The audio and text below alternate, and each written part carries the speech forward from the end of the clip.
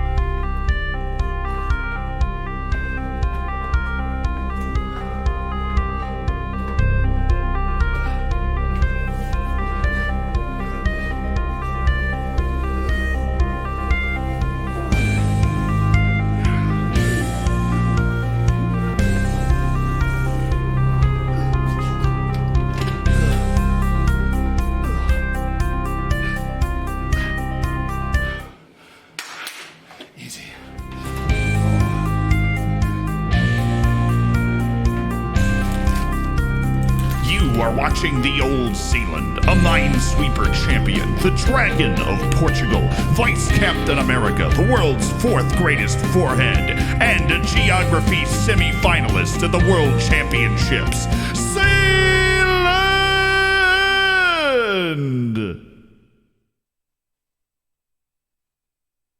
Oh, right. No, I get it. It's now. Okay, now we go. All right. And, 3, 2, 1. Okay. No, I'm going. I swear.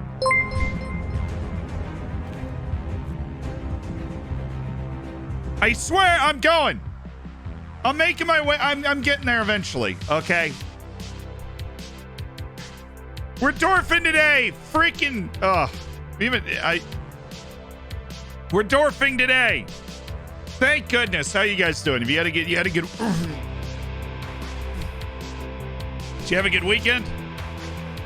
Actually, Hunts, thank you for the 2 months. Whoa! Jeez whiz, man. Twitch baby. Prince Bongo Cools Uran Pinto Edwards Sancho Portilla, first of his name, has Bonga Kool-Aid Shuron Pinto Edwards Sancho Portilla, first of his name. It's brilliant, Caffeine and Debauchery. Absolutely brilliant. Yeah, this is the new kit we opened up on Friday. It's very cool. KV Mechelin from Belgium. It's pretty swaggerific. Yeah, a little scout. Yeah, we have to rework our scouting today. Ain't that the truth? We have to rework our scouting today based off the video we shot on Friday. Oi! Don't you love that? Don't you love that? Was looking forward to watching Friday's stream yesterday, and it was 3 hours of minesweeping. You're welcome. Where's the Minesweeper? We demand a Minesweeper stream. Well, I might just be able to provide that today. I mean, you don't know. News, right? What's happening this week? Well, first of all, over the weekend I was network game on Thursday Christian again. Eriksen thought he could wrestle Brandon Williams to the ground. Norwich maybe branded a bunch of pushovers, but as a lone player you can't push Norwich's Brandon Williams.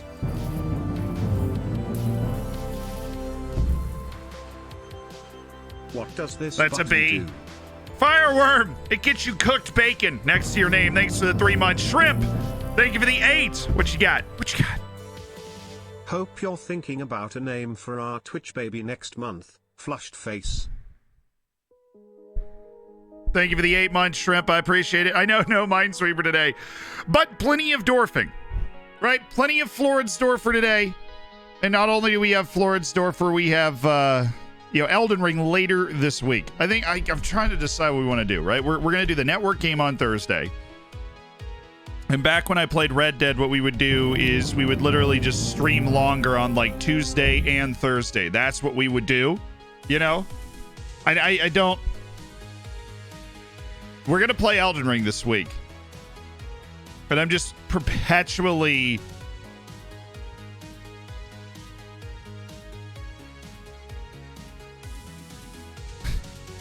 I'm just like perpetually terrified I'm going to say Elder Scrolls. I've said it accidentally in real life talking to people about the game.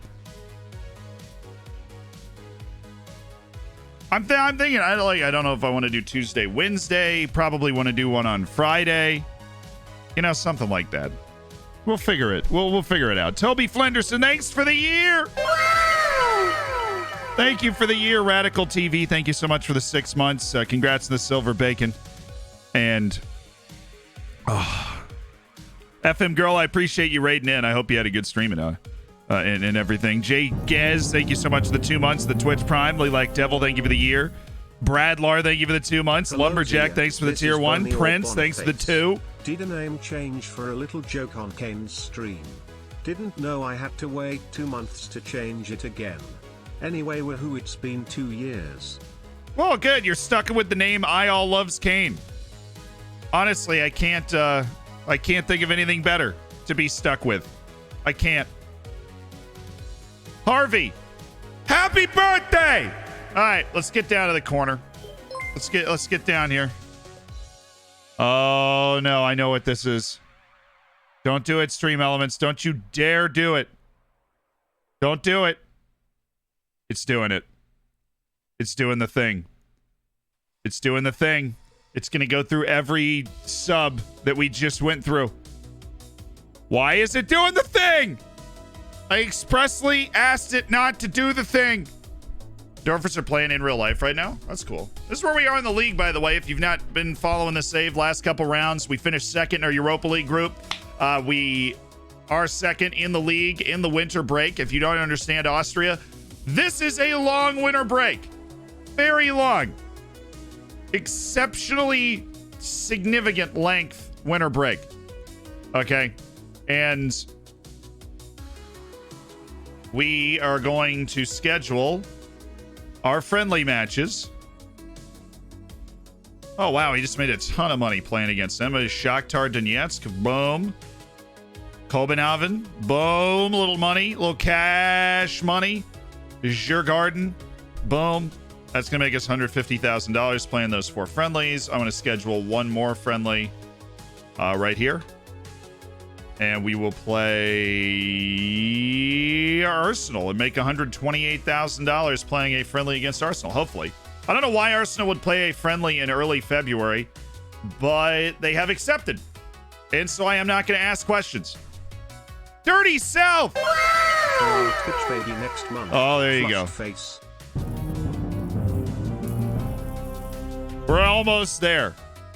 We're almost there. But Dirty South, thank you so much for the 5 gifted subs. Yeah! That's your first 5 gifted subs ever, actually. That's pretty crazy, dude. I really appreciate that. Ooh. Ooh! I think we forgot something, Chet.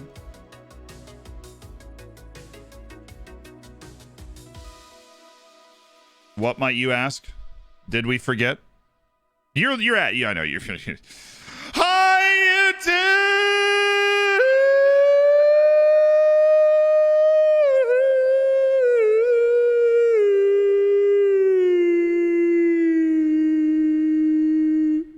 really just working on my falsetto, and I really think it's coming along nicely. You know, I do. I think it's coming along super nicely. Bombast, thank you so much for the Prime. Thanks for spending $5 of Bezos money to get in the subsection of the Discord. We do have a Save Your Saves coming up really soon, so if you want to be able to submit your save, make sure you're in there. All right. Hi, YouTube. You're welcomed today, YouTube. We are actually caught up in terms of Dorfer episodes on the live YouTube channel right now, which is great news. We have caught up. We've got our transfer window today, which is going to be wild because, as all good young teams have, we have people interested in our players that we are going to try and survive. And we shall survive. Right. We shall survive. The World Tongue Twister champion just got arrested. I hear they're gonna give him a really tough sentence. Oh.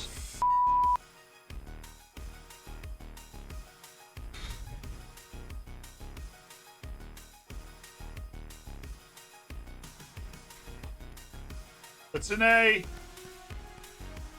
It's an A. I hear they're going to give him a really tough sentence. It's an A. You and I both know it. We all know it. We all looked at each other and went, it was simple, but it was perfect. You know, it was the best version of what it could be. The best version of what it could be. And isn't that all we can ask for?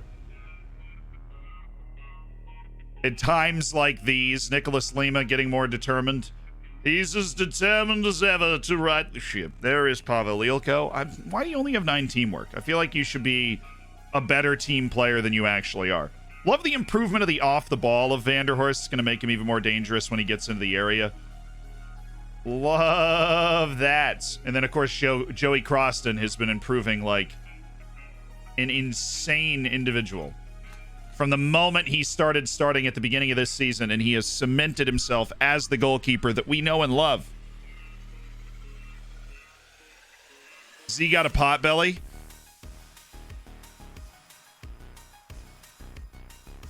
You know, I am in shape. Copium! Where... Cepelino, thank you so much for the 14 months. If you continue making... If you continue making such noises, this would be the last sub-smile. Oh, come on. Oh, wait, we're in a really high-pressure draw right now. Really high-pressure draw right now, okay?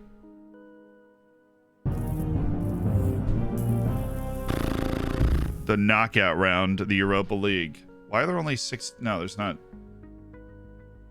There are 32 teams. Don't we get drawn against one of the teams from the Champions League? Right. Okay.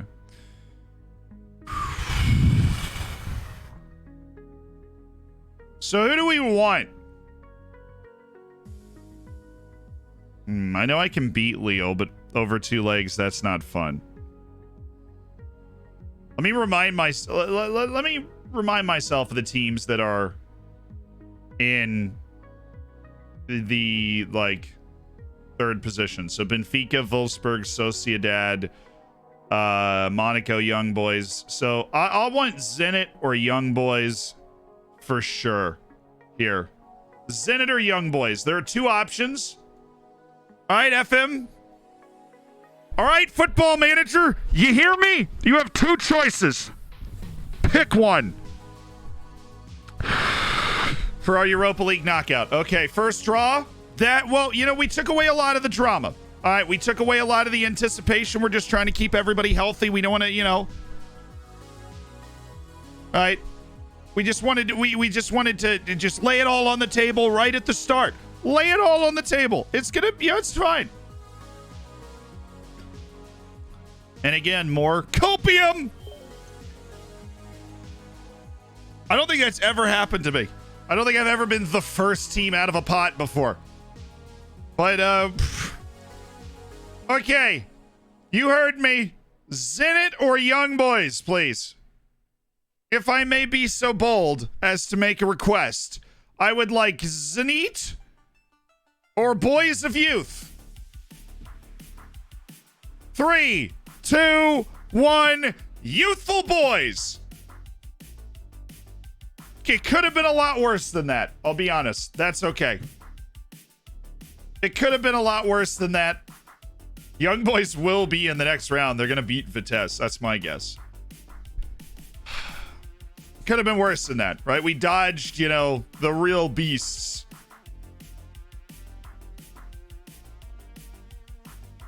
Okay.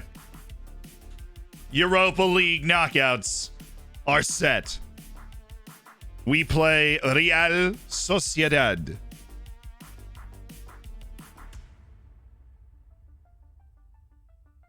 We're in for a fight. Yeah, no, I do think we can beat them. At least it's not one of the teams where I'm going in like, we're going to need to get lucky, right? Yeah, Atletico playing against Lille is good. Right? Those are 2 of the better teams out of that draw. We want those teams to knock each other out, and we also want an easy team. Well, the thing is, the next round of the Europa League, right, you play against a Europa League group winner, and so it's more of a... We don't know who we would play against yet. You just hope for bad teams to advance. You hope for bad teams to advance around you. That's what I'm rooting for. So I want Lille to beat Atletico, because Lille can beat Atletico, right? Like, they totally can do it. And I wouldn't be too sure that we could go out on a field and like hang with Atletico for 180 minutes, right? Is Isak still there? I would be shocked. I would be shocked if Isak was there. He's such a commodity, you know. Barrington McMaster signed for somebody. I am a bucket of sadness. I put toppings on my pancakes. I always do it surreptitiously.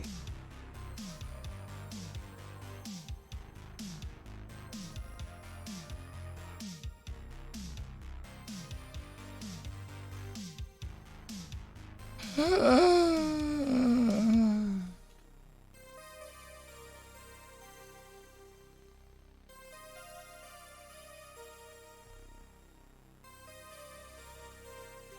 didn't want to hit continue.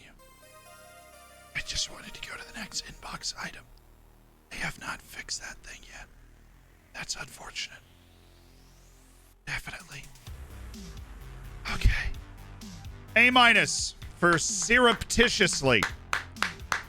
Well done. A seated applause.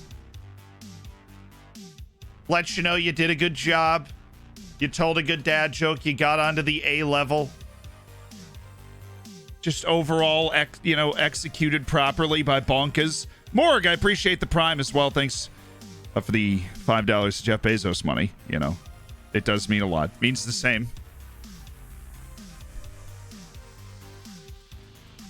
Anyway, I can get more shots on target. That's when you want to work the ball in the box. If you're getting a lot of shots and you just feel like your team's being ill-disciplined, that, or find the guy that keeps jacking the shots and tell him specifically to shoot less. Right? If it's like one of your fullbacks that keeps shooting instead of crossing, you can't actually go and tell them to shoot less. That'll cut down on how many shots they're taking. Some not all the way. Rather frustratingly, it doesn't work all the way. But you know what it does do? It gives you peace of mind, because if they do shoot, it's not your fault anymore. You're welcome. Okay, let's look at our scouting. Based off what we know now, regional scouting is no longer effective, right? So Jordan Latz over here has been set to scout in South Europe, right?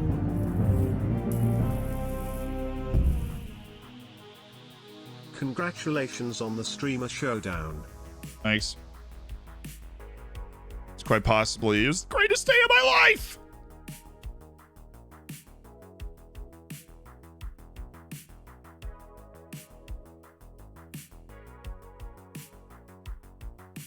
Dude.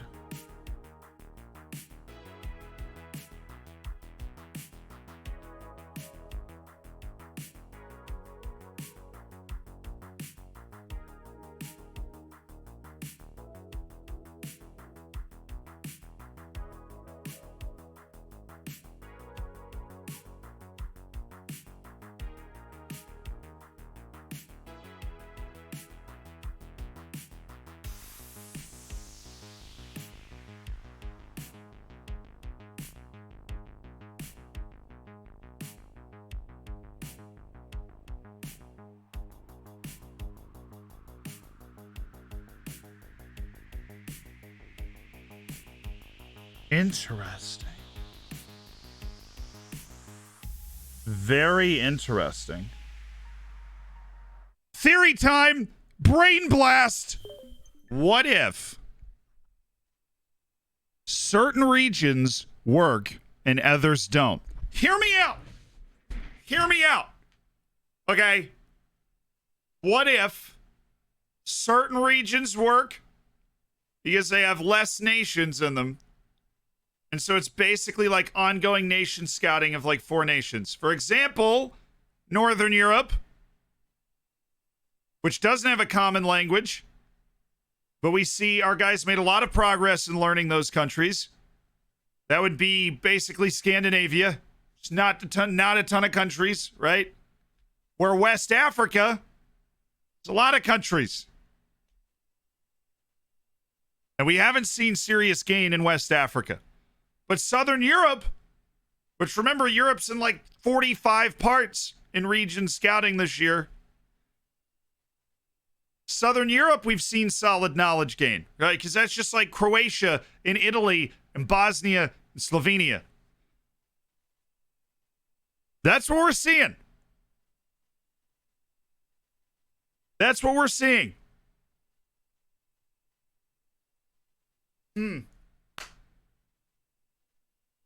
I think I'm onto something. Where's my chair? Come back. I think that might be it. Okay. Interesting thought process, me. All right, interesting. Because this is a good scout. He's been in West Africa for a while. He's got nothing. He's got absolutely nothing. He hasn't learned anything. But then we go look at this guy, Jordan Letts in South America. Right? Sorry, South Europe. Only a few countries. He's got it going on, right? A few countries. He gets it. South America North, even. Pale Ginger. It's accumulated knowledge of Colombia and Peru. This is what we've seen when people go to these areas. Right? He speaks Spanish, which helps. We've got our Austria scout, Fran Hardy, who has accumulated full Austria knowledge because he is Austrian. And our South America South scouts has not come up with a report, but we do have Argentina and Brazil fully scouted, and that's dude's Argentinian, and so it actually makes sense that we'd have him down there. Working on that. And then the Western Europe scout, Ice Warrior DK, has found nobody. But he is very not like, there's no reason not to do this. He's looking end of contract. Oh, well. Okay. So I'm going to switch West Africa scout Vasherized to something else. Okay. We're going to take him off that. No more West Africa for you. We're going to do nation scouting. We're going to do European nation scouting. What knowledge does he have again? Okay. We're going to do South America nation scouting, and we're going to start with Uruguay.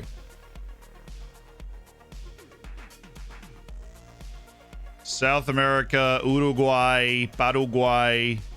We're going to add Uruguay. We're going to add Paraguay. And we are going to add Bolivia.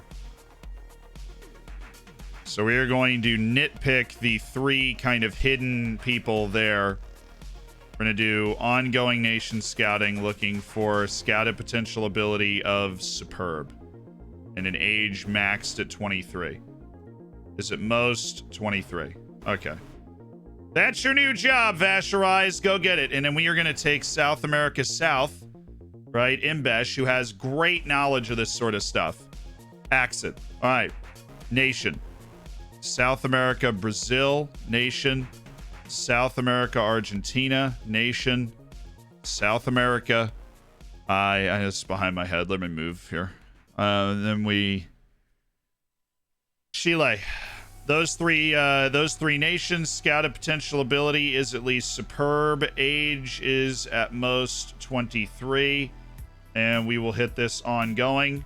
Actually, honestly, until finished, if he can actually finish that report, then we can choose to restart it or go a different direction, and if we so choose. Then we've got our North-South American guy doing well. Doing well. And let's take a look at you. Sidansi Klebovora. Okay. I have a lot of determination. Teddy B. Austria, Italy, Argentina. Okay. Teddy, we're going somewhere. Nations. Europe. Should we scout Lowlands? Do we want to do like a Dutch, Belarus? No, wait. A Belgium. The Netherlands and Belgium. Okay. We want to do that. Do we want to do Czechia and Slovakia? We could do that. Like Czechia, Slovakia, Hungary, Bulgaria, just... in Romania. It's too many. Let's do... If we could do 4. If you could scout any 4 places... I switched to competition scouting in key nations regions because I think it's more realistic that way. Classic Katie, we actually tested this on Friday. Nation scouting provides a lot more national knowledge than competition scouting based off the test that we ran, which was fun. We did that on Friday. On stream, actually. Venezuela is part of North South America, which it's already being scouted. Caldente. Luxembourg's got to be one. I'd pick Romania. Romania. No, I would also pick Romania. I think we need a little more Eastern European persuasion here. Like Romania, Hungary. These areas. Areas where you'd find cheap, good young players. Slovakia. Not so much Czechia. Honestly. They don't have as many cheap good young players as you would hope. Bulgaria. That's it. That's what you're doing. Scouted potential ability. Superb and age at most 23. Knock yourself out, Teddy. Knock yourself out. And then we want to take Jonatas, Brazilian. Parlez-vous Portuguese, my hombre. Oh, he speaks German too? Well, that actually makes Central Africa a little more viable, right? Because I think I'm onto something here. I still speak French. Who speaks German? This is stupid, but I'm actually going to go to Google here. What African countries speak German? Namibia? God, it's freaking useless! Why do you speak German? Useless! What are you doing? Alright, you know what? Give me Portugal. I don't want... just give me Portugal. Literally just Portugal. You know me. I love Portugal. I've got a lot of love in my heart for the Portuguese. For the Portuguese league is at most 23 until finished. Go get him, Jonatas. You speak Portuguese, shouldn't be a problem. All right, Sid Onsi Clebavora speaks Spanish, English. No, he didn't speak English. He speaks German. Because we live in a German-speaking country, and so he would learn German. Which is why they all speak German. They're all useless. So, give me Europe, right? Somewhere you can get around speaking German would be Switzerland. So give me a Swiss scouting move. But we're going to add 1 or 2 other countries to this because we don't want you to get bored. So we're going to include... I mean, nobody else speaks Spanish in this part of the world. So we're just going to have to throw somebody in there. Which would be... well, Sweden now. We already got their Northern European friends. Ireland, Gibraltar, Georgia, France, Finland, Denmark, Czechia.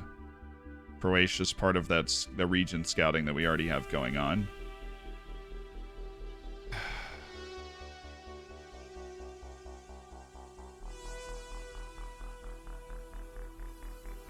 Do Netherlands and Belgium.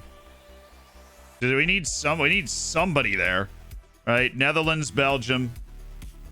Potential ability is superb, and age is at most 23. Vamos a la playa! Our scouting is done! Mom, we did it! I'm excited. Let's look at our targets. Let's see if we have any transfer targets. Do we want to move anybody? What are we feeling? Thank you guys for the recommendations. I appreciate it. Anybody know if there's a decent discount on 22 somewhere right now? Unfortunately, I do not. Send him to the Vatican. Yo, hey. Are there any Swiss guards with a silky first touch? I'm just asking. Anybody? You, the Cardinal from Tajikistan. Do you have a... how's your touch? I don't discriminate. We need a playmaker. How do you see the field? Does the divine light enlighten you on to when the winger is cutting inside the fullback and you can deliver a pinpoint pass? Is that something that happens? Trying to redeem a lookup. It says status. Oh, shoot. If a moderator, mod team assemble, right? Heads together. Heads in the game. Okay. Chief Cardinal, you called? Yes. The Pope's got mad technique. Oh, yeah. He works. I mean, what do you think he's doing? In the Basilica all day, he's on the first touch machine. It's ridiculous.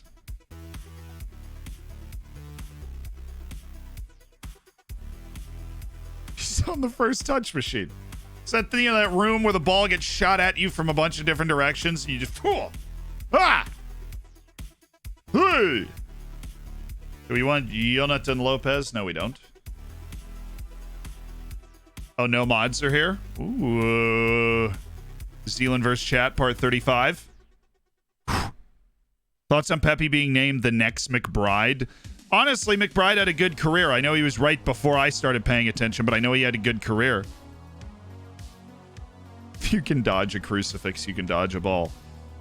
Yeah, the first touch machine's actually just firing crosses. And the Pope is... he's got like a cross-shaped hole in his robe, but he dodged it. It really helps with your dribbling, too. Pope's got 1 aggression.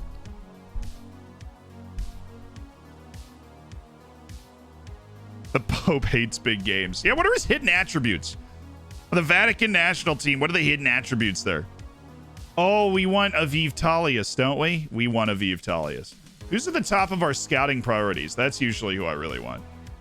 Abu Jing. Oh, it's Abu Jing and Aviv Talius. And Mateus Gonçalves, but he is like too expensive. He's the best dribbler in the history of the sport. But too expensive. Here, I can turn on the redemptions for you though. I do have that. I do have that ability. Let me do that now. I just want you to feel like you're part of the team. I won't give you that opportunity. Dun dun dun dun dun dun dun dun dun dun dun.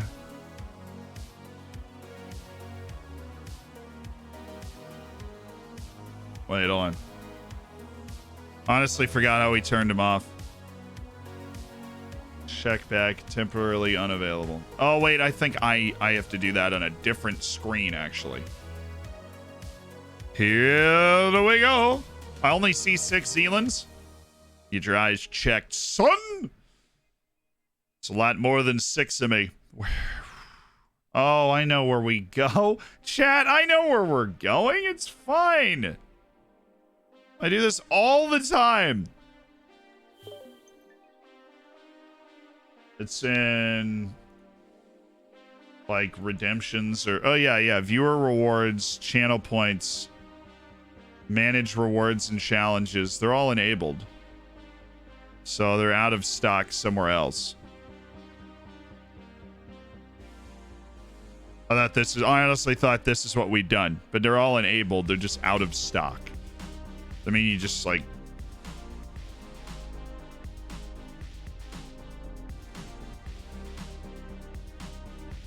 manage or unpause.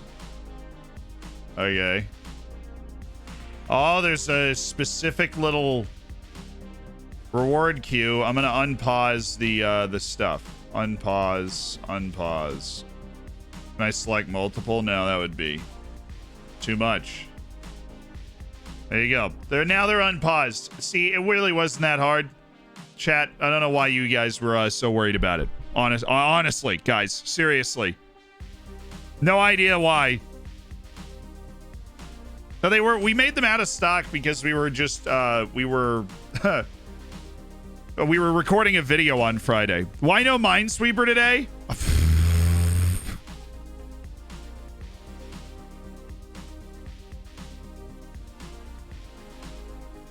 He did it. Somebody send him a cookie. Nah, man, send me some kale. I'm a grazer now.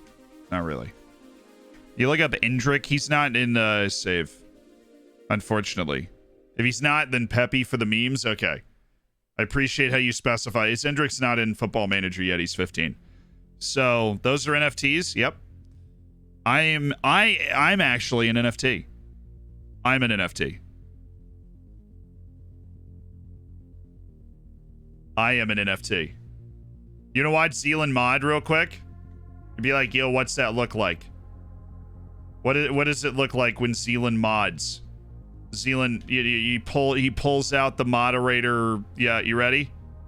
Aren't NFTs just the friends we made along the way, chat? Aren't they the friends we made along the way? Oh, for the love of all that's good and holy, I can't click. Boom! 1 minute timeout. Look at me go. Look at my agility.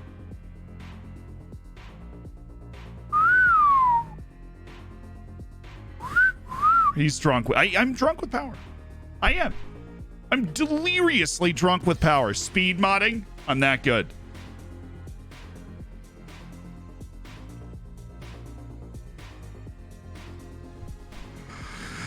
It's over 9,000. I feel like announcers for boxing, like, they need to have more reverb on their microphones. So when you go, or you're like the MMA guy, it's time. It's so much. It's time. Like the reverb You need the reverb. It's so much better. Everything better with reverb, please.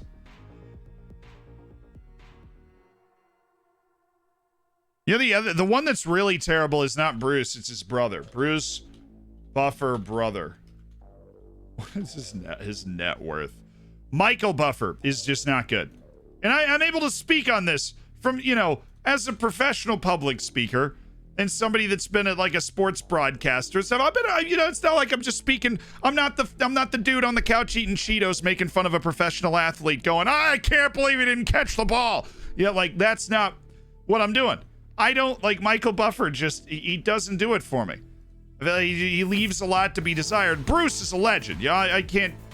You can't touch the. Bruce is the guy that does the UFC stuff, jumping up and down. It's time.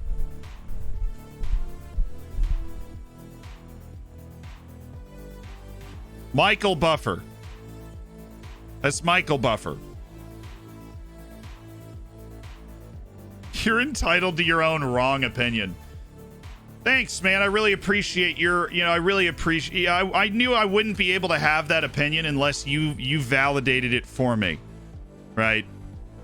It means so much that you would go out of your way to validate my opinion from your holier than thou higher place and sit on your pedestal and go, that's fine, like some sort of Roman emperor of ideas. Yes, of course, yes. Burn the city down, yes, fine, whatever.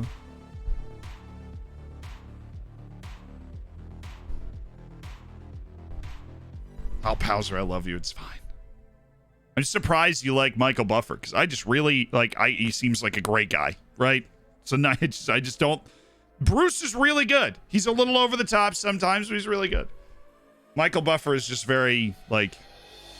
I'm trying to get fired up, you know. I'm trying to get gassed. Ooh.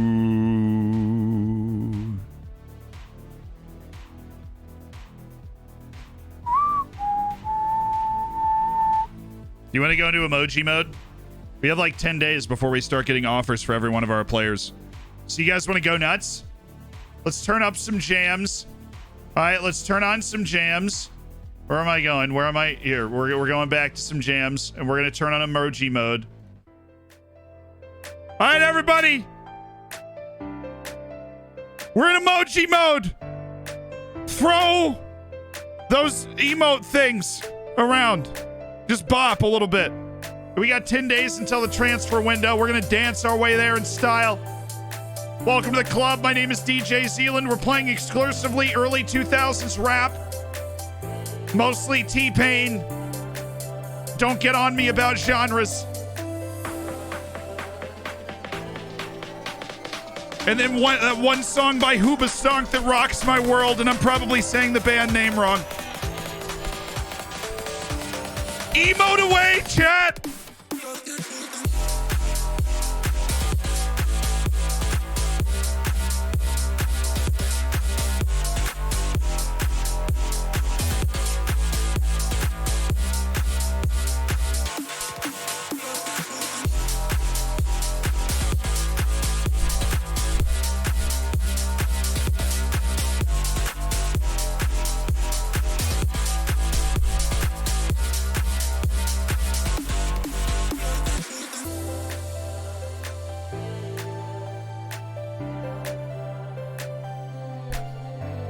We need more cowbell!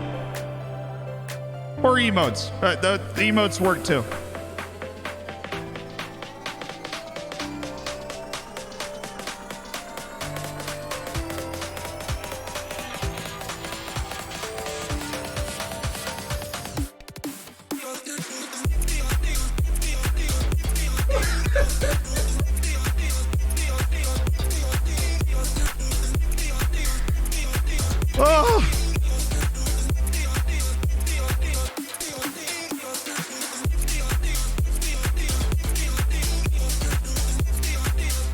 Yeah, I feel like I could be the DJ guy. You know, you're just on the stage.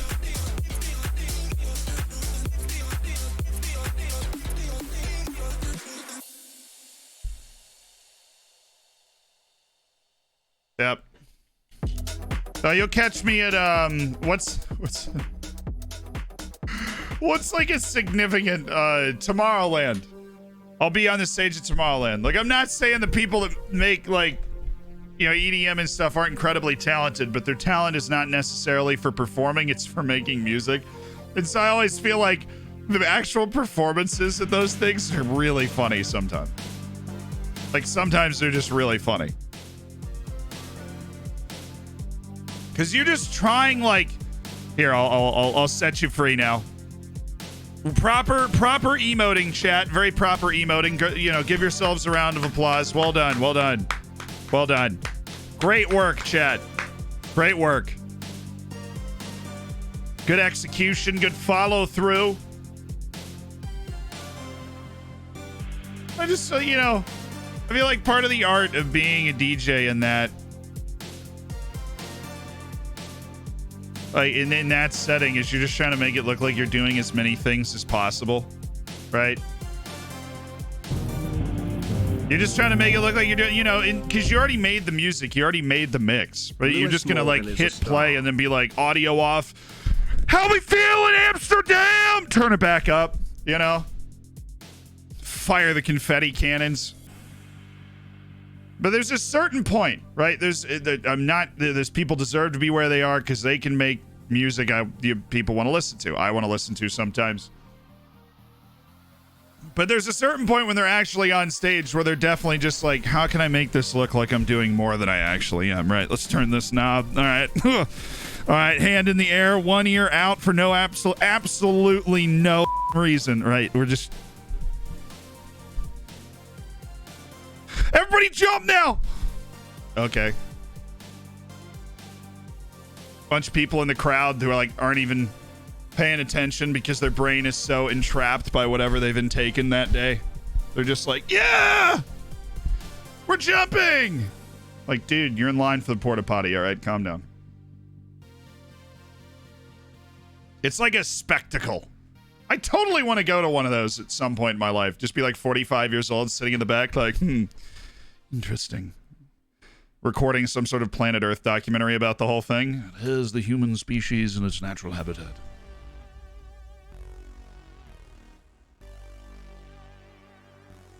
See, there's certain ones that don't press play, right? I feel like they're over there, you know, mixing whatever they do, you know? There's certain ones that don't press play. Then I feel like there are other ones that, you know, it's the same with musicians. Certain musicians are just like Drake is bad live, right? He said his least favorite part about being a musician is the live performances. He likes writing the songs. He likes the recording studio. He doesn't like performing live. Rock bands, whatever. There's always this wide range of, you know, there's people that love to perform live. Look at Eric Church. Eric Church is one of the best concerts I've ever been to, and I don't even know if I love most of the songs he has. The dude just loves performing live and puts on a ridiculously good show. But in terms of like making actually great songs in the recording studio, I feel like he's not, you know, it's not the best songs I've ever heard. It's one of the best concerts I've ever been to. And so you get your full range. But I imagine DJs are the same. There's some that actually do just go up there and they're like, dude, I'm going to press play and a bunch of people are going to go nuts and I'm going to get paid $100,000. And you're like, all right. Can I hate on you for doing that? No. I really can't. Ooh, Olafile Shabani. The potential, though. The potential, though. We'll just keep him on the futures list. Lamine Gay. Shabani was one of the guys that we were actually, like, hoping would be good. So it's a good racket. No, I really do. I'm doing well, Fendrix. Thanks for asking. It's not a racket. You know, I feel like... okay. There's a whole... There's a perception, right? Generally speaking, that I mean, it happens to everybody from like Mark Goldbridge to DJs and EDM to TikTokers to, right? There is, if it was so easy to do,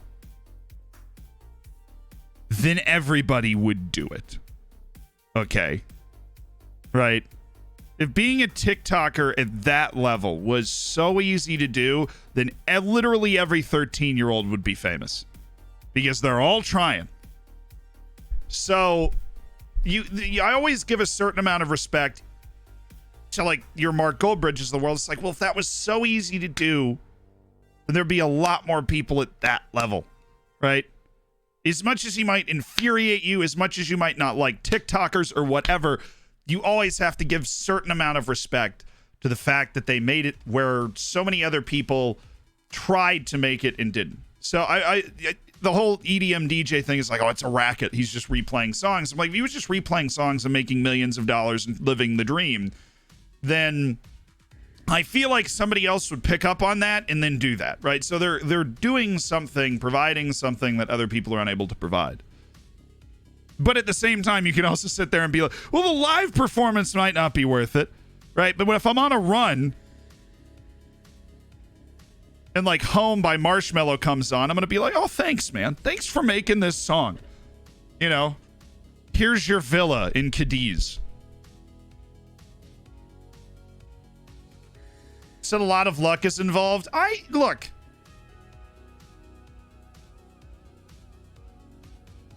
I've got an issue with the concept of luck. I have an issue with the concept of luck.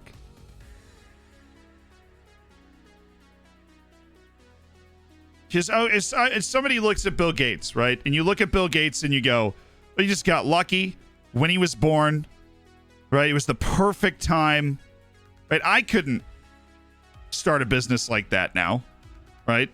Computers have operating systems that make sense. There were a lot of people that worked in coding at that time.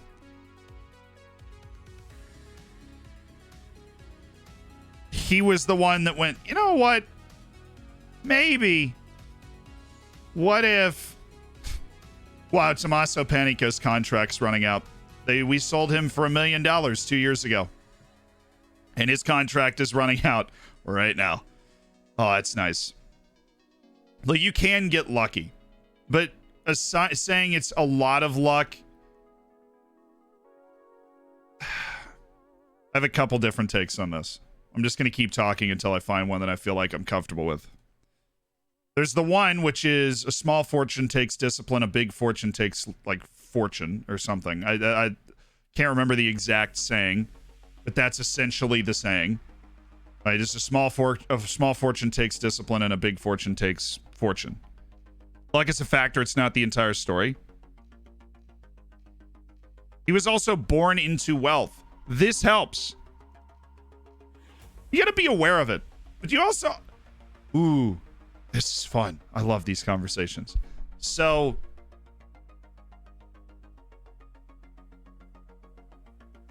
acknowledge and take advantage of your upbringing. And luck is a part of it, but you have to be positioned for it to actually matter at all.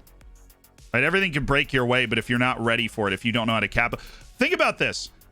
Think about this, right? How many people went viral on the internet and then just disappeared?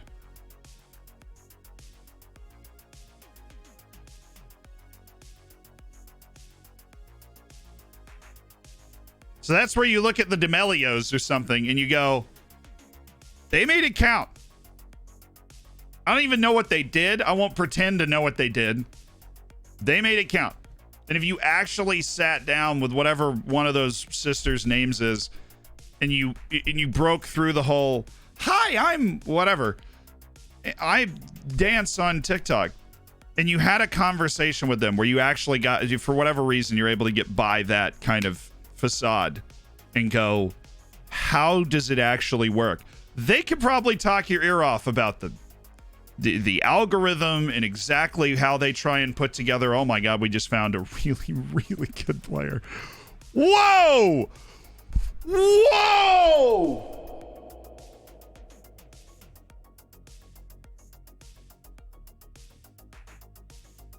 Oh, don't worry. I've read Outliers, Jason. I've read Outliers. That's basically where I'm getting most of this from. It's a fantastic book. Not something you should worship, but it is a really good book. It makes you think about things. This guy's good. Paul Russo. He's okay. Yeah, he's decent. He's also expensive. He is incredibly expensive for a dude playing at Farul Constantia.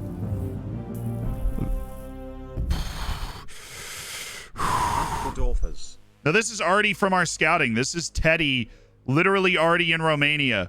This is how quickly switching the scouting impacts your team.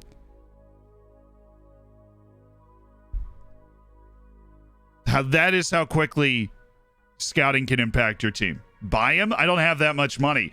But what we are going to do is assign Teddy B, right, to scout him until full knowledge. Because hilariously, he's flagged as a C. Which, you know, just love that. Love that for us. And then we're just going to pop him up to the top here next to Aviv Telius. And we're going to switch this. Goes your way. Hold on. Aviv Telius is going to get some scouting from... Honestly, Teddy B would probably be the closest person, but Jonatas has the least amount of stuff to do, and so we're going to just throw Aviv Telius there. We're going to make sure that Aviv Telius didn't move, because I've never actually done that on that screen before. I want to switch it around. Triple Jacobson, 27. I don't know. To put a bow on that conversation, I think luck is part of it, but you have to be prepared to take advantage of it. That's it. And a lot of people aren't prepared to take advantage of when that door opens. You got to be ready to right through. Scouts are on nation search now.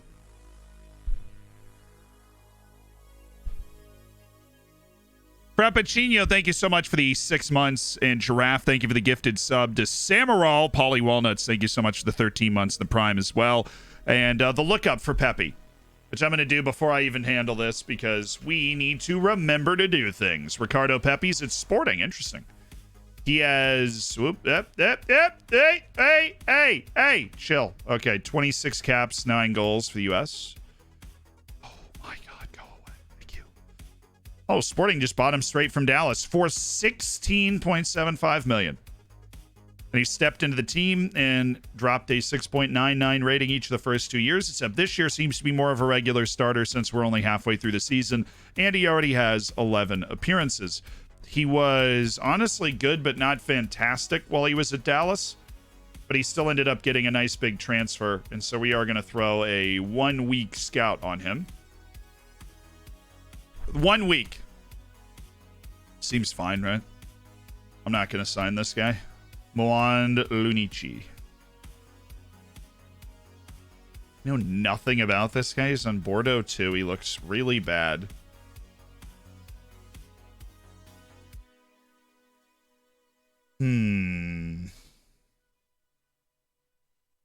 Moreno Brignoli. Love the work rate, passing, and athleticism. Hate the ball control. Hate the ball control. Have I told you I hate how little ball control that guy has?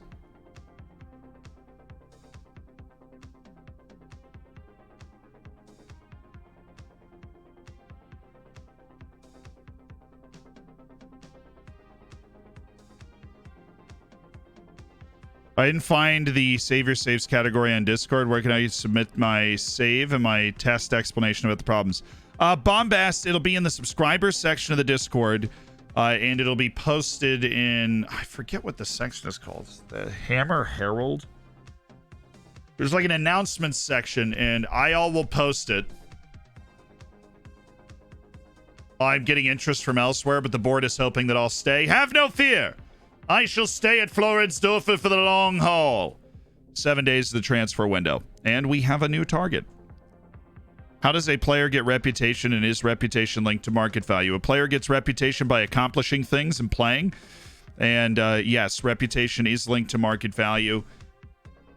Think about it. You know, the higher the reputation of the player, if they're known as a world-class player, their market value is going to be higher than it is. Like the lower reputation players are just going to generally be less valuable. It's not the only contributing factor.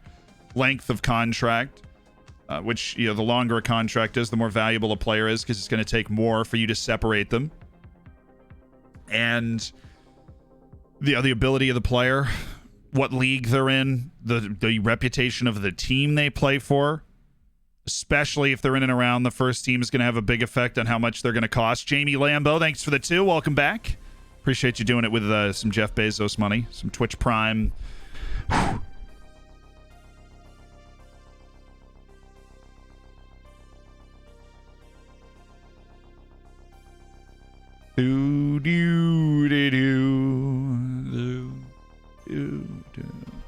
And does the reputation of a scout affect anything scouting-wise? That is just there for the wage of the scout. Never tested that. I would say that a higher reputation is always better, if not for the actual ability of the coaching staff member or the scouting member or whatever. It is better because they are perceived by the world as being better. They're often more expensive too, but particularly with coaching staff, the higher reputation on the coaching staff, the more satisfied your players will be with the quality of the coaching. Babrarian, thank you so much for the 2 months. Dorfers till we die. Absolutely. Fight me, cutie pie. Thanks to the Prime. That's $15 of Bezos money because Marcus has just come in with the 10 months too. Do I get 0% loan offers? Yeah, all the time. People trying to come in and steal someone? Absolutely. We just don't play those games. We don't fall for that. We don't get caught out. Yeah, and also remember the value next to somebody's name is not necessarily their actual value in the market. It's always been a bit of a mess because the value can adjust. Can adjust pretty actively. Hugo Duro. Interesting. This guy is considered outrageous. So what are you going to do about Raul Asensio? Ideally, try and negotiate a new contract with him. But it is possible we might not be able to do that. In which case, like if we see that we're unable to sign a new contract with him now, then we're probably going to have to let him go. I saw somebody ask about Raul earlier. Keep it up, mate. You got it, partner.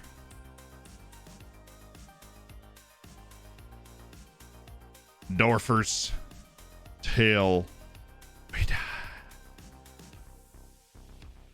Oh, interesting. Real Salt Lake's come in for Croston. We might be able to just go nuts here and be like, yo, what's his release clause? 4.3. I mean, we have, you know, is it really just 4.3 across the board? Yeah. I feel like we should be able to get more than that for a guy that's improving like this. They legitimately might send me this offer at 4.3 million. Now, our retention is high. It's 85%, which means if we get that money, then we might be able to go try and get that striker out of Romania and just turn him into the next superstar of this team. Mr. Paul Russo.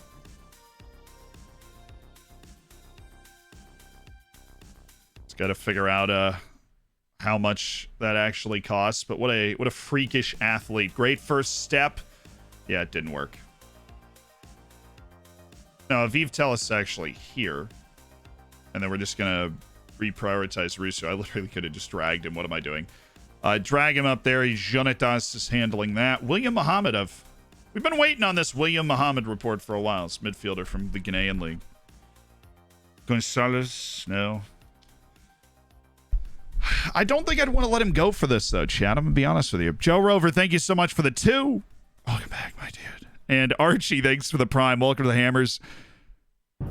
20-year-old Wonder Kid was media linked with United for 50 mil. Now I've just ticked over to my new season. Apparently he's worth 5 max. Gold bacon, up the dragons and up the Dorfers. I can tell you that the news articles about how much somebody might sell for, they are very rarely right. We do not really have a backup goalkeeper. Oh, wait, we do! God, great memory. We've got a goalkeeper joining in January named Elias Rafan Olafsson.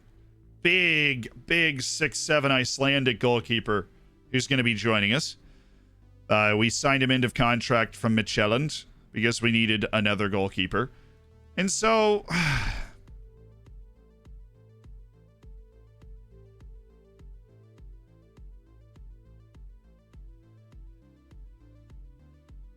Says he's got no interest, but he's willing to enter preliminary talks to see if they can convince him to join Real Salt Lake.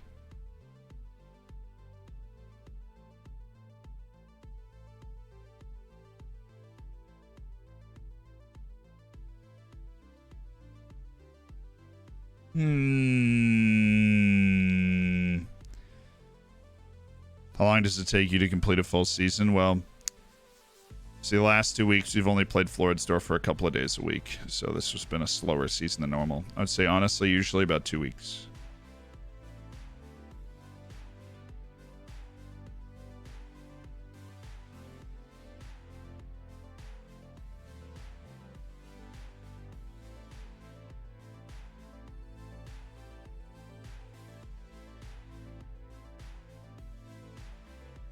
They're all MLS teams, and he's American, so it's not like a registration debate.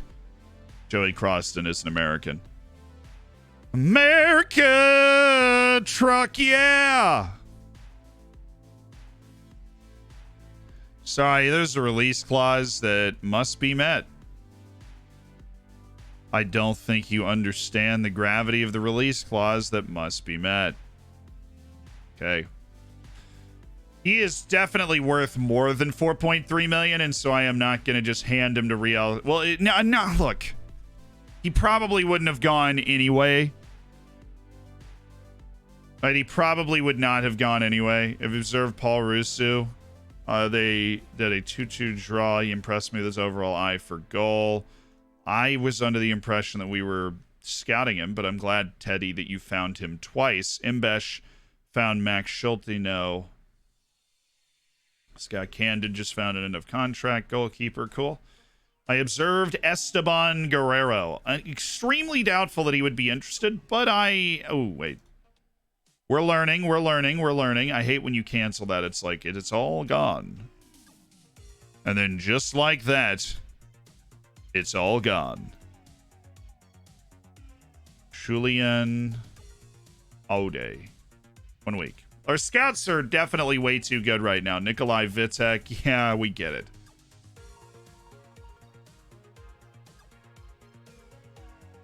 Moreno, Brignoli's literally on my short list right now. Not even figuratively, he is literally on my short list. Physically occupying a spot on a short list where he is cleared for loan. Whoa! Seinfeld! Thank you so much for the 5 gifted. Joey Seinfeld. Well done. Thank you for the 5 gifted subs. Welcome to the Hammers, David, Connor, Bailin, Optima, and Kalogi. Enjoy the bacon, the emotes, get in the subsection of the Discord, the whole 9 yards. I only have one issue with the skin, and that's the position dot on the profile is out of place. Oh no. Is there a video or a Twitch VOD where you explain your new scouting setup? Simply pick a country and send a scout. Well, the video is going to come out probably 3 or 4 days. We recorded it on Friday, Keller, where we go through the test and then talk about the best ways to scout. And Fierce Pierce with 5 gifteds.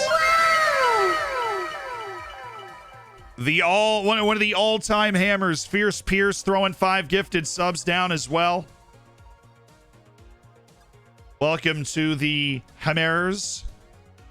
To Egoris, Dunfleet, John, Ypsilon, and the Night Manager. You've got bacon, you've got emotes, and you have a thank you card to write. Late to the party. What have I missed? Late to the party. You're just in time. The party don't start until I walk in. That was the great poet Pink. There's gold in them there, subscriptions. There's gold in there, subscriptions. There's gold in them hills. Congratulations, Ollie. George. I'm having a stroke. George, a great mod. The one anime wow salute. Thank you for the year. Still the newest mod. But I trust that the mod hazing process has not been too difficult. You know, the mod onboarding process. Did you know that you can sub to Zed with Bezos' own money?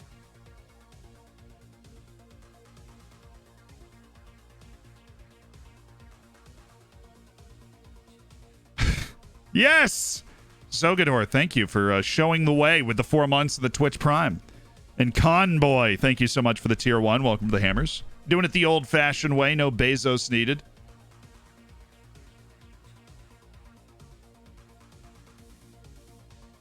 All right, Edgaris Utkis. I'm down. Hey, Edgaris, I'm down if you're down. I'm down if you're down, Edgaris. Why did we just book another friendly there? So what's the transfer interest in my squad look like? It's not nearly as bad as I thought it was going to be. It's just Croston. And... oh, we really are going to get away? Diakovic, just transfer interest in him, but that's just because we want to move him. There's one. Bojan Brodnjak has got... oh, Venezia's in on Brodnjak. He's not ambitious at all, right? He's just professional. He's just a good dude. Level-headed, professional. He's up to 200 pounds. He's been hitting the weight room. Okay. I can survive that. With the updates to dynamic youth ratings, would you say it's worth restarting the San Marino Challenge only 3 years in? You don't even have to restart it. You just keep going. The adjustments to the dynamic youth rating affect saves that are already going. So you don't even have to restart. Hosting AC Milan at Turf Moor and our Lord and Savior Dwight McNeil just scored a scorcher. Hallelujah.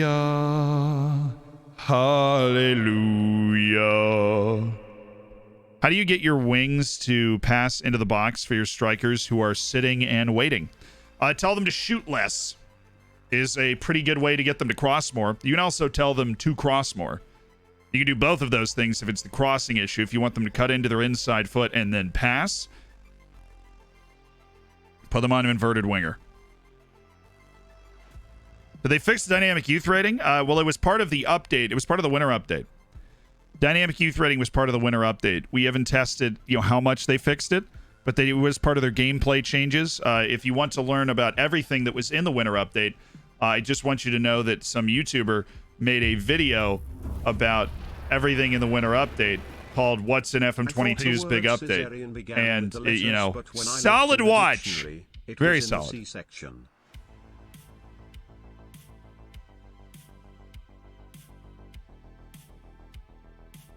That's a B+ for me. How do you get players to pass to your strikers in the box? That was the answer. You playing Elden Ring after Dorfers? I think I'm gonna do it tomorrow, and then I'm gonna do it. I need to go to sleep early tonight. I got super addicted to Hearts of Iron over the weekend, and I need to go to sleep early tonight so that we can hit a long stream tomorrow. I know that. I do not have 8 hours in me today. I also know that. And so I was thinking like Tuesday, Thursday, but Thursday we've got the network game. And so on Thursday, we could go before, or we just go fairly late. At that point, it might just be Tuesday, Friday, because we had some serious fun playing freaking Minesweeper on Friday. Yeah, the vibe's just immaculate.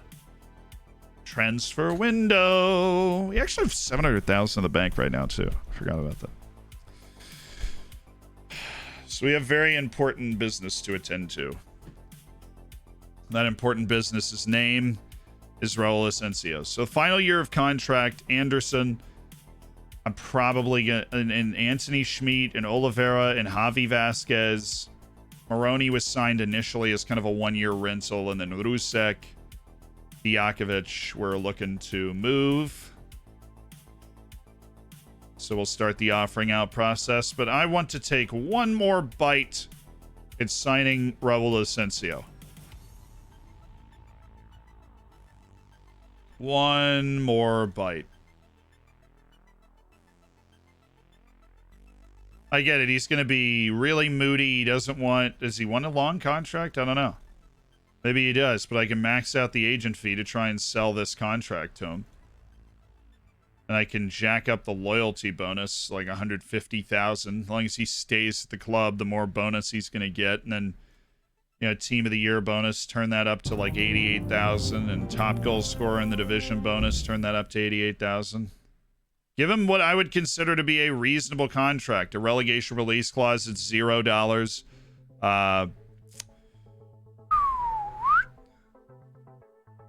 Season landmark goal assist bonus of 15. And yeah, I considered that a really reasonable contract. Honestly, dude. That was really reasonable.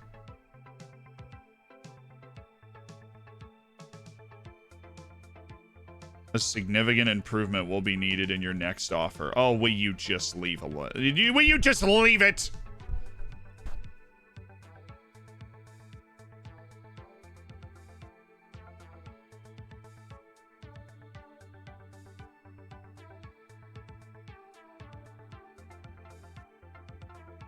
I'll give you a serious 15 goal landmark bonus, but you need to move.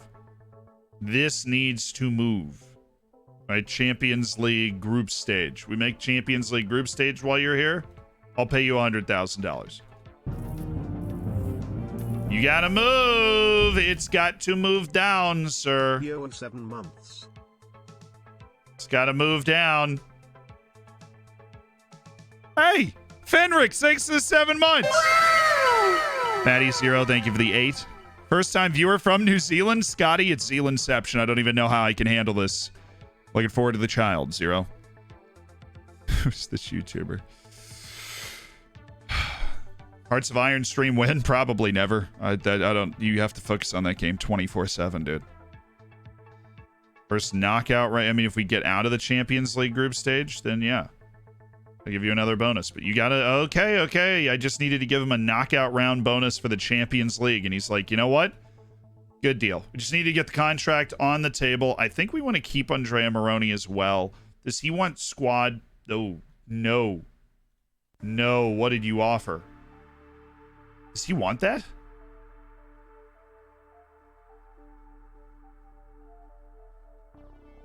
If he wants that, then I'm down. I would assume he didn't. Anderson, do you want a reduction in playing time? If you say no to this, okay, cool. Oh, Elias!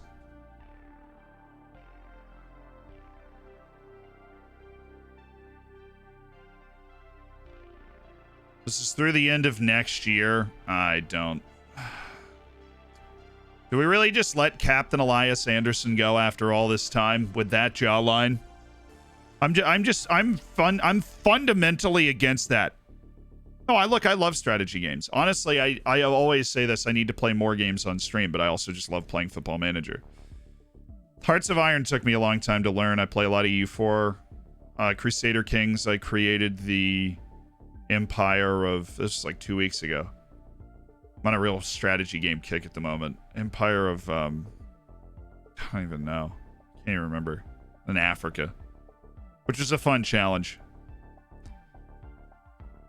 I kind of beat Crusader Kings up too easily, though. Like, I formalized the religion, took over, like, half of Africa. I have to stop conquering because I need to get to feudalism. If I conquer one more place, then I'm going to have 2 empires, and my whole kingdom will, like, split when somebody dies. It's a mess. Crusader Kings really fun.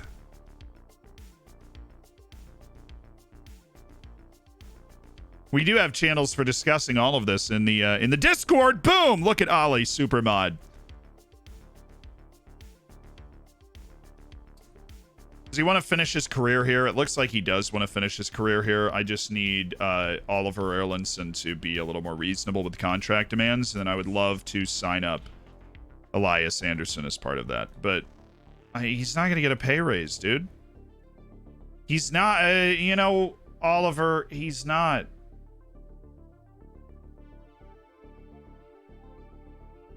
He's not close to it, right? He's the captain. He has great sway over the locker room. Consistent, likes big matches. Somebody I know I can trust when I put out on the field, but he's got gaps in his game. He has gaps in his game. He will continue to have gaps in his game. I'll up his appearance fee and pay him $377. How did that work? It's because I gave you $12,000 more dollars. Are you serious? You're really only in it for the money, huh? I see right through you. Schmeat, what's he getting paid? 135. He's right. He's unhappy with his playing time. We can't negotiate with him. Anyways, Javi Vasquez, you have 9 lives. You're playing well all of a sudden. Do I want to bring you back again? Definitely not as an important player, but we've got to decide what we want to do with him. He's either going to come back or he's not. He doesn't want to do... I'm not bringing you back as an important player. Okay, I'm just not. I am just not. So those are the contracts we needed to handle. Elias, Anderson, Rola, Sensio have tendered contracts on the table. We'd keep our captain. We'd keep one of our forward. Yes. I've never played Crusader Kings. If you like... How similar is it to Civ? If you like Civ, you will like Crusader Kings. Crusader Kings is less about the raw resource acquisition and expansion and more about the interpersonal part of going through history. You know? I mean, I play an unreasonable amount of video games in general, but it's more about political intrigue. You can expand, but it's not just like you train a warrior unit and there you go. You've got to raise your levies. You know, how your relationship with your vassals depends, you know, determines how many levies you got.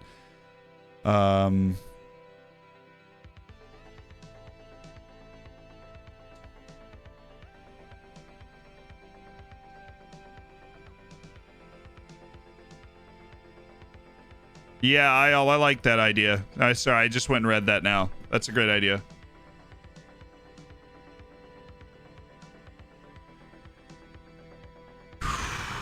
Civ always has a natural appeal to everybody. You can just drop in and get rocking and rolling immediately. Ooh, I think our scouting report's going to be done in this one. This looks like where our scouting report would be done. If I was a scouting report, I would be done right here. I'm not saying I am a scouting report. I'm just saying that if I was a scouting report, I'd be done. Oh, come on. Really? It's not. Oh, there's more.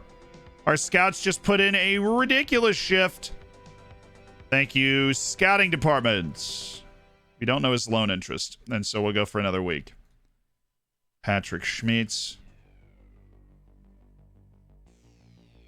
I just don't think I'd ever go out of my way to sign a guy with that ability level, considering where we are as a club now. That dude's wage demand is off the chain. Completely, and you know, I don't use that phrase lightly. Off the chain. Youth facilities are upgraded. Oh, let's go. Oh, let's go. Full 4-star youth facilities at Floridsdorfer. We're world-class club. We are a world-class club. Let's go down to way above his value. Well, Dijakovic, you agreed to it not too long ago. So we're going to offer you out for $200,000. And if I get a deal for it, then you have to, what happens if he loses this wager? You have to actually not be bad. Ha! That was mean. I'm sorry.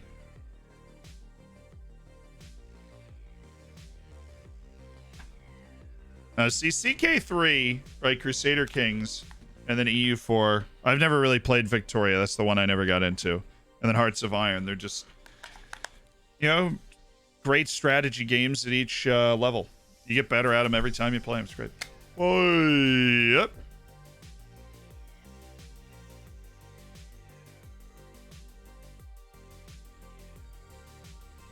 Are the White Walkers the Crusader Kings mod? I'm sure. Look, Crusader Kings is eminently moddable, and you can mod into whatever, you know, Lord of the Rings. I do this with Mountain Blade. You mod in like Lord of the Rings or Game of Thrones or whatever world you feel like gaming in, right?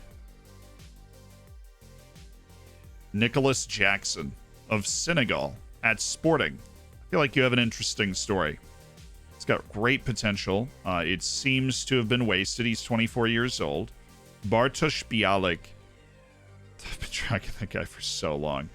Amanqua Forson. I love this guy. Wow. I love this guy. He's a central midfielder who knows how to pass. And he's so athletic. Look at the pace on Manqua Forson.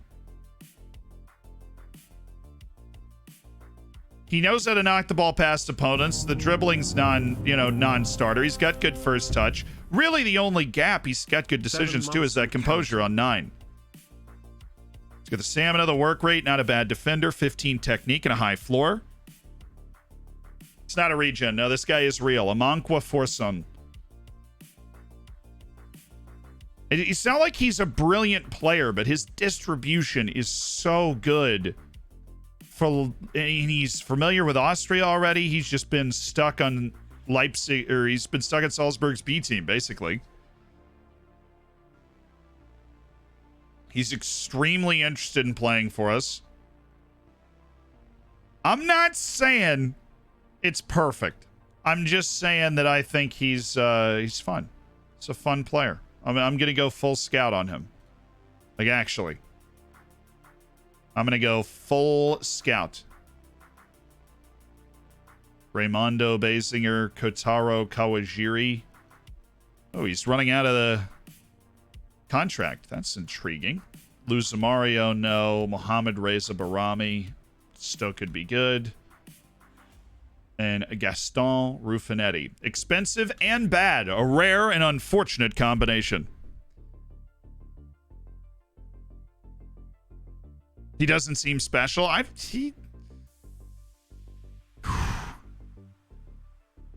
He's got the right stuff to be a really good player in my system.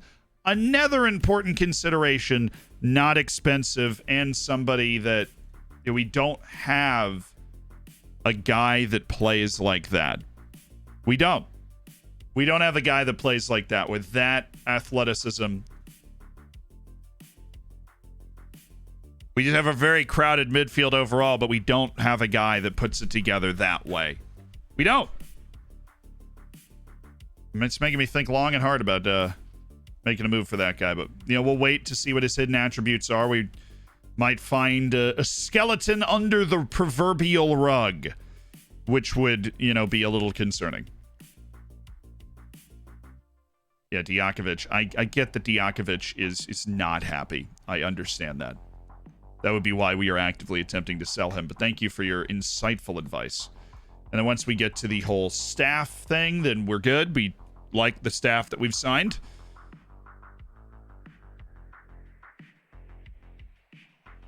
Am I the only one that thought Mountain Blade was called Mountain Blade when I first heard it? I can't remember. I've known what that game was for so long. Shame he has potential to grow, but was too expensive for teams to sign, so he whittled out. Hey, you can grow late in this game. At 22, he'd have to be playing regularly right away, but... When's the next Save Your Saves happening? Next day or two? Struggling to dive into tackles. Paul, that's all you do. But his tackling is 11. It's actually not something weird that I decided to do that in the first place. Contracts are offered. Javi Vasquez, and they want to make sure that we lock up Dimba Sissoko. Is he... There's definitely value in him. As a player, he's pacey, he's young, he's somebody that they're all gonna love. He's not going to get a lot of time in the first team, so I can keep the escalators in his contract where it's, he plays 15 first team games, which he's not going to, so it doesn't matter. Dimba Sissoko's work permit's going to expire. It's pretty easy to get a work permit in Austria, okay? You just have to pay him $41,000 a year, and they're in. So, I think we did that.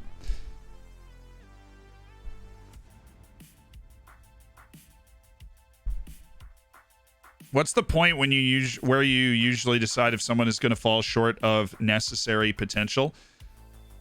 Usually it's after they're in my team for a year or two, right? Or they're 24, 25. If you're 24 or 25 years old and it still says, oh, their potential's way out there, they're really not going to reach all the way to that. They could, it shows that with the right situation, facilities, and playing time, they absolutely could become... Ricardo Pepi is actually considered a very good player. Okay. Good job, Dallas. Training facilities have been upgraded, which is just massive. That's always massive.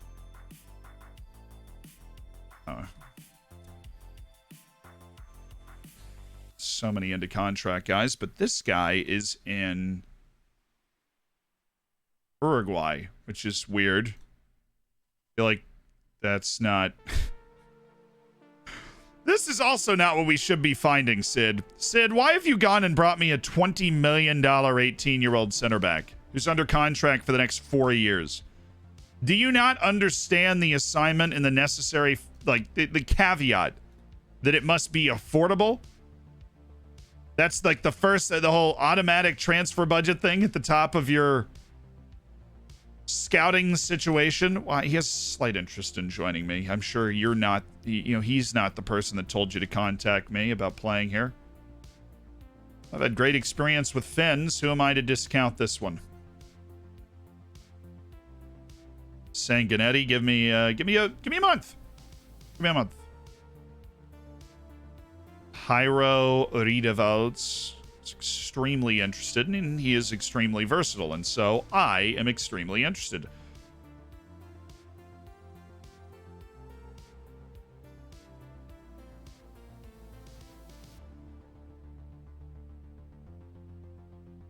Not your daddy's caca. Let me tell you, he's not your daddy's caca. No, he's not. But he just has a little something, something. We'll stick him on the end of contract.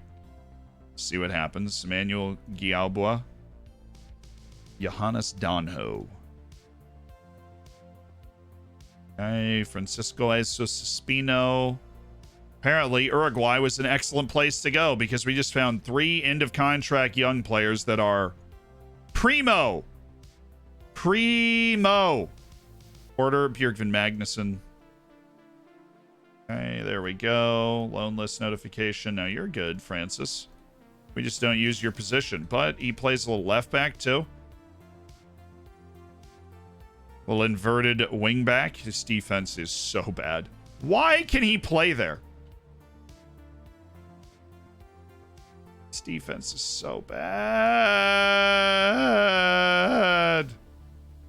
So who's offered for this guy? Everybody. Literally everyone has gone in for Julio Serpa. Well, I'm not contending with all of them, so goodbye, Julio.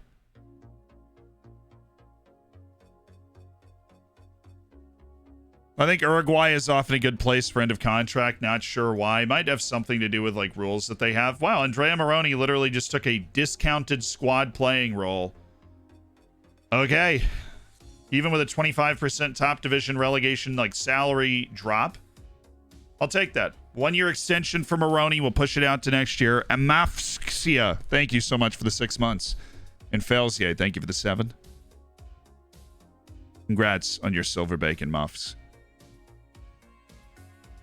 How do you set up the scouting now? I've got different people working on 3 or 4 nations at a time. That's basically it. Instead of region, where we've discovered that those bigger regions like West Africa, they're just too diluted. You can't focus on anything. Nation scouting has already produced really great returns in the areas that we are nation scouting. And so that's just like really encouraging, obviously. But it's going to lead to me doing more nation scouting. I am going to go get rid of one more. We have scouted this guy so many times. There's a certain point. Nations. Got all my scouts on nation scouting now. That is the way. Angel Jose Chiboso. That is an athlete right there. That is quite the athlete. Oh, he's available for not free. They upped his contract for a year. Fair enough. Alexander Ludwig is literally on a free in a day. So appreciate how I set that up for myself. One assignment I want to switch is North-South America. It's just not producing at the same rate that it was before. We're going to do Pale Ginger. We're going to do a little scouting report.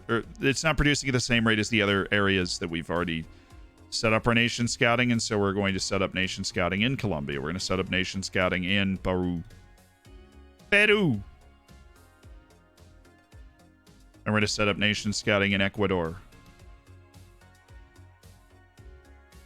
And then we're going to... So I've got 3. Basically, I need 3 scouts to cover all of South America. And then we have Venezuela.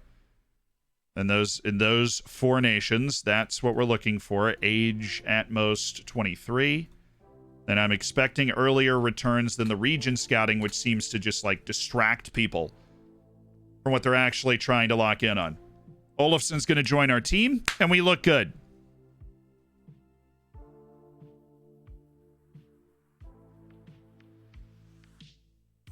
Western Europe is super easy.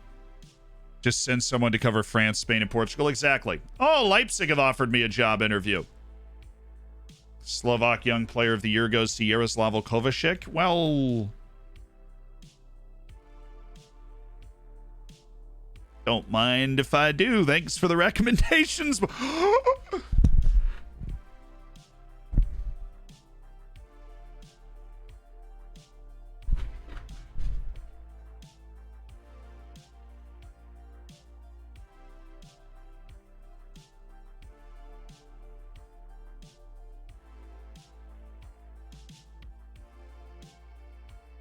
Oh my god, he has 13 caps at 18 years old. This guy is Jesus Christ on roller skates, hang gliding at the same time. Okay. Hi, Matej. I'd like to make an inquiry just to understand your beauty. Matej, I just... Wow! Matej Balaj. Paul Rusu, of course, we're also interested in, but it's just taken a little bit to get going. Christian Turden wins Slovenia Young Player of the Year. Good job, Christian. Way to go. And Pablo Rodriguez is Austrian. Wow. Austrian Player of the Year. Pablo Rodriguez. Austrian Player of the Year. That assist thing is broken also because he led the team in assists last year. So I don't know why it says 0. But he finished out of Gonzalo Villar and Erkan Kara, who is very good, to finish as the Player of the Year in Austria. Great job, Pablo. Great job. And we are going to turn this down. We're happy with where we are. Ooh. Matej Balaj. Okay. So we've got a few targets in this transfer market. Let's just sniff around the goods. I'm very happy with where I am. I'm very happy where I am. I feel like we've got a great future in this league. We've got a great future at this club. We've got a Europa League knockout stage that I want to be on the sidelines for, you know? And we've got a push for second position in the league. Again, our Champions League spot, we want it back. And we're going to get it. You know, we're playing hard. We're elevating the Austrian game. We're playing hard, and we are creating a worthy challenger to Salzburg. Next year, watch out. Next year.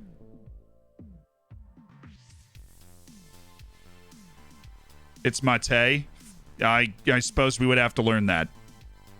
Can you look through obscure national teams? I do that folding glint. I do that during international tournaments because then the teams are called up. But it is something that I recommend strongly. Actually, my brother was talking about it yesterday. We were in a Discord call, and he's like, that's what I'm doing right now. Just going through national teams. Runs in the blood. No, we can get into the top 2 in Austria go Champions League. So we've been in the Champions League best place playoff the last 2 years. We got to the 3rd round this year before we were bumped. We did beat Shakhtar Donetsk. How long will the stream last? We usually go at least 4 hours.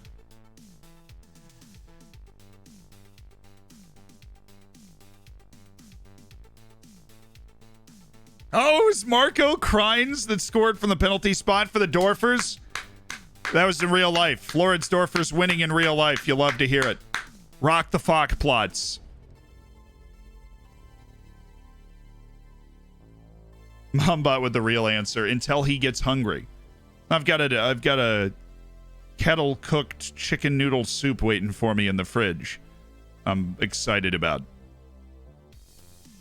Just gonna have Star Youth intake. I need a hug. Dude, it happens.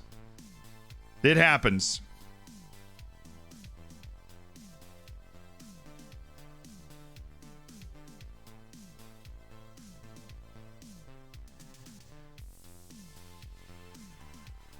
try Gregor's Brezizikevich.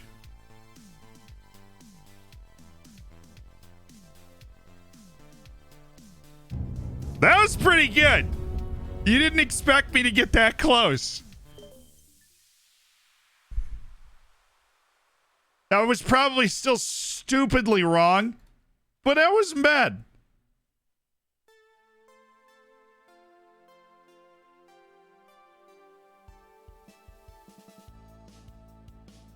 All right, Anderson signed his contract. Life is good. Abu Baz moved. Finally, Raul Asensio has signed a new contract worth $1 million.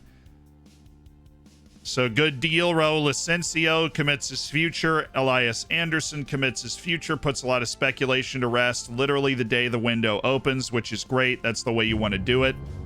We got our business handled before. Hugo Duro, his wage demands are so high. I think it's just put him on the maybes and we'll come back at a different time. Enzo Kawachi. Interesting.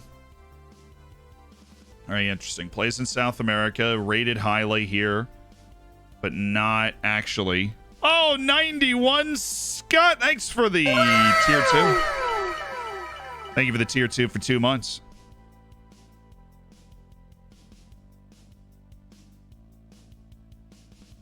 Schmid got a yellow. He's just, you know, Football Manager gets it right sometimes. And weirdly, I feel like I'm about to just stop scouting this guy, even though he's an A recommendation for my scouting department. I just don't see it.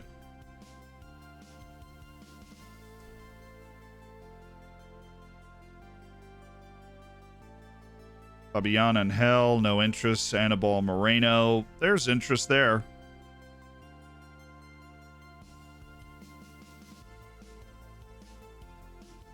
That is what interest looks like. I just want one of these other scouting reports to be done, to be honest with you.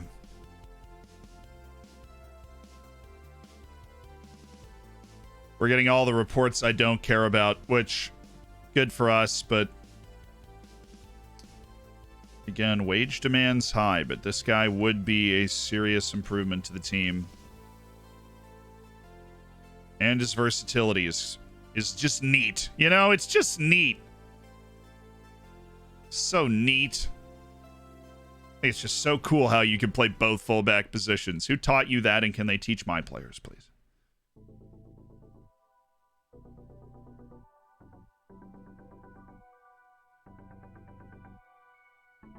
And Roberto Fernandez, no. We stay secure financially, making all that competition money. Transfer window is open once more, bringing with it speculation. I'm not talking transfer stories today, but the window is open, so you never know. We do have level 4 facilities all over the place, so can I ask for anything else? Increase the transfer budget. Cut back on youth recruitment. Why, like... Are we still waiting for this stuff to come back? Because our junior coaching is bad. Our junior coaching is bad. And apparently, I didn't even get an improvement to it approved last time. I can only decrease the junior coaching budget, which I imagine they would be disappointed if I recommended. Fine. Transfer window's open. Let's see what drama awaits us. I am very happy with the people that we have found after our scouting adjustments. Very.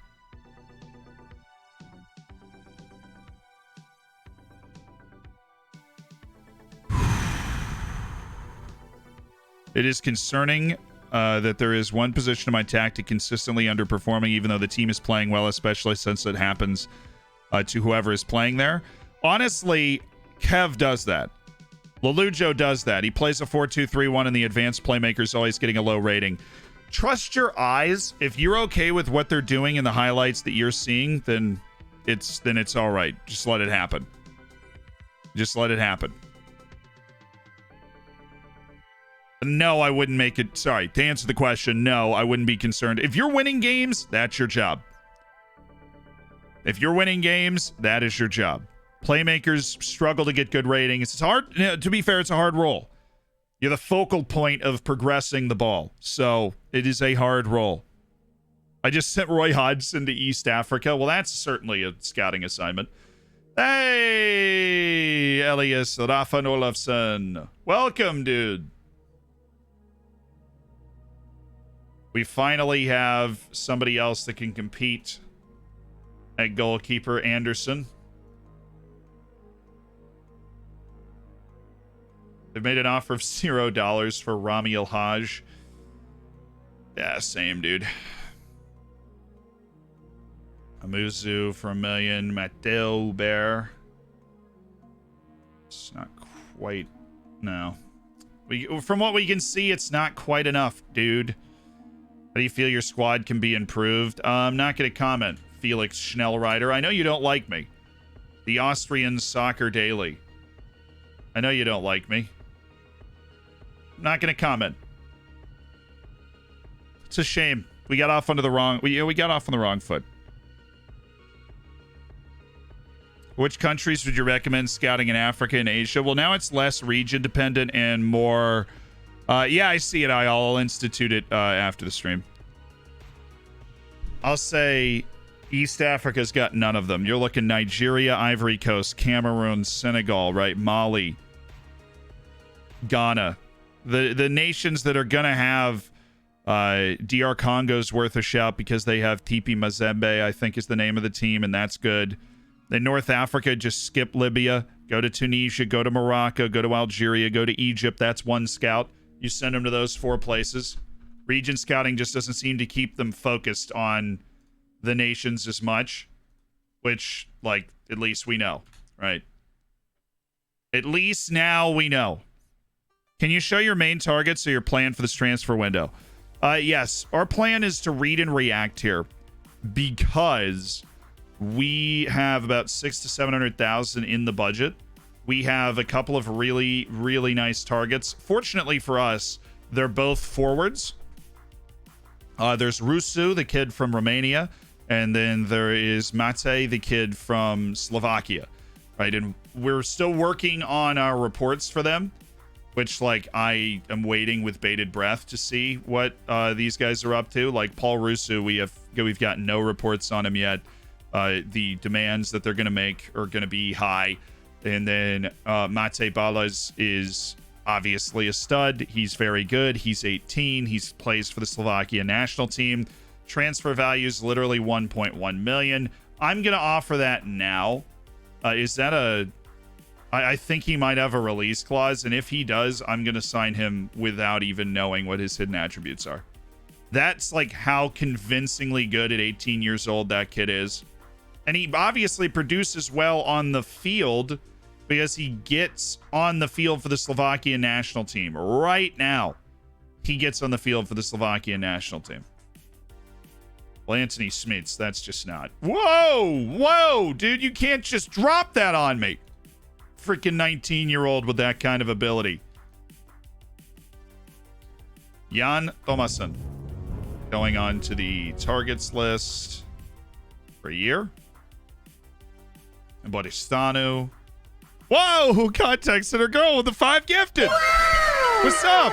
Thanks for those 5 gifted. 4-eyed lefty Callum, turn 1 hero, Burial, and Pizza Tasty. Welcome to the Hammers. Context center girl, I really appreciate you welcoming 5 people into the Hammers and, you know, enjoy the bacon, the emotes, get in the subsection of the Discord. Is this nation scouting working? That was an agent recommendation, IL. Don't gaslight me. I can read.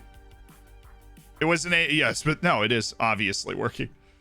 This is from the nation scouting. The nation scouting, our practical experience with the nation scouting is coming up aces here because we just got, 2 kids, 3 kids from Argentina. Don't speak too soon. A little expensive for our taste right now, but we've got our finger on the pulse, right? We know what's going on. Jamie Bino Gittins is definitely too expensive for us. Robert Glatzel. Now, I'm not going to make a move for Glotzel. Sorry. Fullbacks, on the other hand. Big fan of fullbacks in general. Mine's Nicholas Tower. Asking prices. It is well below market value. I won't. 800,000 up front is well below market value. Hey, in comes the loan list. Namogo on the loan list. God, they are charging so much for him, and it's definitely not worth that. And Oliver, no. Previously scouted Faccianti, no. Congrats on the loan list, though, dude.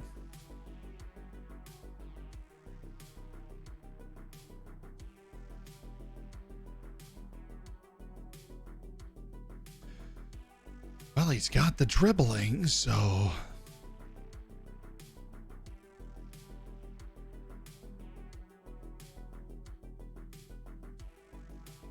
Yeah, this nation scouting, the way we've set up our scouts to go about their business today, has already paid massive dividends in one day. So those two strikers are like the targets. So they've rejected our inquiry. Well, I'm really kind of hoping you don't have much of a choice in this.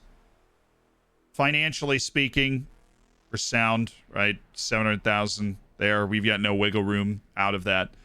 But 700,000 in the transfer budget, and we're very safe financially as a club right now, which means I wish I could ask for a little more money to go into the transfer budget, but we're stuck with where it is.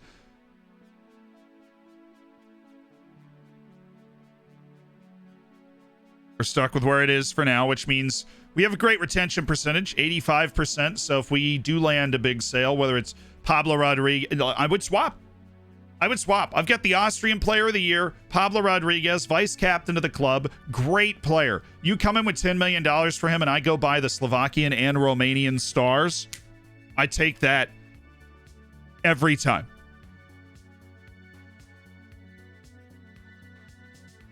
Someone has to go to get Mate. Fortunately, it's not somebody that's... Yeah, I don't think we need to make a huge sale. It could be somebody middling. It doesn't have to be like, well, we just lost another stud in order to make that happen. Has Pablo got interest? I don't think so right now. He's had interest in the past and offers up to 5-6 million. Hi Zed. I'd take just lost my 9. job as a bus driver. Gave up my seat to a blind man.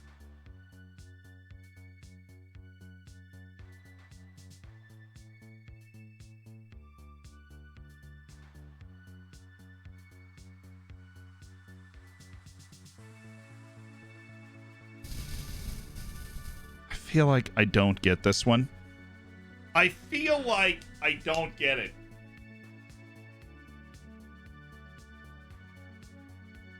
So what I'm thinking is he gave up the seat to a blind man, right? I feel like I don't actually get it though.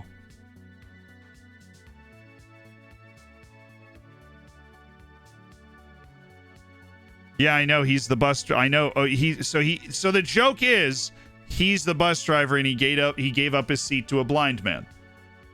That's the whole joke, right? Because I saw a lot of A's and I was going to give that one like a C+. And usually that means I don't get something in the joke. And so I just wanted to make sure that before I stood firm on my decision that I understood the joke. Nico Neuberger. Yeah, deep lying playmaker with 10 passing and 8 vision. This kid's a stud. Never mind.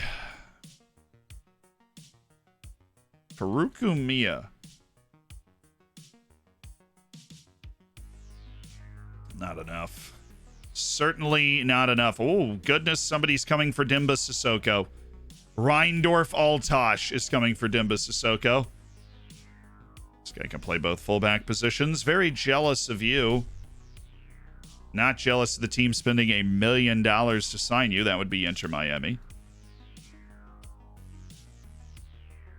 We do need to move Dijakovic. All right, you said you'd be interested to the tune of 150,000. Well, there he is for 150,000. Put the offer on the table. We'll sign it, and off he goes. I just want some money for him because his contract runs out at the end of the year.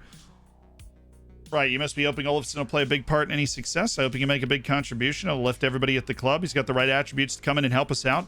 He's huge, and he wears mitts. And so, you know, he's even bigger with that. He just waves his arms around. It's incredible. We know what he does well, and it's my job to support that. He's a goalkeeper, Bob. Do you have any existing? We're all here to give him a warm welcome. And this is just the longest press conferences we ever have to do because for some reason the Austrian media is super interested in an end of contract signing from the Danish league.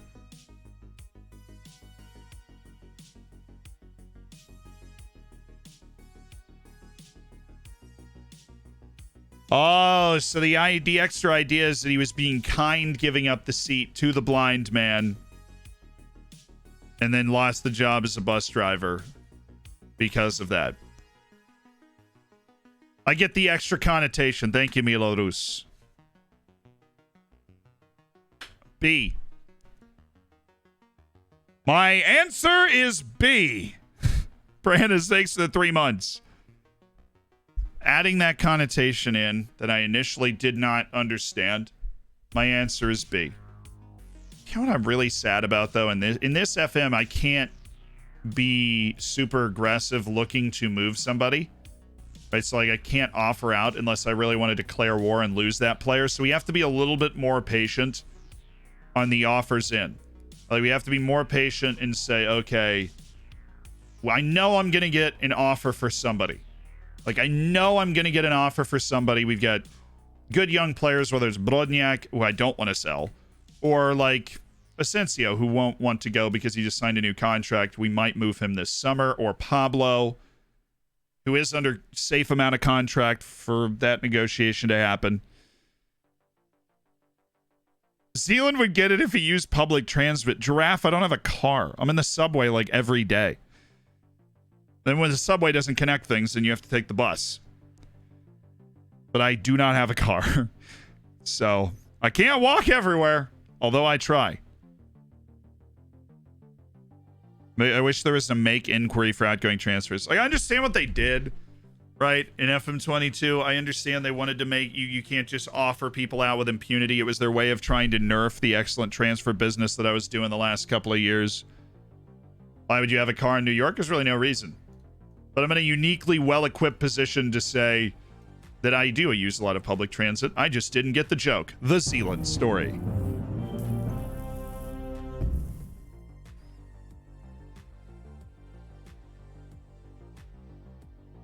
Public transport in the UK is abysmal, Scotland especially. I mean, I grew up in Tampa. There's like no public transport there at all. The idea of not having a car is so attractive to me. Some people wore Bitcoin suits, others wore Ethereum and Dogecoin suits. Superman was upset, no one told him it was a crypto night.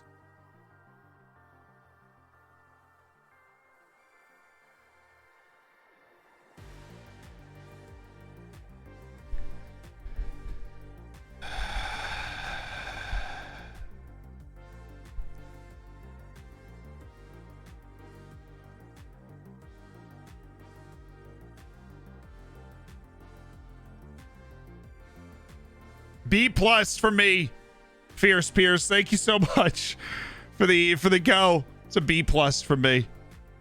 We have a personalized message from Callum Turnbull. This one goes out to Callum Turnbull. One day I saw a farm vehicle in a field alone and decided to try and drive in it.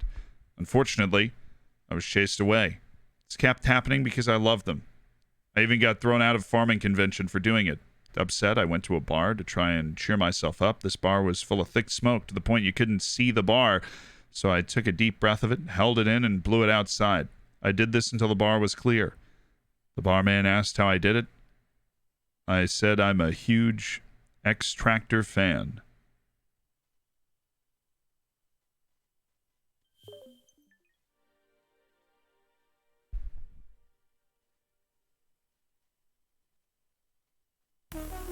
So provide your rating in the chat if you hadn't heard it before.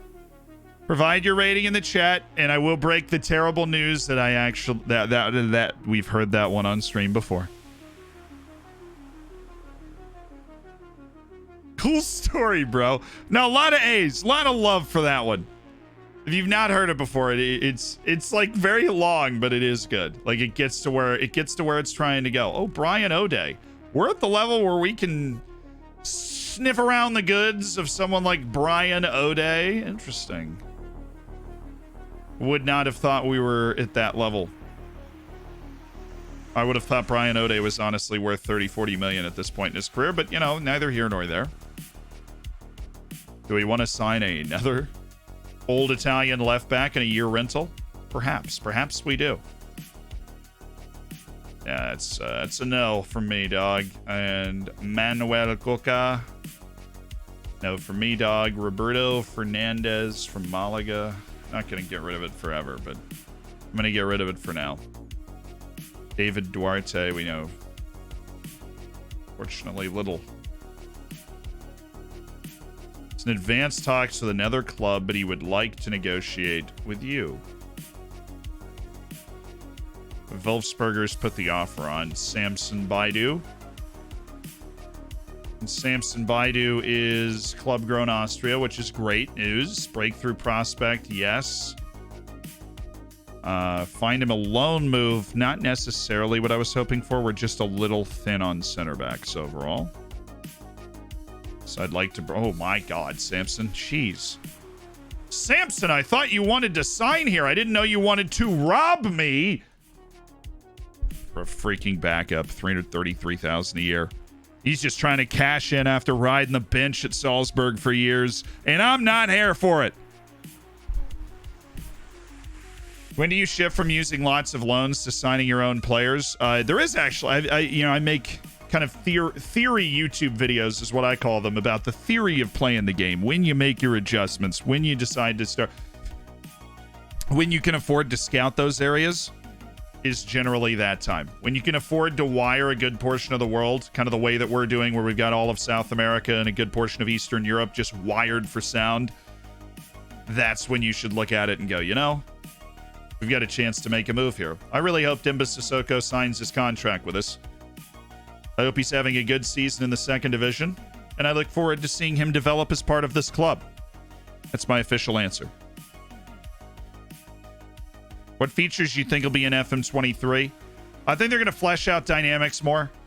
They obviously went after dynamics a lot in this one, and I think they're going to flesh it out more in the next game.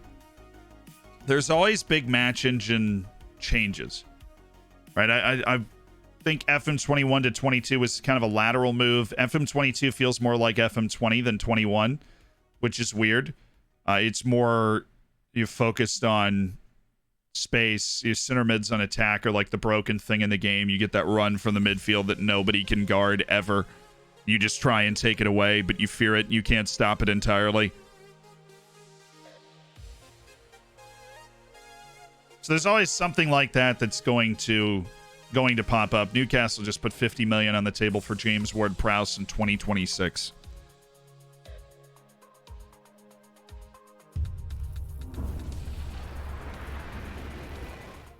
How do you get a computer drunk? A screenshot of tequila.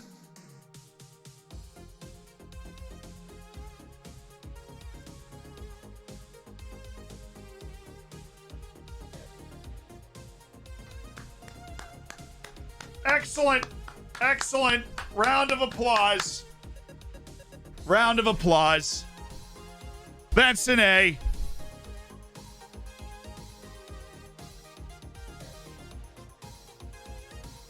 A screenshot of tequila. That's an A. I won't stand for this non-A slander, chat. I won't. Excellent dad joke. Thoroughly well executed.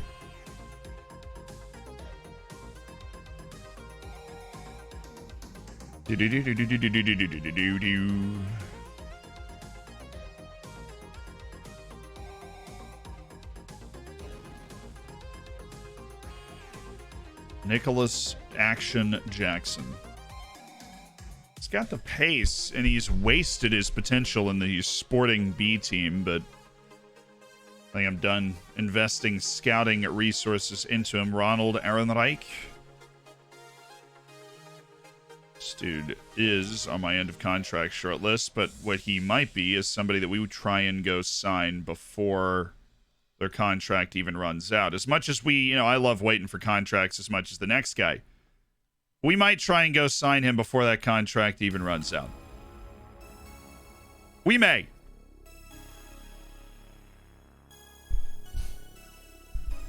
I can't find create scouting assignment on my skin in FM20. You probably forgot to change your you probably forgot to change your staff responsibilities so that you were in control of scouting. That might be what you're looking for. In real life, the Dorfers have won 2-1.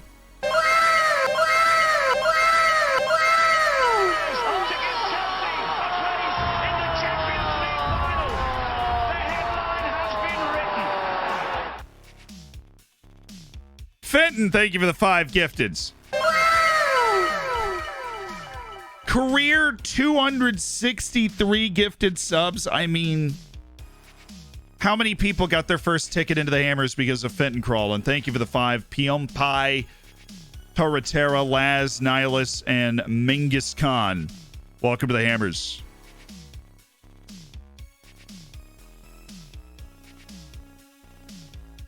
Against first place, I think Floridsdorfer is actually making progress towards promotion. It is distinctly possible.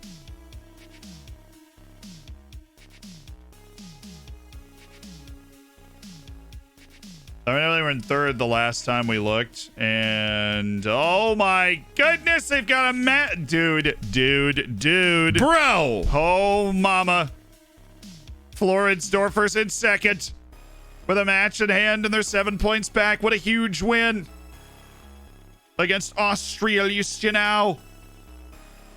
Yeah, so if they win that match in hand, obviously it's 4 points because of that win. That win honestly keeps them. That win keeps them right there. That win keeps them right there. The knocking on the door. Yeah, I know Liefering can't be promoted, but Austria Lustenau can. And so it really is the race. Floridsdorfer, Austria Lustenau, Amstetten, and Blau-Weißlins are hanging around there. But yeah, let's be real. They're not real contenders. It's Floridsdorfer against Austria Lustenau. Just like it was meant to be. Just like the old days. Just like the old days. Hey, Georgi Kirilov, Imbesh. Good little pick out of Bulgaria. He's not great. But he ain't bad, you know. He's not bad. He's scouting you. Your wage is a little high, but you're at a position of great need. Left back.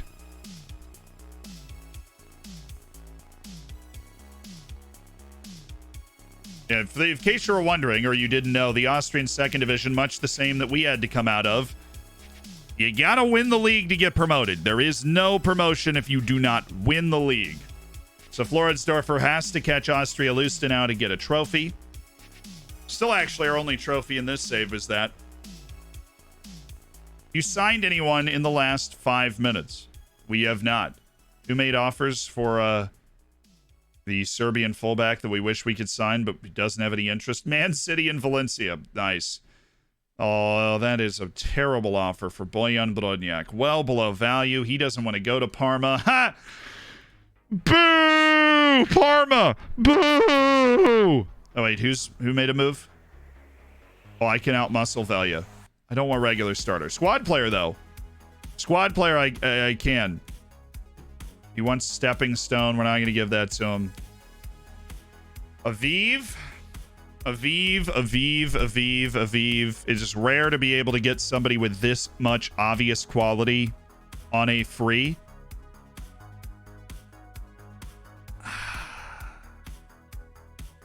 It is rare. That's a pretty serious wage you're talking about there, Aviv. That is a pretty serious wage. Let me counter that. Let me counter that for you. Let me just counter that. Let me counter that.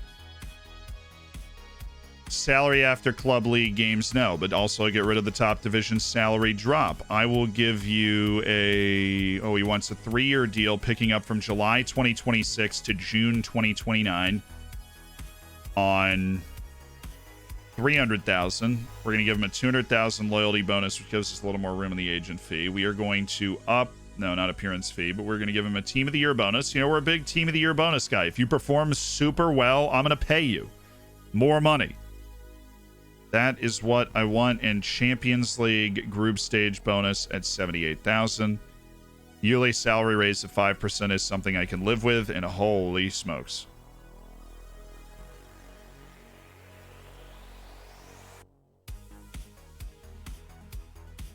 Okay.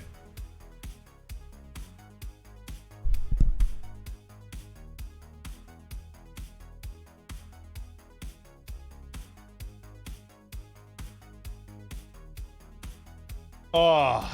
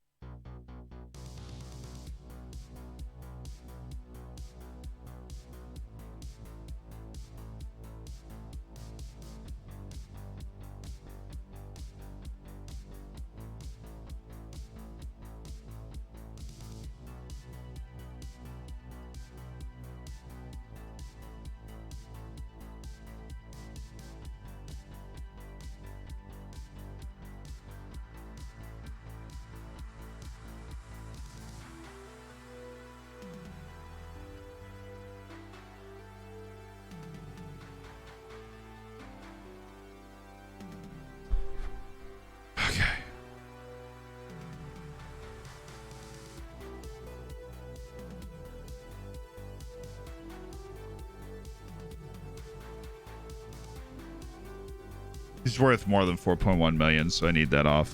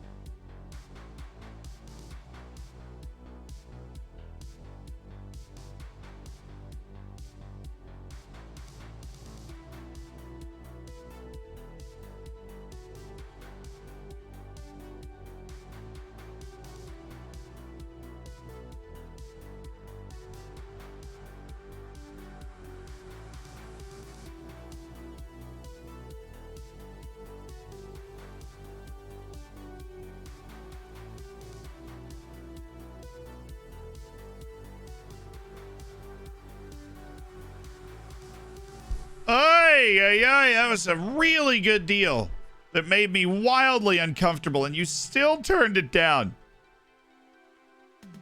Aviv! How did Velia meet his needs there? Like, there's no way. How much freaking money do they have?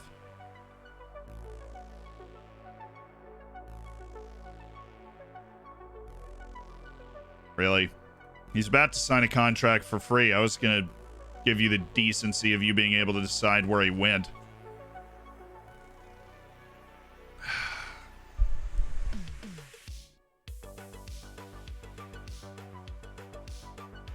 Also, if we do that deal, then we probably wouldn't have the money. I made a mistake in that negotiation. I thought the recommendation in the top... I thought the thing in the top right was a recommendation, but apparently we were using his existing contract that we negotiated down from.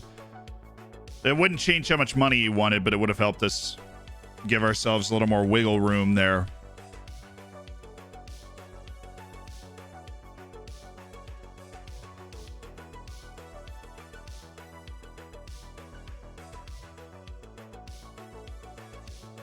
Yeah, he just really had his heart set on playing in Denmark. Like all young children.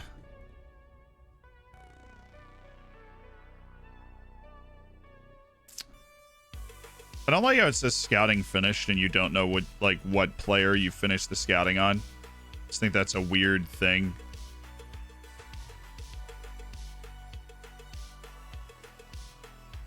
Not a big thing. Just weird. Pablo Sanguinetti. Please just tell me if he's somebody that you feel like we should go for.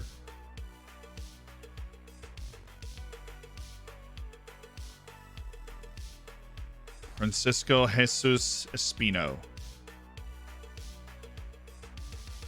There we go. I wanted Aviv Talius, dude. I wanted Aviv Talius.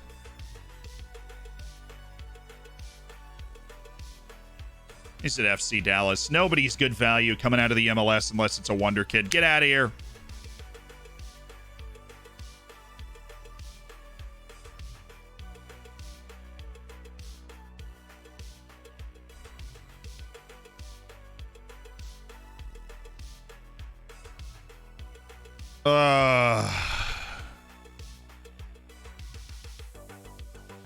We found Aviv at the same time we actually found, is it Ilko? He was in the same blast of midfielders. Photo Glimpse is in for him now. And that's, you know, I almost want to cancel him off my short list. It's gonna make me sad. 8 months woot with the streamer showdown champion. Don't know if should laugh or cry. Jacksman! Both at the same time. Thank you for the 8 months as part of the Hammers. What's the first club you won the Champions League with? Celtic in FM14.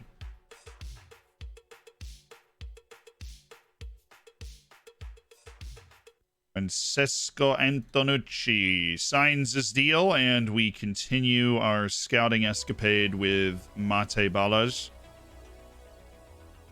Let's do this again for a week.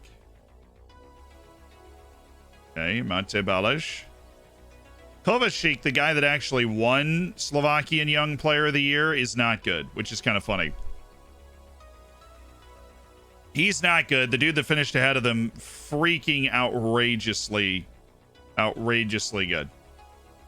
We'll just keep going. We'll just keep doing that, you know, 1 week at a time.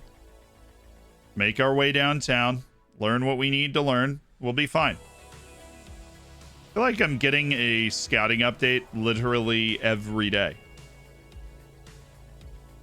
Now every... Just feels like it. Like my scouting center is just popping up for me every day.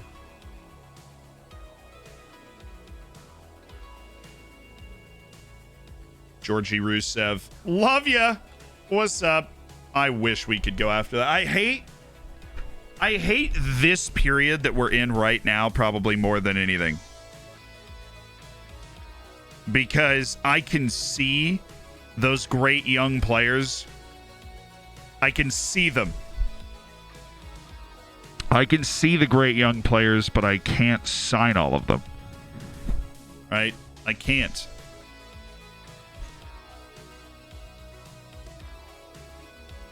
Sissoko continues to get offers from everybody under the sun. He's just courting everybody before he signs the contract with us. Obviously. Sign them, in my opinion.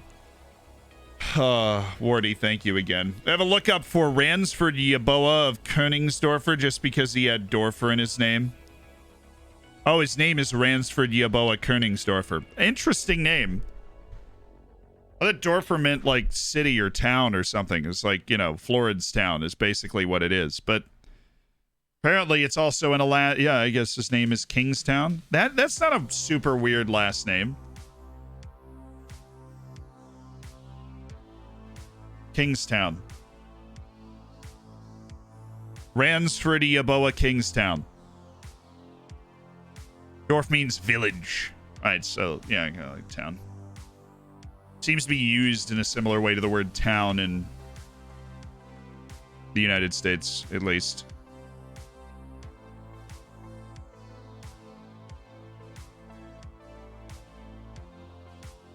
With that name, it just makes sense to sign him, if I'm honest. Not wrong. He's got a wall of scouting updates. Parati is very expensive. Enzo Kowachi. Look, I know my scouts absolutely love this guy, but he also doesn't like big matches, and I'm not that into it anymore. We did finish a lot of the reports that I was hoping to finish, which is good. Anibal Moreno hates big matches. Why we freaking finish this stuff. Never recommend me Anibal Moreno again. Thanks. Or Enzo Kowachi. Ramon. He's freaking good, dude. He's very good, but he's also so incredibly unattainable for us. I mean, Laird doesn't have any glaring issues. No, he's fine. Giacomo Faticanti.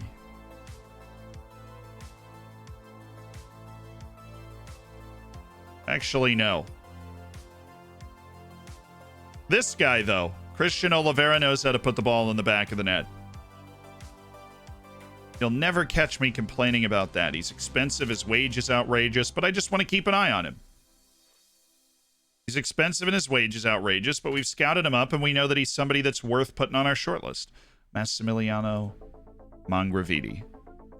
Do the quick old glance and say, you know what? We need to take another week. And oh, he doesn't even want it. Why would the agent recommend him to me? That's just mean. Why would you do that?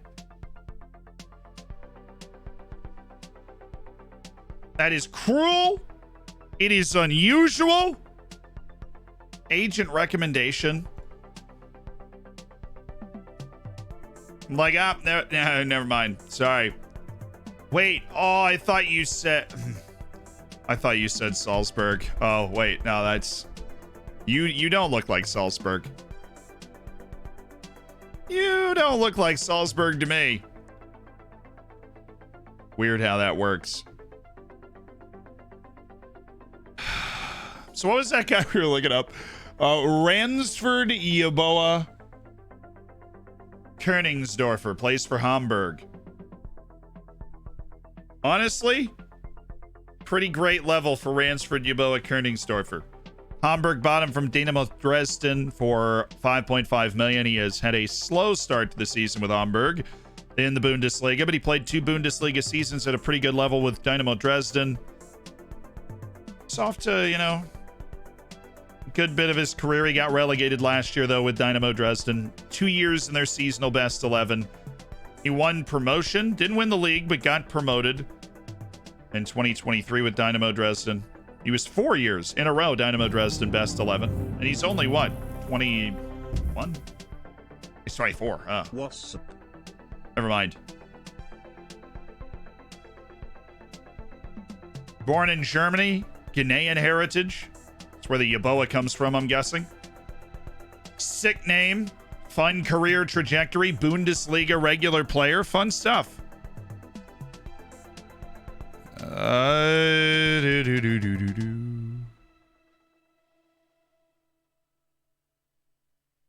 Hey, Stonewell Forever. What's up, dude? Thanks for the 13 months. Don't do it. This guy's a flop. Oh, somebody redeemed to look up Ransford Yeboah Koenigsdorfer. We're not trying to sign him. He is honestly out of our price range. His wage is 1.5 million a year. That is too rich for our blood at this point.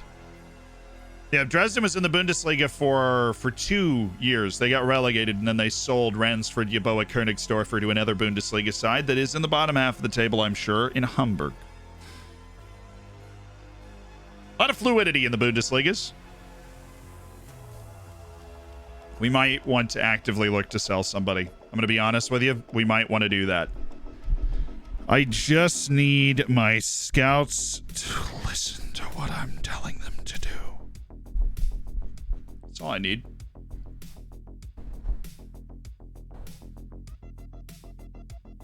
That's all I need. I need my chat to listen to my scouts. You guys are great. I'm not talking to you. My scouts to listen to what I'm telling them to do. And they need to finish the reports like nothing else matters. Dedicate 100% of your effort.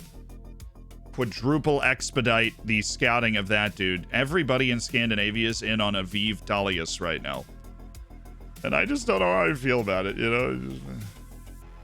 See, I remembered that I didn't do this. Where is he? Where is he? Don't you dare put that on hold. No, he's number 1 priority. Mate Balaj. In 6 days, I want my second report on Mate Balaj. And I want you've accomplished nothing. I even put the right scout on this. And you have accomplished nothing. How is that possible? I found Mate Ballage after we started this. You've been on this for like 13 days. Intel full knowledge intensity. Highest level of priority I can offer. Nothing. Right scout, everything done right. And he has acquired no extra knowledge of Urusu. It's insane. It's insane. But I can't control that. What I can control, Diakovic's out for 150,000. And I wish I could go to that screen where you could see interest all the time. You know, on deadline day where you can go in and go, ooh, look at this interest, you know? I wish that you could see that all the time. That's what I wish. Ooh, the reports are starting to come back from our first look through Brazil. Dude's at SPO. I don't need an old midfielder. I appreciate it. Will Fish at Rota JC. Okay, I'm just passing through, throwing down a few scouts, you know? Never hurt anybody. Wajdi Kashrida.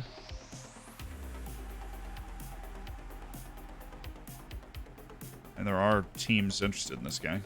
He is looking to be on the move. Benjamin Elam Anderson. End of contract for the year. Doesn't look great. Okay. He just... Especially when they're on vacation like this, that it becomes the most important thing, and so you can't really see who's drawing the interest. Luis Wara, I'm assuming that's all end of contract.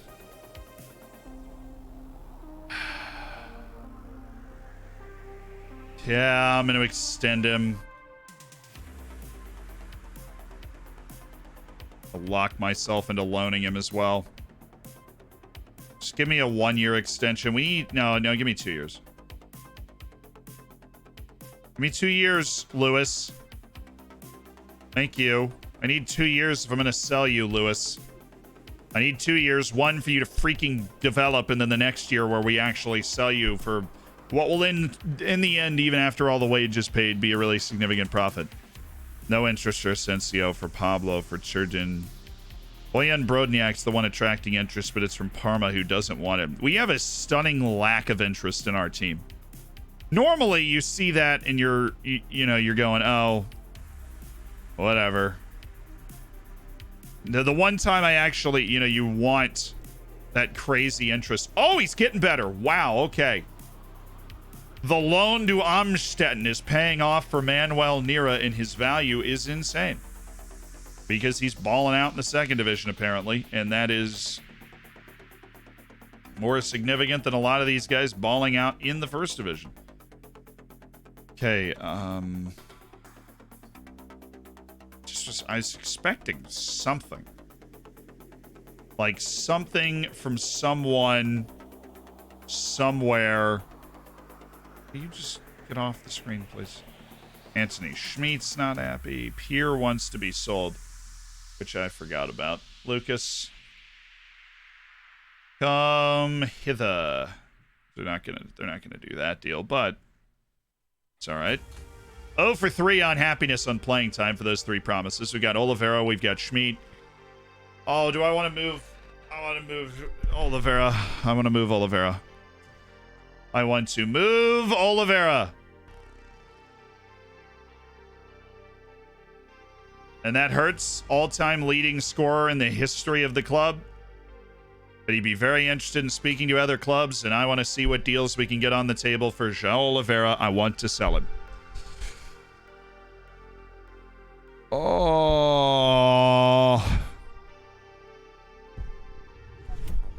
Hello. What's up, Super? I saw some cows playing poker, and, the stakes were high. You're lucky I've got agility, Dread. Anything big happened in the last 10, 15? We failed on the Israeli. The Israeli midfielder, Aviv Talius. We let him slip right through our fingers.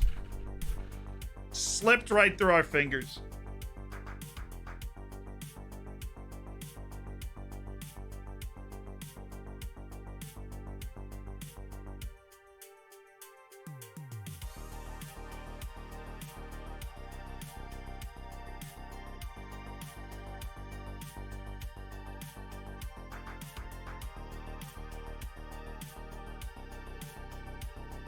No offers, really? Yakovic has done his deal. He's out for 150,000.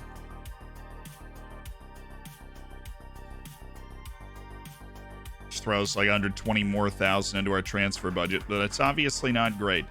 We're in a transfer list. Oliveira, and we are going to set an asking price. We're going to figure out what asking price isn't going to anger him, because I don't know how easy it's going to be to sell him. Be happy with that asking price. Okay, 325,000. I'd be happy if we got that on the transfer as well. What was the other offer? Lucas Pierre. I think we're going to have to lower that asking price a bit. Be happy with 2.4. All right, cool. I'm going to put him on the transfer list. 2.4 million for our youth academy product, Lucas Pierre, because he wants to leave, and we are going to ship him out. Ilya Serpa does the deal. Make parting comments. Always going to be nice, even if I know he's not going to be nice back. Diakovic, we've resurrected your career. You were a free agent. You played nowhere before me. I didn't expect Oliveira to be sold before Schmidt, but here we are. Kopfensperger's put an offer in at 325,000, and João Oliveira, after what could only be described, as a terrible run of form. He was just bad this year, right? I mean, he had 8 appearances, 4 goals, 2 assists. Terrible year, and we needed to move on from him. Really terrible year.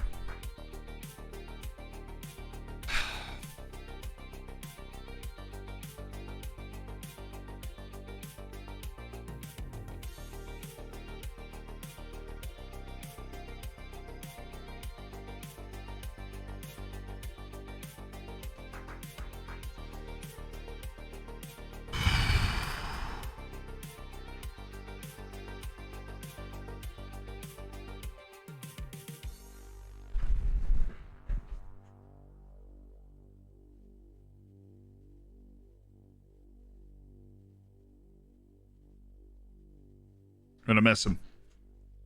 We're gonna miss him. We are going to miss this man. We're going to miss this man. He's very good. He's always very good, but at a certain point, our club has kind of outpaced his level.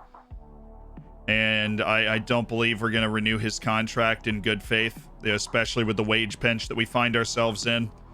And the fact that we can get 325,000 for him is a great deal, but João Oliveira, it's always sad when you reach a point where you sell your first goalkeeper.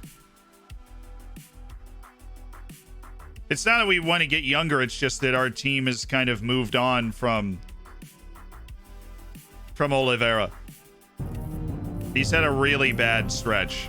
This the last 4 or 5 times he's played, he's been terrible. My sincerest condolences for going back to Sucktown with the Bucks, but hey, you got that extra SB, baby. Goalkeeper, yes. Hope you're well.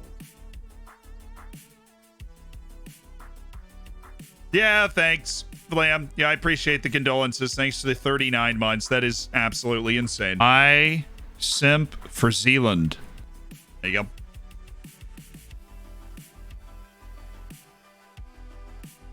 Maybe you're playing him out of position at goalkeeper. Maybe. Maybe we were, maybe we weren't. But João Oliveira, in his prime at 27 years old, is on the move.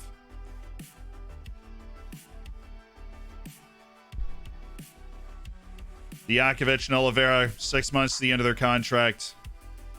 We're going to get deals for both of them. Yeah, Oliveira just wasn't keeping up with the pace anymore. And weirdly enough, that means Anthony Schmidt is going to be the last player from the original Dorfers on the team. The last player from the original Dorfers will be Anthony Schmidt.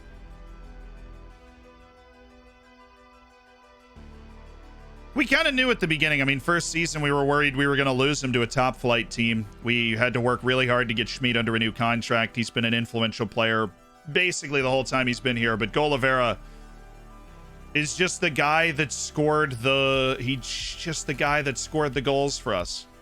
the guy that put balls in the back of the net when we needed it for a very long time. The guy that single-handedly got us promoted, scored like 25 goals that season.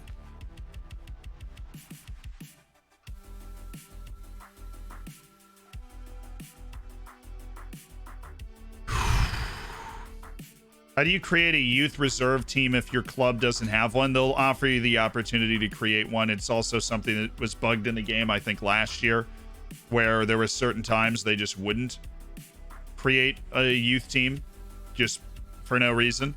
I haven't heard anything about that this year, but it is possible for that to be bugged. They'll just never recognize that. Oh, it only costs $48.5 million. Oh, yes. One for the future in Ricardo Ferreira, a left back who would cost $48 million to get from Vitória Guimarães. 20 youth team caps for Portugal. 20! Guy's insane. Yeah, I suppose we are 5 seasons in. We've still got OG players from the second division. It's not like a bad thing. I miss Jerry and Pikogu. Oh, what a missile that man was.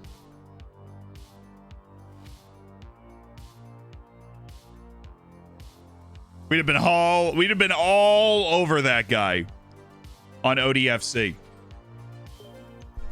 Who? All of it? Oh no, the left back. Huh. Well, we would have known about him for like 2 more years. What was the name of that guy? Something Mendez, the right back. Who we tried to sign for like 2 years, then we finally got him, and then somebody hit his release clause, and then he left. Lamine Mendez, that was his name. No offers for Pierre. Come on, you know, come on. Alexander Schmidt, little into contract. Matthias Sarkic. I actually have that guy with Wolves. Weird crossover between the worlds there. Brian O'Day, again, a recommendation from a freaking agent of a player that's not even interested in signing for us. I was right. We are not good enough for Brian O'Day yet. But I'm making my way downtown, signing fast, winning trophies. I'm homebound. Oh, no. Okay.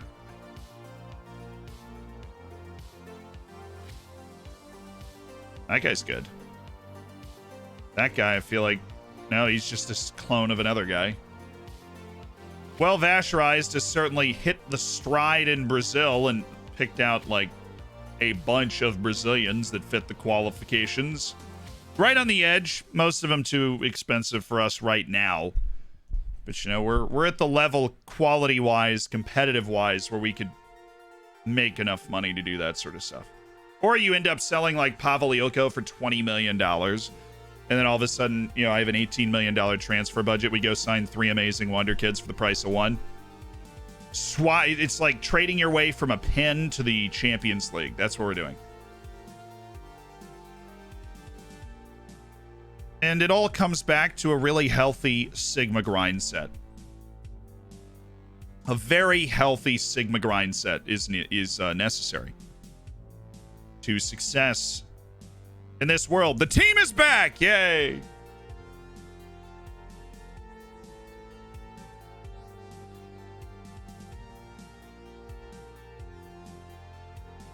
I forgot the fly. No, we had Lamine Fall and Lamine Mendez. I haven't forgotten the flying Lamines. I just couldn't remember his first name. 1 season with Lamine Mendez and Alejandro Daher playing together. He was potentially the most hyped signing of the ODFC save. He was. We're talking about the save from last year. And we've been trying to sign a guy for 2 years. Kind of similar to Mutaraji, except twice as long. And even more hyped because he wasn't just good now. He was a wonder kid of the highest order. Just joined. What did I miss? We have sold, or we are going to sell João Oliveira. Marco Diakovic has signed papers for $150,000 transfer. Offer for Geiger. That's a youth team player. Detlef. No. Malenko Kogic is going to get on the move. How much are we paying him? $25,000. I can give him a future prospect deal. So I feel like he's the type of guy that could sneakily be worth $1 million if he like catches stride for a second division team. Can you just sign the paper, Malenko? Holy smokes!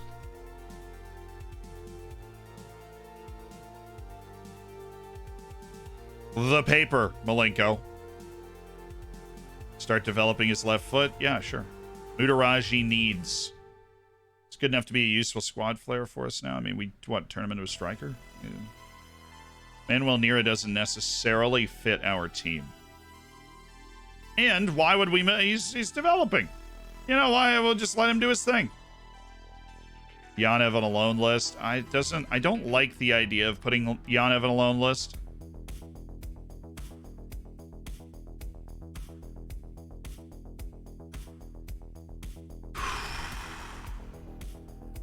He needs more determination, and we're trying to tutor that determination onto him. I don't want to give him no chance. I want to keep the slight chance that he does have some sort of transcendent life experience that makes him better. Paul Nolan, he has improved, but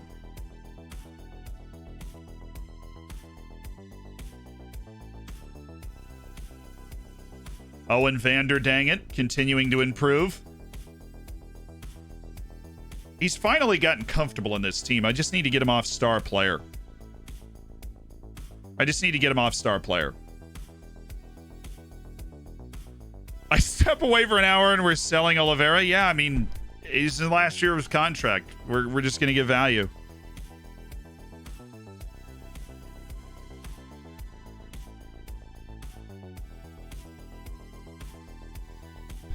Yeah, the whole Sigma grind set thing is just a joke.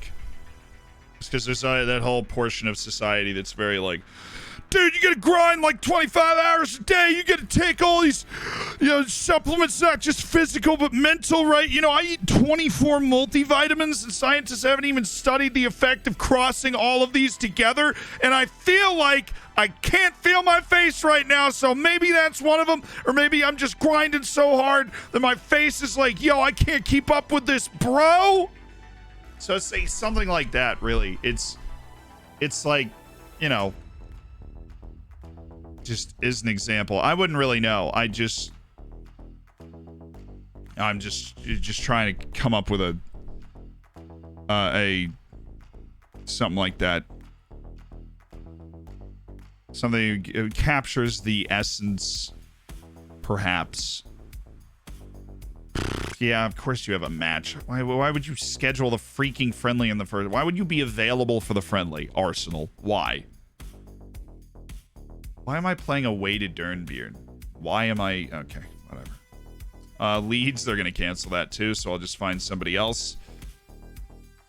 What about Sarajevo will probably get a bumper crowd, yeah. Let's go play Sarajevo. A bumper crowd against Sarajevo.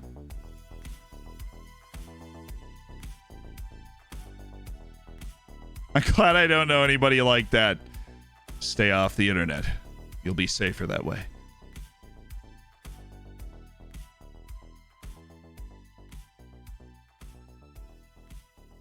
Use the competition on team dialogue to get Owen off of star player. Does that work like every time? I mean, I'm not really willing to roll the dice on that. Like, we go to happiness and he's on star player and we want to drop him there.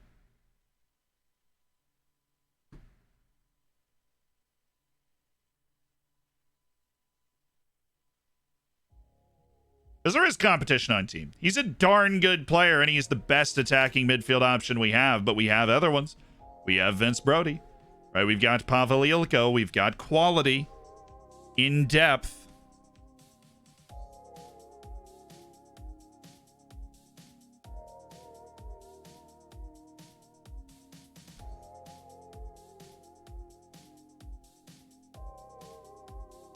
No, I'm not selling Vanderhorst. I'm not selling Vanderhorst. Don't get it twisted. I'm not selling him.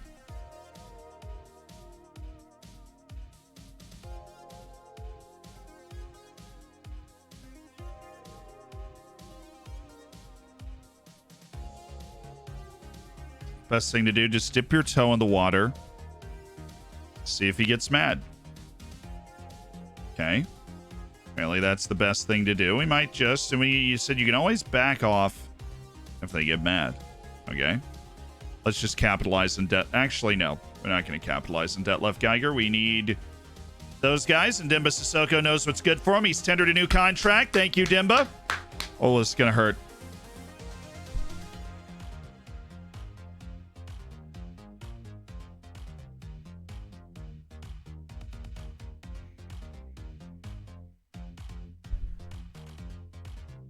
The greatest striker in the history of Floridsdorfer is moving on at the age of 27. The great João Oliveira, a man who in his time with the club has scored 59 league goals, including the promotion season where he bagged an absurd 23, and in the relegation group in the first season in the top flight where he scored one of the most ridiculous runs ever, 8 goals in 4 games to will us to the European playoff in our first season. To absolutely will us to our European playoff. He was Floridsdorfer seasonal best 11 last year, the year before that, and he was Austria Player of the Year 3rd place in 2023. And runner-up for the leading goal scorer in the top division. He was 3rd place for Austrian Player of the Year in the 2nd division and won the Golden Boot in the Austrian 2nd division, as well as his trophy with Floridsdorfer, Austrian 2nd division champions and promotion. João Oliveira, you will be greatly missed. Hey! Hey!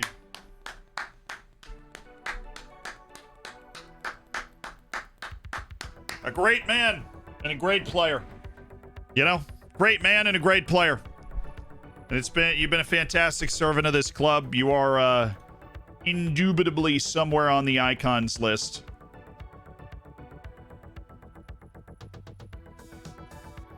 Somewhere. Can't remember where it is on my own skin, to be honest with you. He is on favorite personnel.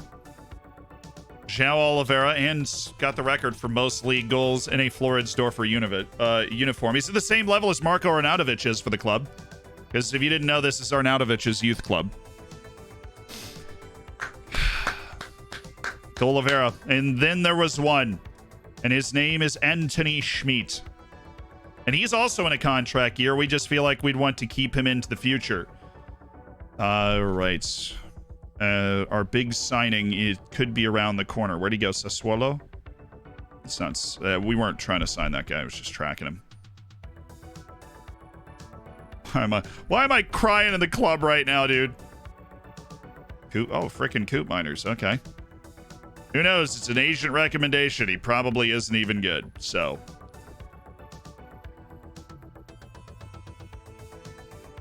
Based off the freaking stupid recommendations we've gotten so far. Oh, I'm not interested in average midfielders. Dude, what is this scouting, man? I did everything right. I even put, like I said, this is the scout that's scouting this area. He's the one that found him. How is it not moved yet? I mean, it hasn't even moved. This guy is so good. I am so mad that we...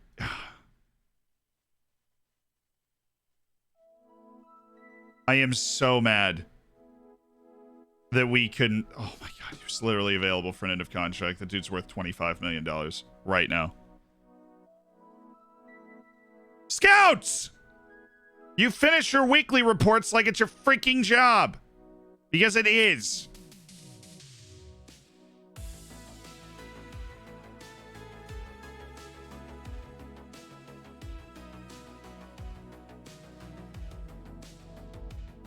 Probably isn't playing. I don't care. Go to the training ground. Give me something, dude. Give me anything. Give me one report. Mate Ballas, I think, has a release clause. We just haven't scouted him up enough to know. This is Mate Bala's report day. We're doing him on weekly scouting. I want to see what goes faster, honestly. We're scouting him weekly, and we're scouting Russo on, you know, until full knowledge, which is not doing much. We made an inquiry on Mate Bala's. They were rejected the inquiry.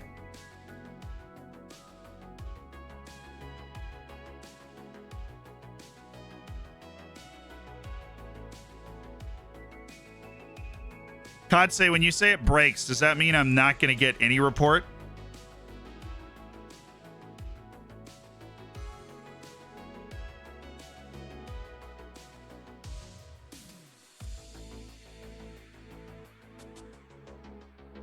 Yeah, we'll leave that into contract. Roy Kiemersh.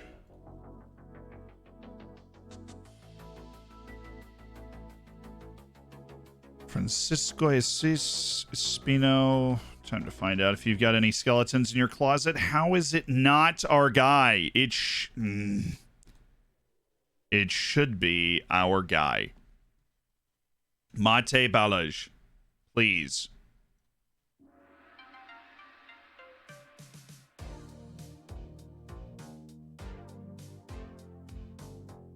You would restart it? Scout until full knowledge does not work. Well, that's not encouraging. But the proof is in the pudding. It's moving very slowly, so...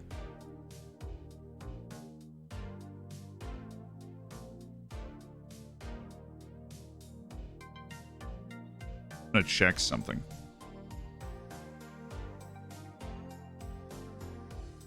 Teddy.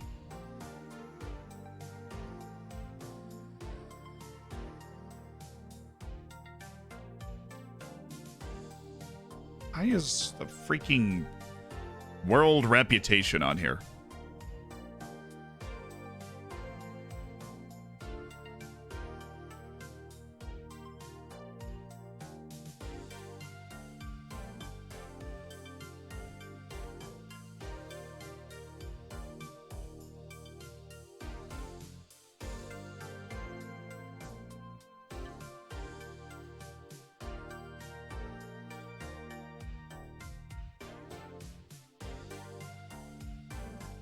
Even like I'm looking for something that tells me what he's working on, but I've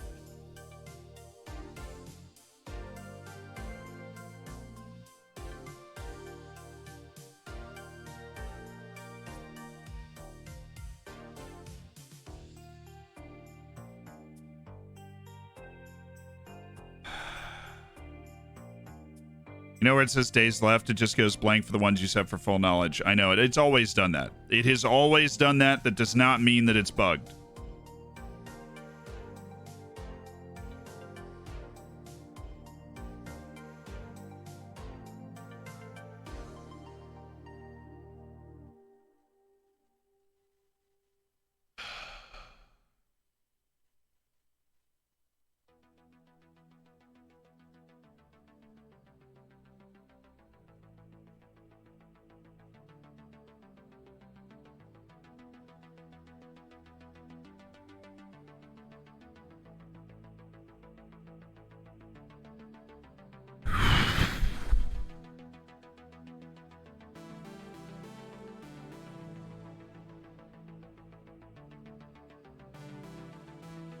We're switching tactics. We are switching tactics. We are going to just... Right, he doesn't pop up yet. After... Oh, wait, no, he's... Okay. We have to advance a second, and then it's going to be there. And then it'll be there. Switching tactics on our scouting of Rusu. At least it will, it'll come through a little more.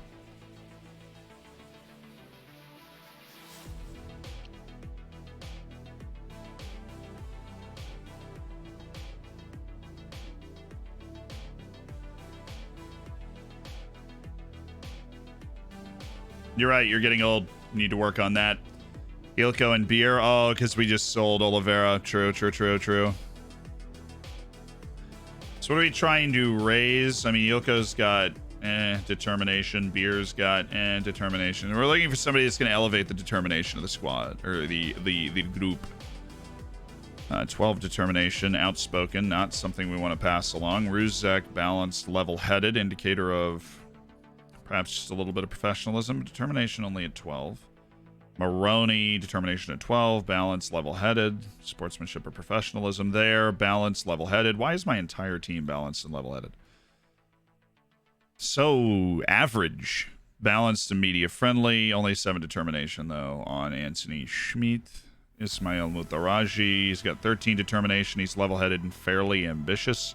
Not something I want to pass on to my young players either. So I think we're just going to go with a Marcus Ruzek influence. Anderson's working on Turden and Martinyanev to try and make them better people, but it's getting tight. Okay, Aviv Talius. Why did he want me to pay double that wage, dude? Furious.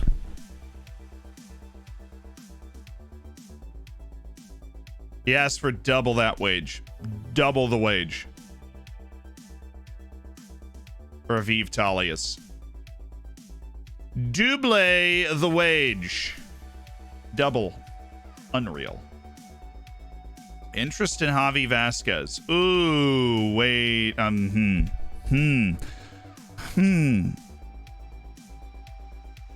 The boy finally plays well, and there's interest in Javi. Sell him for what? I mean, he's into contract year. If we could do a transfer deal.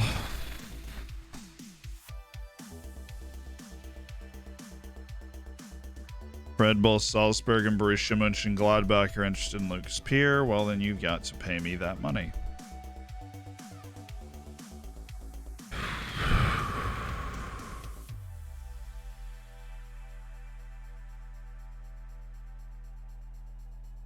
I'm shocked by how little interest somebody like, Pablo is getting.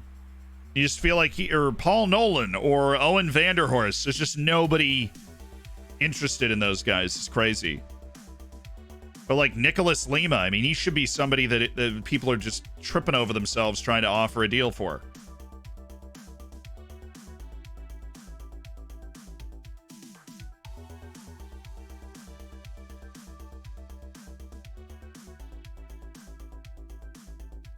Those offers are not there. Alas, they are not. Okay, we need to go stack our scouting priorities so that we get Russo at the top there.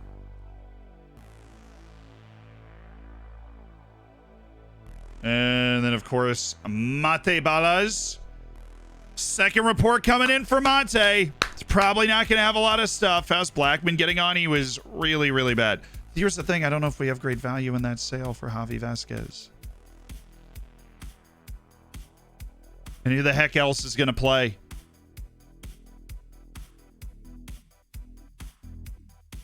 Who the heck else is going to play? Daniele Donnarumma has not exactly lit the world on fire since making his move into the team. We do not have a likely replacement left back, certainly for the amount of money that we would sell Javi Vasquez for to make that deal.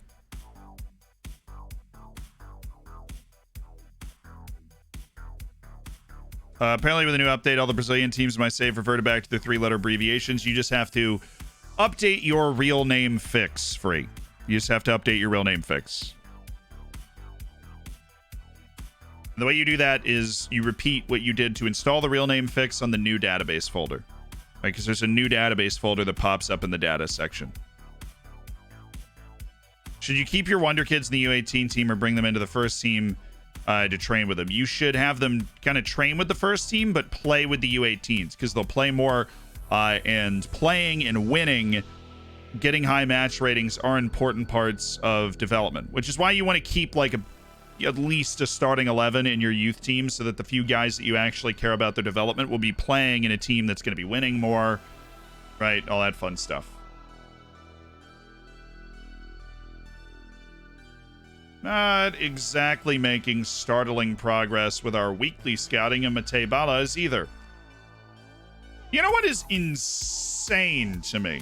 absolutely insane in a game that is so obsessed with micromanaging, right, that it is impossible for me to look at a scouting, look at a player in a scouting report on that player and go, forget everything. This is what we are working on right now. We need this guy, right? Like, forget everything. We need this guy. This is what we're working on. I just want to report on this one guy. Like, the fact that it is not possible to say that, and that after all this time, the best thing that I can do is week by week scouting, the same as I'm doing with all these other guys that I am not that particularly interested in, that is disturbing to me. Right? I find that unsettling. I don't like it.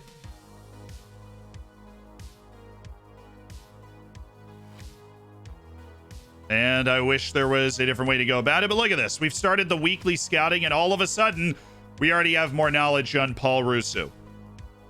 All of a sudden, we already have more knowledge of Paul Russo than we had for 2 weeks of Intel Full Knowledge scouting. Prioritizing weekly scouting is the way. Setting the priorities isn't enough for you? I mean, what is that doing? I had Paul Russo on, full knowledge in the top 3 of my priorities. No, I mean, come on.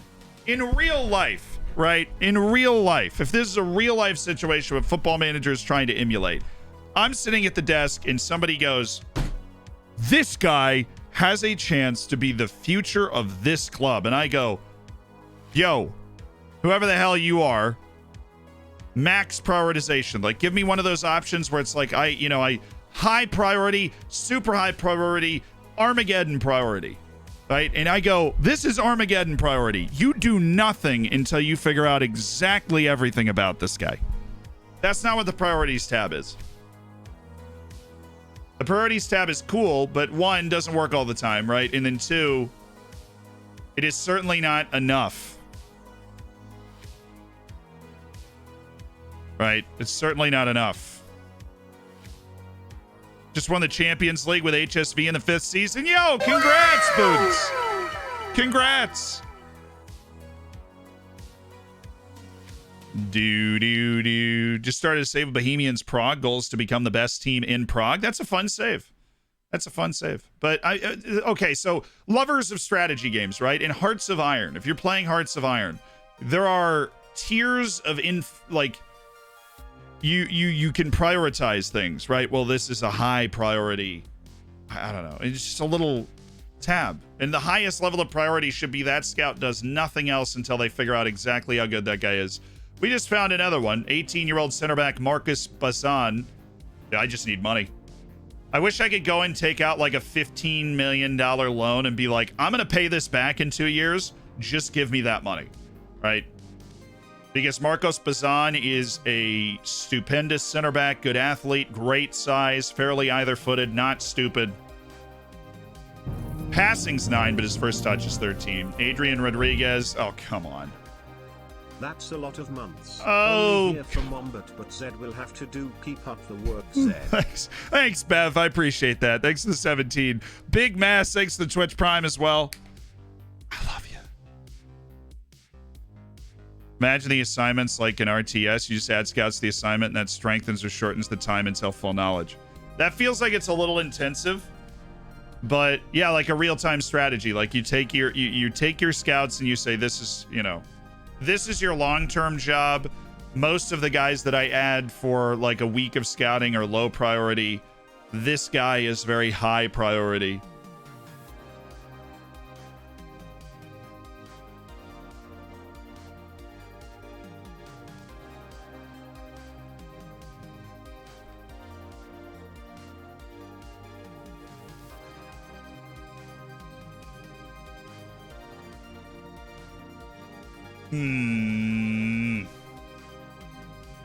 Hey, Paulo Cesar. Wow, he's fast. Okay. I was looking at his technicals. I'm like, well, I am definitely not making a move for this guy. And then I saw those athletics, and I went, well, at a certain point, just being a freak athlete will get the job done.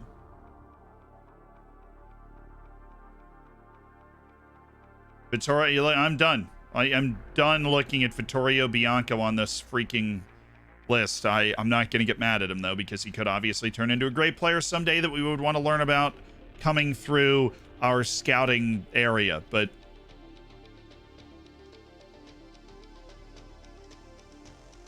okay, and Pablo Rodriguez. Congrats on the excellent training, Pablo. Congrats on Austrian Player of the Year honors, Pablo. Are we looking for a center back? I'm always looking for a center back. There's two things you're always looking for, strikers and center backs. I am always looking for another good center back. Would you sign Usain Bolt for Floridsdorf? For sure, the shirt sales would be amazing. Am I right in thinking you're a fan of the Moneyball strategy? Yes, but let's not get it twisted that I have no love for my players. I agonize over selling somebody like João Oliveira, even though that was such an obvious move to make in that situation to get a little bit of money, little bit of monies. Paco makes the 5 gift. Becker's on ball. Shanghai Surprise, Box, Ersat, Coyote, and Rockstar. Welcome to the Hammers.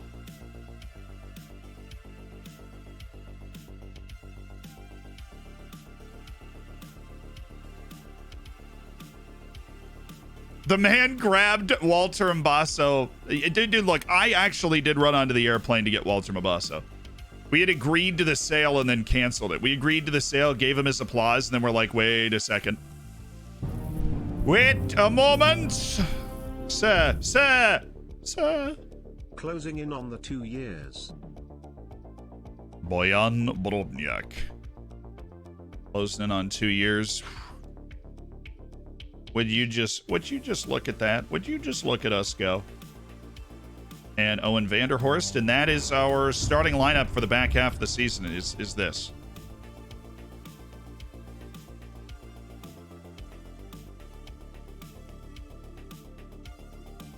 And that's the bench. Oh, Fierce Piers! Servalor, thank you for the 20 months. It's just insane. And then Fierce Spears coming in with 10 gifteds. Gaz, iPro, Hugo, Keller, Guacamalito, Wawaldo, Mad, Nikki, Simon, Quality, Marks. Welcome to the Hammers. Let's go out and, we're back on the field January at home at the Fock Plots. I'm sure it's nice and warm playing Bohemians.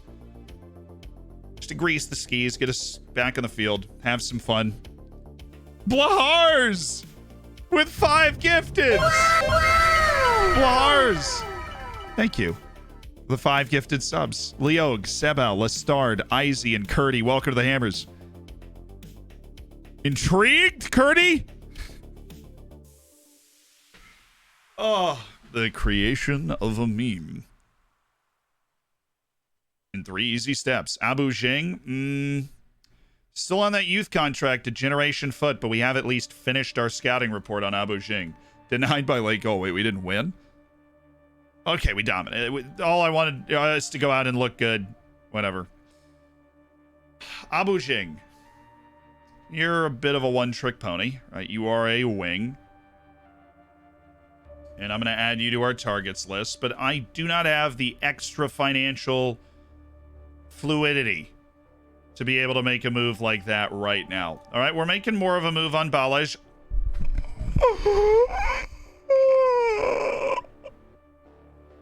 His finishing is at the top of his range. His finishing is literally at the top of the range.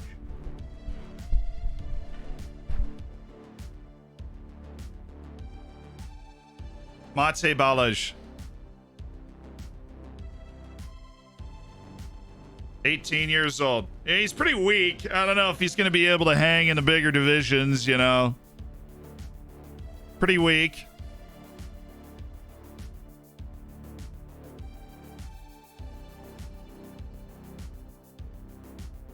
Yeah, I just don't know if he's going to be able to hang at the higher divisions. So we're going to go to make offer. That's like the asking price that they have set is 1.1 million. And let me tell you, I can't describe the pain that I'm suffering right now. because you can't see this, but when you do, you're going to laugh because that's how much money we have in our transfer budget right now. And, yeah. So, they want 1.1 million, and that's how much money we have in our transfer budget. So we're just going to put that away, and it's totally fine. They just need to make a little bit of a sale, and then we can go all in, chat. Then we can go all in. Just a teensy-weensy little sale of somebody. Who is the guy that everybody was interested in? Detlef Geiger. Honestly, Detlef, you might be the reason we get this deal done. Detlef, I'm going to offer you out for $70,000, and if somebody signs you for $70,000, which apparently 2 people want to sign you for $70,000, so we're gonna take that deal, Detlef Geiger, and you are gonna go to Kopfenberger of Ververtsteyer for $70,000. Will you just, Detlef?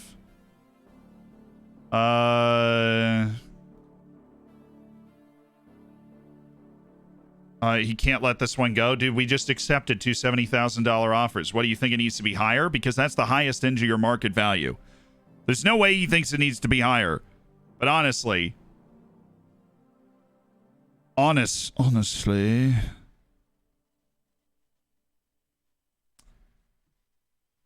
Bruh. Now, if we do that sale, then we can go for Monte Ballas.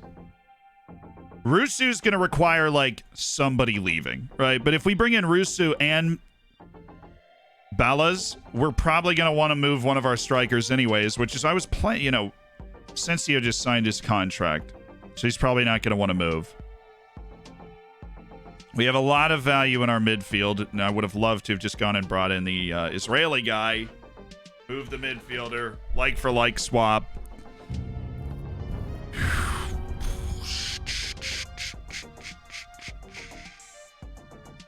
Now, there are ways that we could swing this to sign him, but, I mean, what is my allegiance to Detlef Geiger, you know? Blahars! Thank you for the 5, give us 10 gifted subs. Ollie, Alex, Aladdin, Duncan, Rorsch, welcome to the Hammers. Holy smokes. He's a baller, sign him, says Riley Shima. I believe we could be convinced. Guys, this is an insane number of hammers there. 3,249. Thank you guys so much for that. We have like 6 employees now. Like, it allows us to do so many super cool things. Like, it's amazing. And really appreciate it. Oh, okay. I was like, good. Luis Juarez decided to come back, which is good. We like that. Facundo Matos. Not my midfielder. Too expensive. Doesn't want to play for us. Honestly, he's on the low end of all the guys we've seen from there anyways. Just, you know, hashtag no fun. Julian Aude. He's at Luna. He's at Lanús. And apparently 10 million is like, oh, that's great value, you know. This dude is not that much better than Javi Vasquez, okay? Which is terrifying because that means we're just getting the worst out of Javi Vasquez, and we have been for such an incredibly long amount of, like, 2 years plus. The most polarized, not even polarizing, nobody likes Javi Vasquez, and then all of a sudden he does something great and he just holds down the spot. What does not comfortable on the ball mean? So not comfortable on the ball would be low first touch, right? Low dribbling, low intelligence when it comes to decision making and composure and anticipation. The opposite of what you want from a good playmaker, which is passing and vision and high quality first touch to receive and distribute the ball. So I'll use a phrase like not good on the ball or not comfortable on the ball when there's somebody that's playing with 2 left feet, somebody that's brick, you know, they don't have a great first touch. They're prone to turnovers or panicking or mistakes.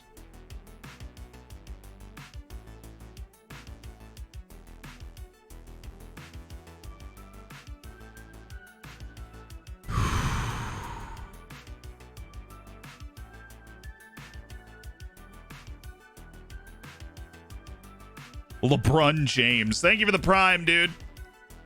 I love your work on the basketball court. It's inspiring. Bertan Alte. Okay. Ronald Ehrenreich. Just going to keep this going. Kerr Smith. We're going to keep it going. Keep these going. I like all these guys, and the week-to-week scouting is just the way to do it, apparently. So we're just week-to-week in it. All the way home. Week to week. Here we go. Week to week, guys. Week to week. To touch on something I was talking about earlier, I feel like the scouting priorities screen, it's not bad inherently. I feel like they just need to make it more transparent how much emphasis that's being put on somebody. And also, you give the ability to put like more emphasis on somebody, and you could like gray out all the other people you're scouting and say, I'm investing my entire scouting department. I need to know this person now. Right? The scouting does seem to be best week to week now, so we're just doing that. And then we prioritize the week to weeks, but honestly, a lot of the week, we can do a lot of week to week scouting reports at the same time in a row. The moment this drops, the moment that the sale drops of this one kid, Detlef Geiger. Oh, wait. Who's this? Oh, for Kogic, who just signed a contract. Fair enough. Lewis War is committed. Malenka Kogic is committed. We're going to send Lucas Peer home with the flu. Yeah, Kogic committed, and that is why there is interest in his loan deal. And let's just say, I mean, that is not a big wage. I am not putting you in a tough spot, asking you to pay $47,000 a year to bring Malenko Kogic in. I'm not.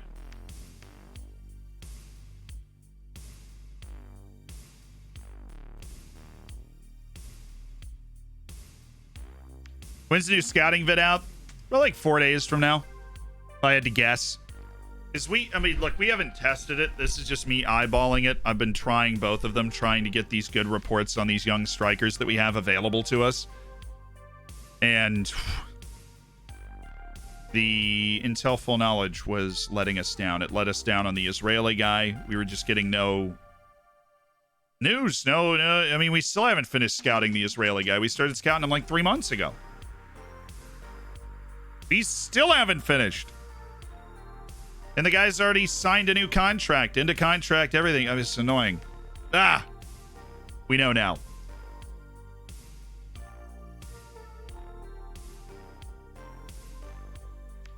Did Kerr Smith actually go to Aston Villa in real life? It's only 21 in this save. 5 years in the future, so. He's like 16, maybe 17.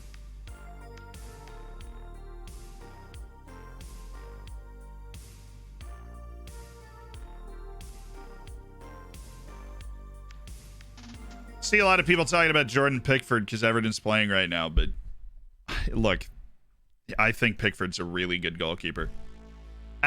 Speaking as a goalkeeper, yeah, I think Pickford is a very good goalkeeper.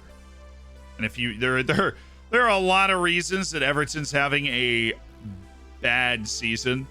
Jordan Pickford is not why they're having a bad season, okay?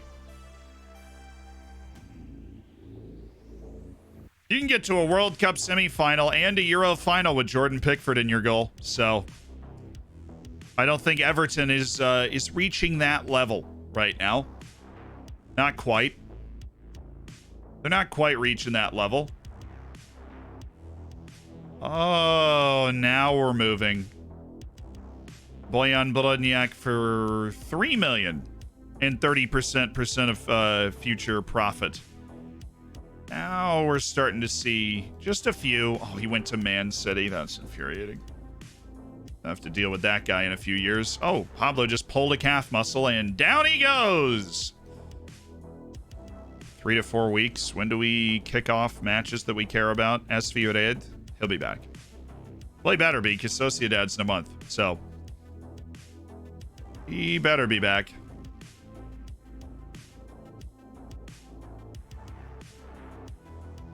What about Rusu? Now we still haven't made a lot of progress. We just unveiled some stuff. I like that Brodniak doesn't even want to leave. He's getting offers from teams in top 5 leagues, and he just goes, I'm good.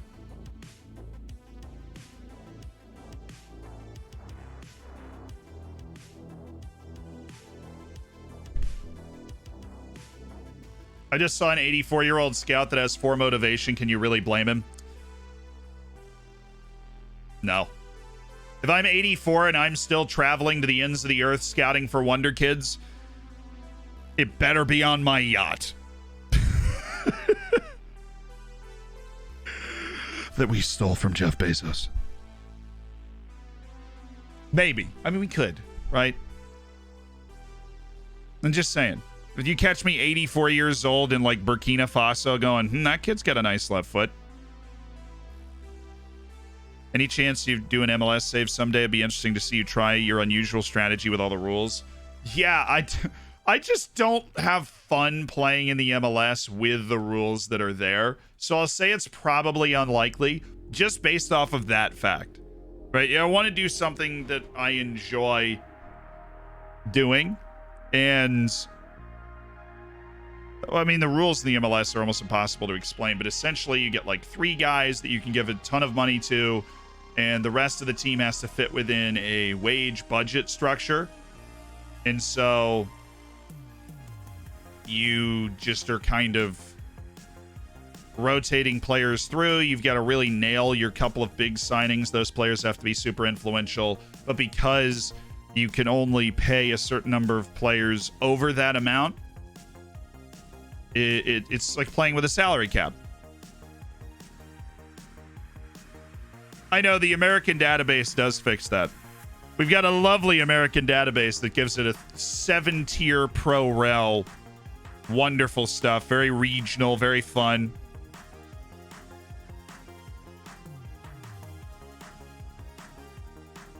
Yeah, see, MLS is fun short term. You play a season or two and you're like, can we win the league? You know, but long term, building up a program over years and years.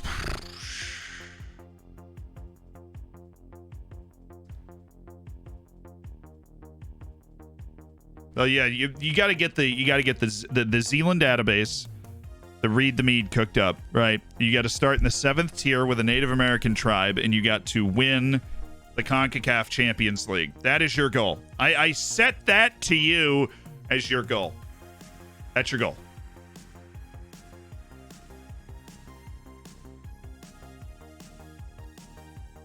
And that would take a while.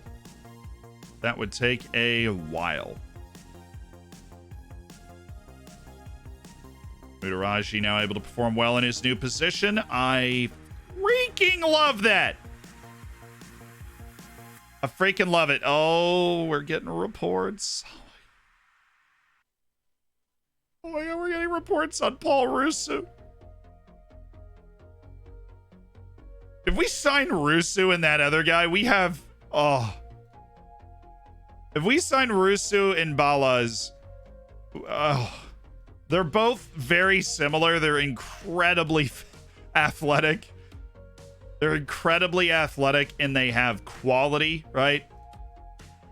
And the way they control the ball and the way they see the game, they have quality, and it's just...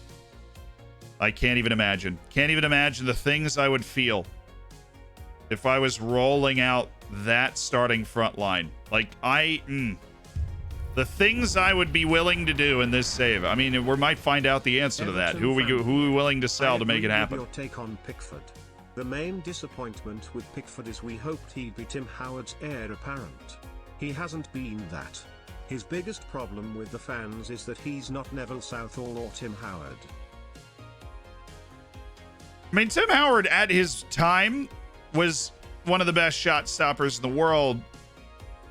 Pickford offers a lot more quality than Tim Howard, though. And I think the thing is that he's just a different type of goalkeeper, right? Pickford is not a big guy.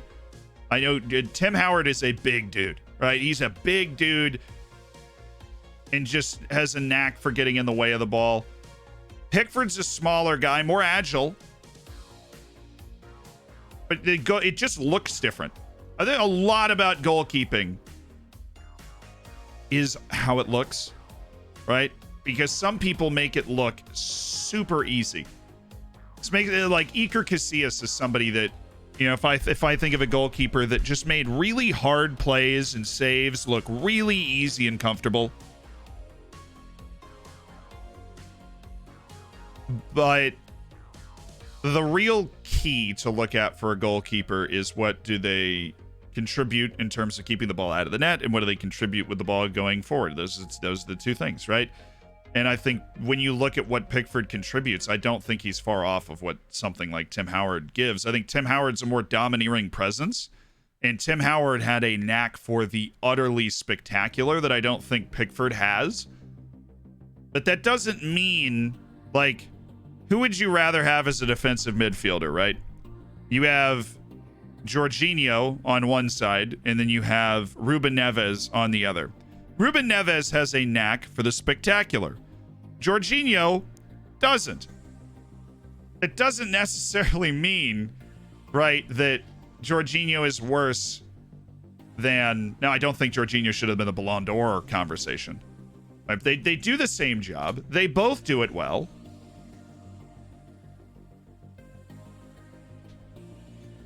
Tim Howard was not a better distributor than Pickford. He's just not. He wasn't a bad distributor. He's just not.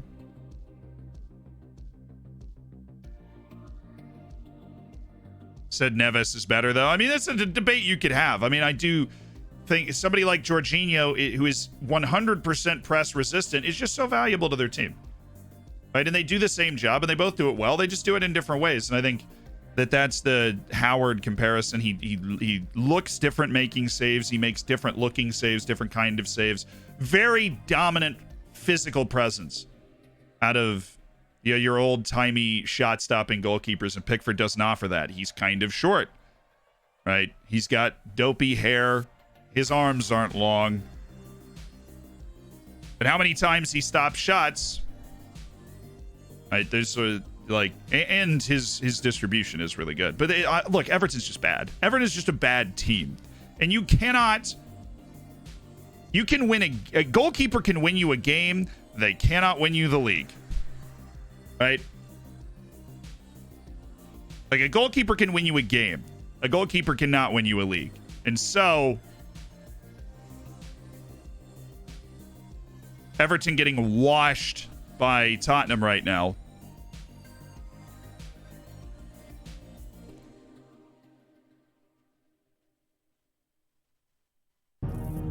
Yeah, it didn't make you feel good about it. I'm sure Reese is having a great time watching this. Reese, the editor, diehard Everton fan. It'd be pretty wild if Everton have spent they're in the top 10 in most money spent in the last decade. And they're dangling above relegation. That is remarkable. Not just in the Premier League, but if you're top 10 in monetary spend in the Premier League, you would expect to, not go down. They're top 10 in spend in the world. La Liga, Bundesliga, Serie A, Ligue 1, freaking the Russian league and the Chinese league before it went bankrupt. Top 10 in the world.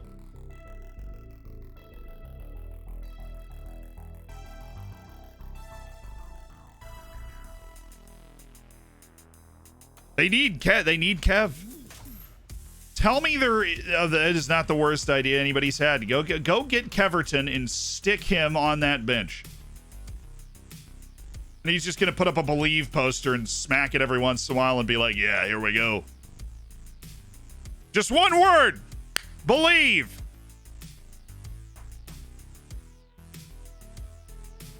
Shows that money is pointless if you don't spend it right, which is why I still give Man City credit where credit is due. Because if you want an example of a team that by and large is able to spend their money intelligently, it's Manchester City. There are a lot of teams, Manchester United, that don't spend their money intelligently either. Just because they don't have big money owners doesn't mean they don't have a lot of money to throw around and spend poorly on particular players. But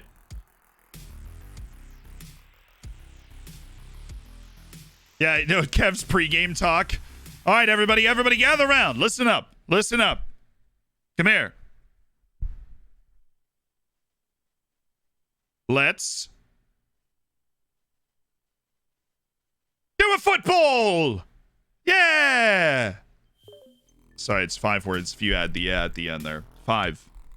It's 5 words.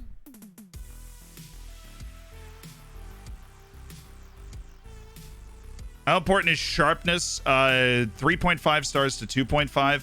Look, the stars are affected by form and a bunch of things that aren't just how good a player is, so keep that in mind. But generally, if a player is legitimately a full star better than another player, don't ignore the sharpness.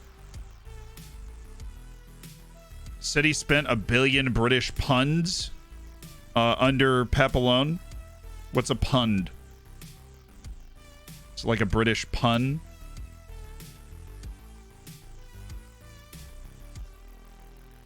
Dele Alli gets absolutely pumped at that team talk. Respect.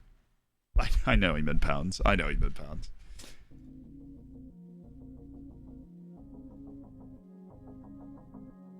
I mean, so did Barcelona, right?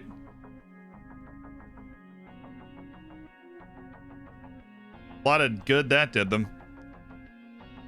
Barcelona turned getting fleeced on the transfer market into an absolute art form. They turned getting fleeced in the transfer market into an art form, I mean, it was poetry in motion. Conrado Puig-Delifol of Everton, speak of the devil. Puig-Delifol is really not great. I won't lie to you.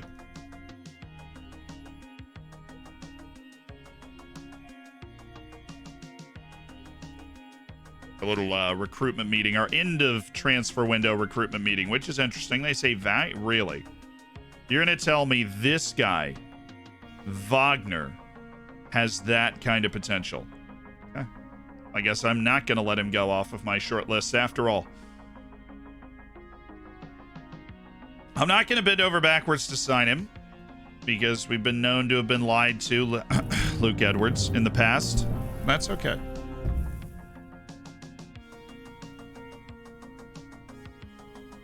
Oh, United have spent the same amount of money. See, that's what I mean. Like, I know it, like, there's sports washing, and I'm not saying the owners are great people, but having all the money in the world to spend is a situation that more clubs find themselves in than just Man City, especially in the Premier League. And Man City spends that money the best. Very clearly. I mean, Chelsea just spent $100 million on a striker who does not even want to be there. How do you not ask that question? Right? How are you not like, hey, man, how much do you really want to be here? Right? Because we're spending $100 million. God, Chelsea's spending spree was insane. They went Pulisic for $70 million, Havertz and Werner for like $160 million between both of them, Lukaku for $100 million. They went and got Ziyech for like, what was it, 50, 60 million too? And that's just like this rotating cast up at the top of their formation.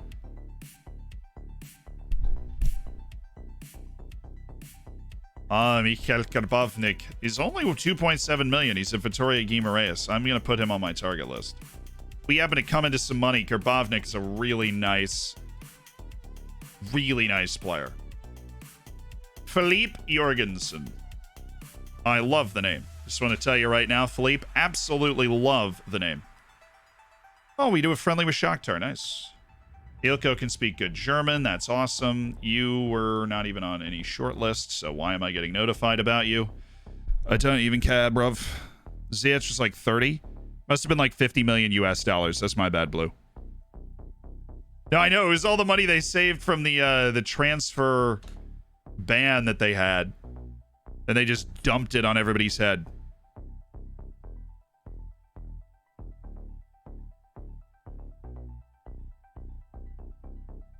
Don't forget the Aussie left back in your target list. Thank you, Megawatt. That's very kind of you.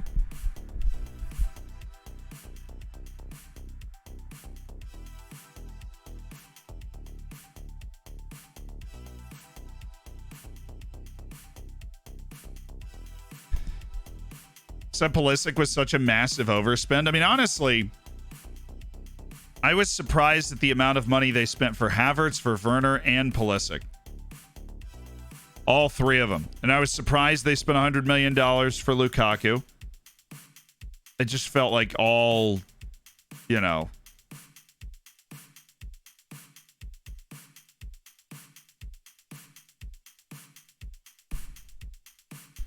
Oh, and Kepa.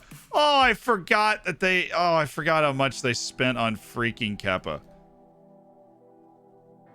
I forgot how much they spent on freaking Kepa. William Muhammad, we have finally finished our report on William Muhammad, and he is just so not good. And that makes me sad because my scouts think he's good. And it fooled me for a second before I came to my senses and realized that that was not what was going to happen.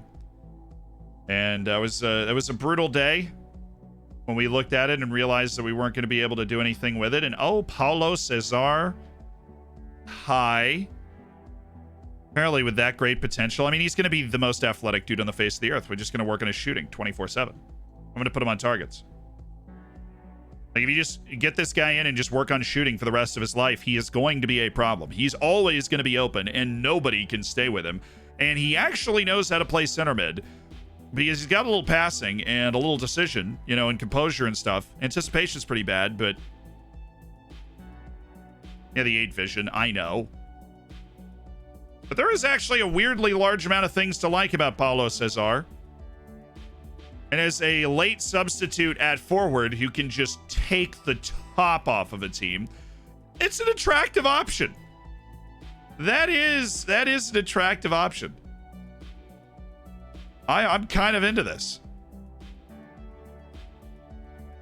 What a strange... Reminds me of Angel Samudio, perhaps. Perhaps he does. Impressed me with the accuracy of his passing. Okay. I can work with that. Let's go look at that Australian left back. Didn't we lose out on him? Or no, is Bobby Smith still oh, yeah, we need to... he's still keeping his options open. And it was worth throwing the idea around because everybody and their mother is interested in Bobby Smith, Australia's national team left back, and we're going to have to... I don't even know, man. I'd love to throw some money at them and sign him.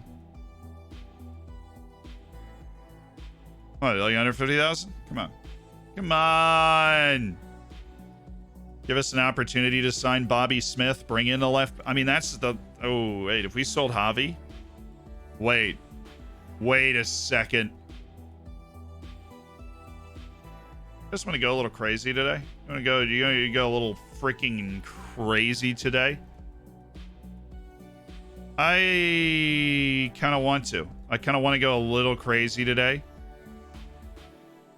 It was 725,000 asking price on Javi Vasquez. And we'll just do a little offer out. Just an teensy weensy little offer out of Javi Vasquez. Because I might be able to make it happen for Bobby Smith. I'm just saying. We're just looking. We are just looking, chat. I mean, it's nothing. And there's the offer from Cluj. His contract runs out at the end of the year. He wants important player playing time. We sell him for under 20 or 725,000. And then watch. I'm going to go negotiate it for Bobby Smith right now. And then we bring in Bobby Smith. 20 years old. Gonna get better. Already's got a nice burst to him, right? Bobby Smith. Idiot-proof Bobby Smith. That's what's valuable about Bobby Smith. Idiot-proof. He is idiot-proof. And so we don't have to sign him into contract, I am going to offer $500,000 now. A bonus after we win the Típico Bundesliga of $150,000 and installments, 2 12-monthly installments that will impact our budget to the tune of $400,000, being $200,000 a year.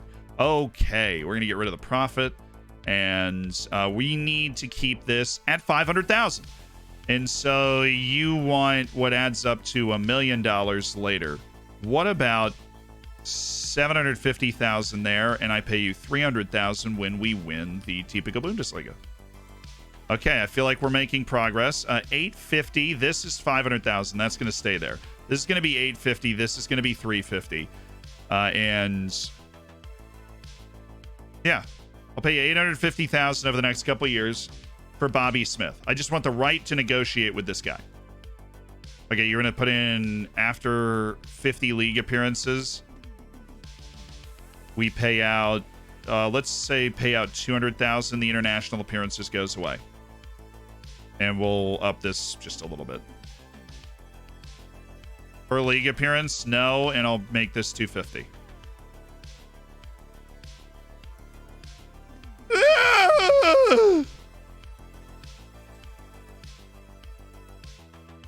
That was... I hate that. I really hate that. We're going to make sure that the offer is accepted and we can negotiate with him before we accept any Javi Vasquez offer. Because I'm not losing Javi Vasquez unless we know we can go in for Bobby Smith.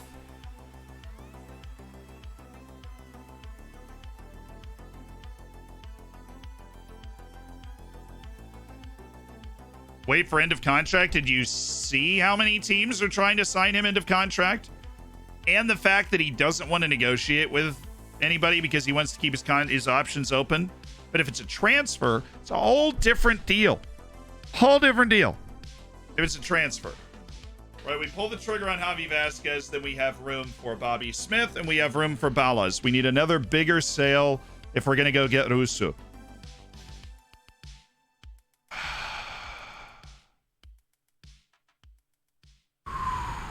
Compensation is actually 0, but there are like 28 teams that are in trying to sign this guy, and they're all bigger than us.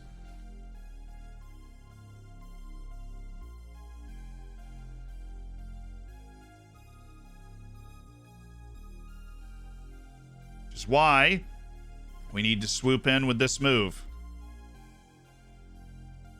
We need to skip the line, essentially, is what we are doing. We are skipping the line.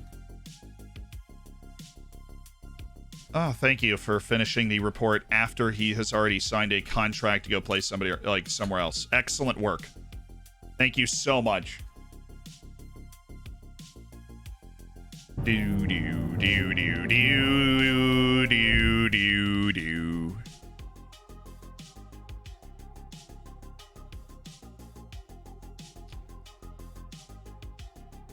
We haven't landed a report on the Romanian striker yet. We're working on it. Did we win? Yay! God, they actually played her pretty well. Who is this team? Polish second division team. Easy. Is Eclipse. Well, Pierre's gone. Rodriguez is injured, and means basically Anthony Schmidt is the starting striker until further notice. We do need Balas. So I think we just go ahead and make that move for Balas. Didn't even freaking prioritize them this time. This is the problem with the week to week. Catch me napping out here. 5 days left on the Russo.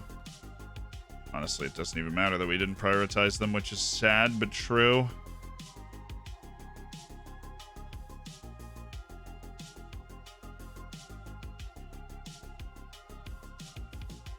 Yes.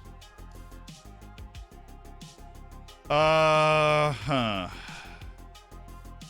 Oh, wait, that other kid needs to... Detlef Geiger, can you just accept the offer, please? Goodness me, I need that money. I actually need that $70,000 transfer to go through so Matej Balas can, like...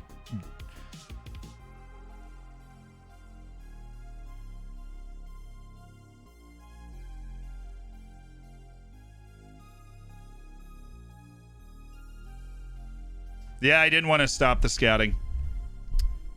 I did not want to stop the scouting on Aviv Telius Chazu. You're right, you can change the settings in your scouting so that when somebody signs, they're like, oh, you know, stop scouting right here. But sometimes I wanted to get our full report because we might sign him from Scandinavia later. Like if somebody goes to frickin' Man City, I just take him off the short list. Takes a second. Easy, just pop it free. Are they going to take this Bobby Smith offer or what? I'm going to give the club some actual money. I'm going to negotiate a contract with Bobby Smith. We're going to have a left back who is smart, plays at an international high level.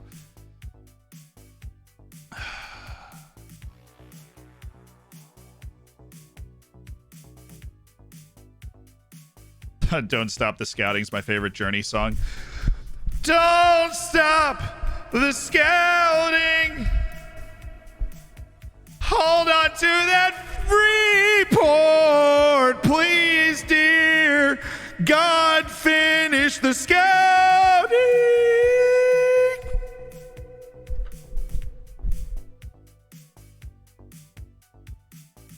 Thank you. Hey, he's getting faster. He is always getting faster. Detlef Geiger, you've been a fantastic servant of the club, Detlef Geiger. Have a great time. Balas. We're going for Balas.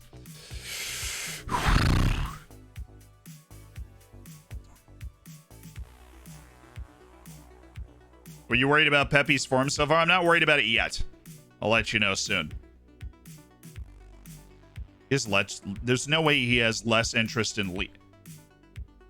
Oh my god, we're so cool! Does that mean I shouldn't do the transfer? Screw it. I'd rather guarantee we're gonna get him than worry about that.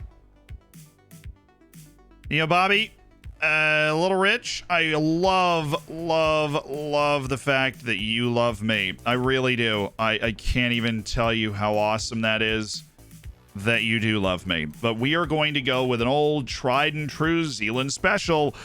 Let's throw bonuses at him until he can't see straight. Okay, assist bonus 1.5, goal bonus 3.4. We can pay your appearance fee or shutout fee. Obviously, the team of the year bonus is nice and fat. Champions League group stage bonus as well, because if we reach that, we've got money for days to pay off,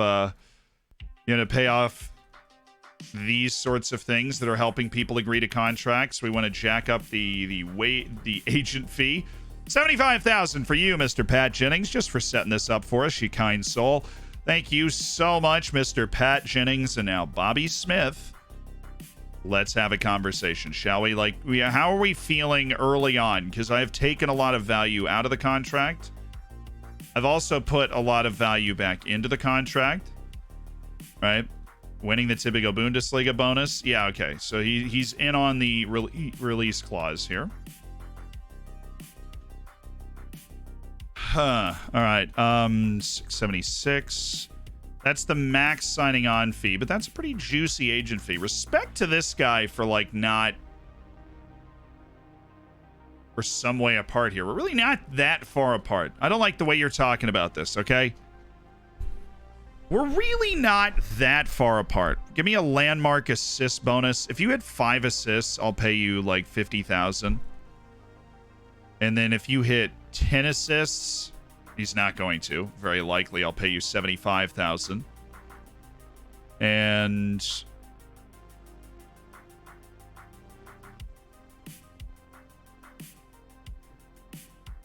but we actually can't take our wage that high because we are a club that is transitioning to being kind of a big money club. What I can do is up your payment per appearance.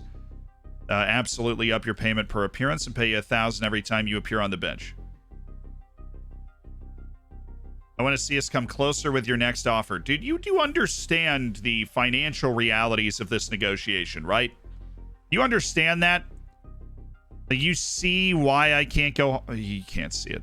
You can't see it. He doesn't have the vision. These eyes, 2020.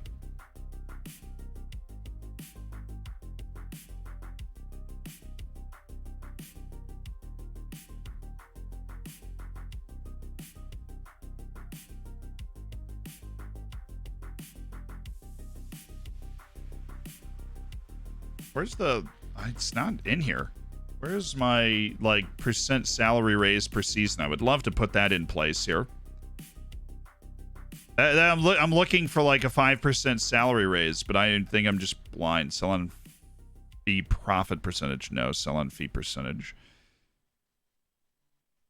No. Minimum fee release. No. Optional contract extension with the club. No. I'll do a 5% sell on fee, though. You get 5% of the fee.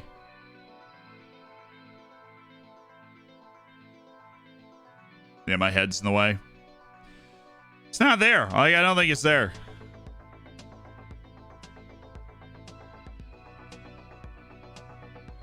Yeah, it just means his current salary is too high. And I mean, this is a nauseatingly high salary.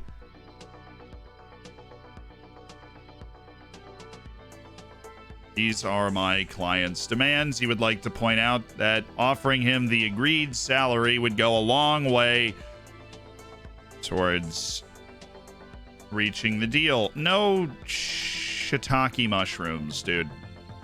Yeah, I can't even pay that salary, right? So don't even know what the issue is, really. I don't.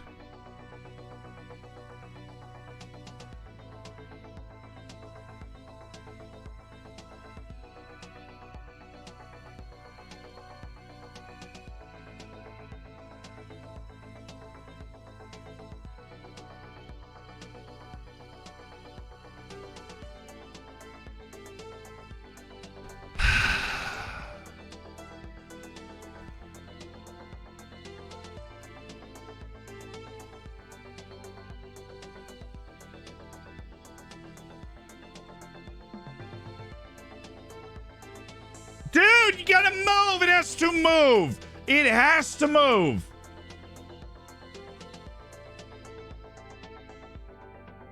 It has to move, man. It hasn't even moved. 3 times. I put so much value in this contract, Bobby. So much. So much value.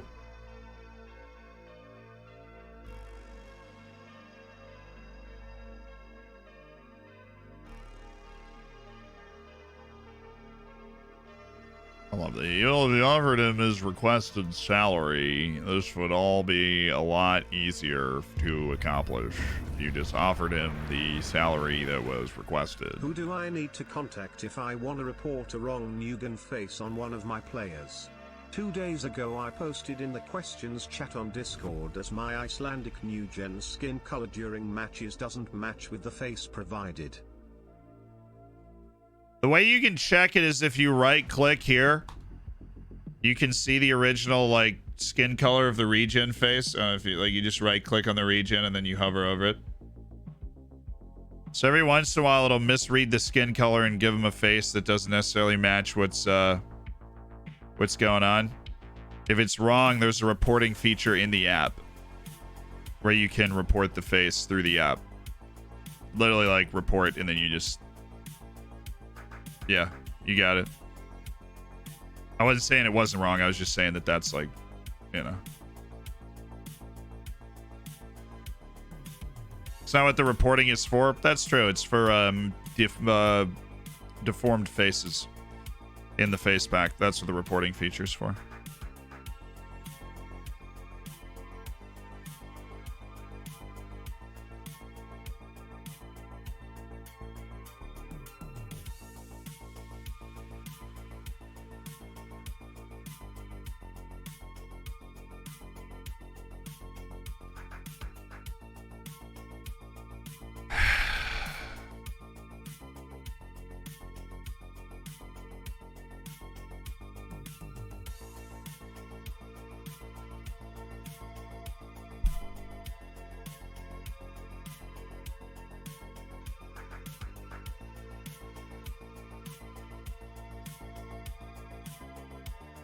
Come on, there's a lot of value in this contract, Bobby.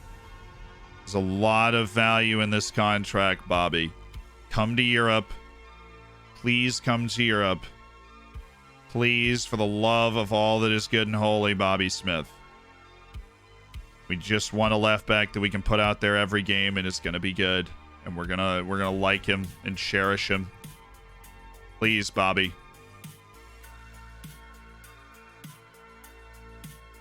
That's an outrageous deal. That is an outrageous, like, for him. That's an outrageous contract. It's worth it for us. It's an outrageous contract.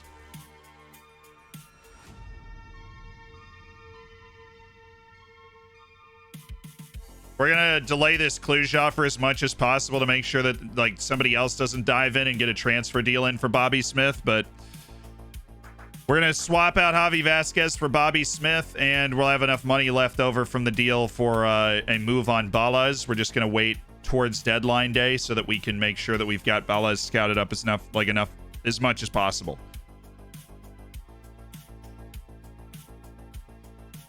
The national team left back of Australia is here. Yeah, this is why we wanted to go make the transfer move now, because he didn't want to negotiate at the end of his contract yet, and we wanted to negotiate. Safe to say.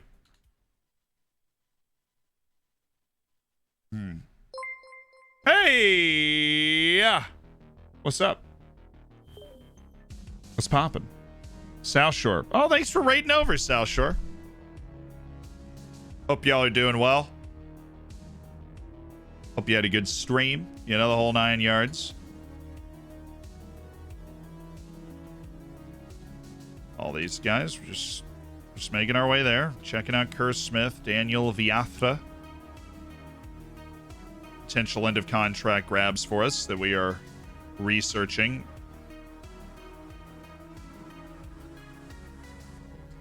And not that one.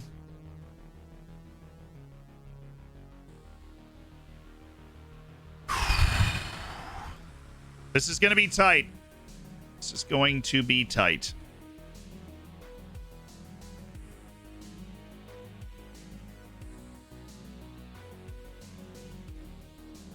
Plenty of work left to do. Balaz is not a pushover in terms of his wage demands either. It's somewhere in a similar range to what Bobby Smith was at. And so we might not have the amount of money to offer him that we might want, which would be annoying.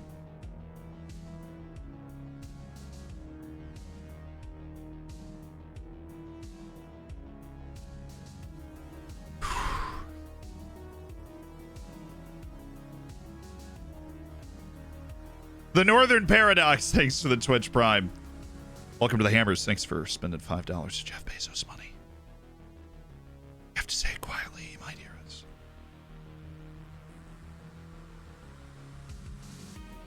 I feel like we're going to run into a bit of a contract issue here. I don't know if we're going to have enough wiggle room past the end of our wage budget to be able to... Certainly not both of them, unless we sell somebody that's on a big wage. We certainly don't have room for both of them. But we could fit Balaz in.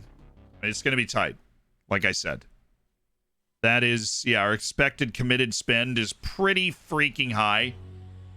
Javi Vasquez is not getting paid a bunch of money right now. And so that's another thing that you kind of look at and go, well... Not a bunch of money, but Matej Balaz guy he's incredible. And they're asking for 1.1 million. We don't even know why. It's not a release clause that we found out. At least it's not one that's publicly available. Yeah, we heard that Floridsdorfer actually won today and is pursuing the top of the league. They're like 7 points off the top of the league with a match in hand after that win. Huge news. The move is on. Doo-doo. Why don't you try to negotiate for less? I don't know. We haven't gone in for an offer on him yet. We just know that our scouts are coming back and saying he would cost 1.1 million. Not like they're not coming back with the market value range that's notorious. But they're coming back with he would cost this much money. So average to knock balls past opponents. He does have actually a nice quick first step. It would help him get clear of somebody trying to stick close to him. I don't hate that.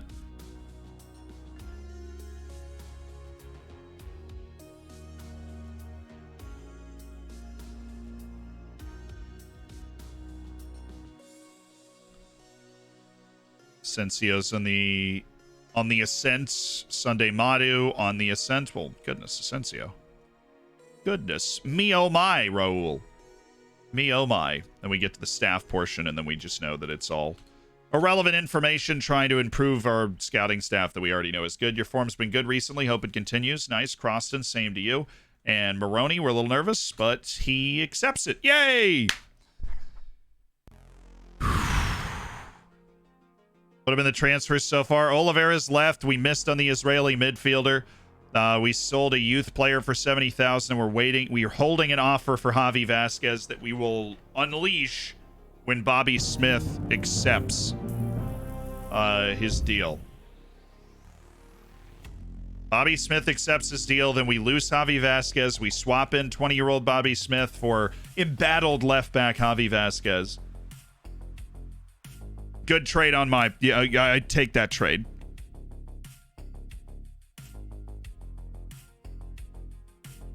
I'll miss you, Oliveira. We all will. I mean, come on. Go, Oliveira. Wow, we sold out for Shakhtar Donetsk. That's what I'm talking about.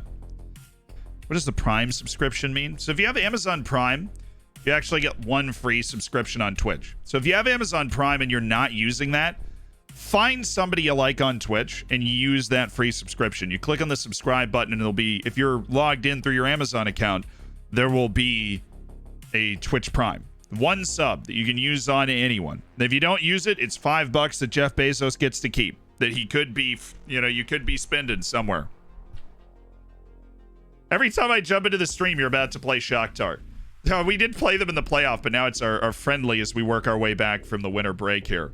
Bojan Brodjak.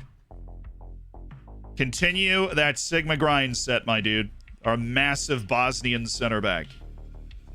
Surprised he hasn't broken into the Bosnian national team yet, if I'm honest. He's got a lot of confidence in himself. He's turning down deals to mid-level Serie A teams because he wants to stick around with us. Also nice. Also nice. Santiago Tamayo. Oh.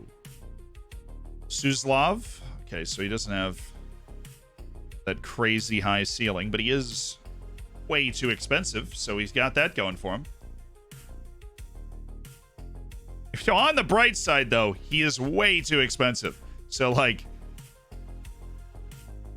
don't those both sound like negatives? Yeah, they do.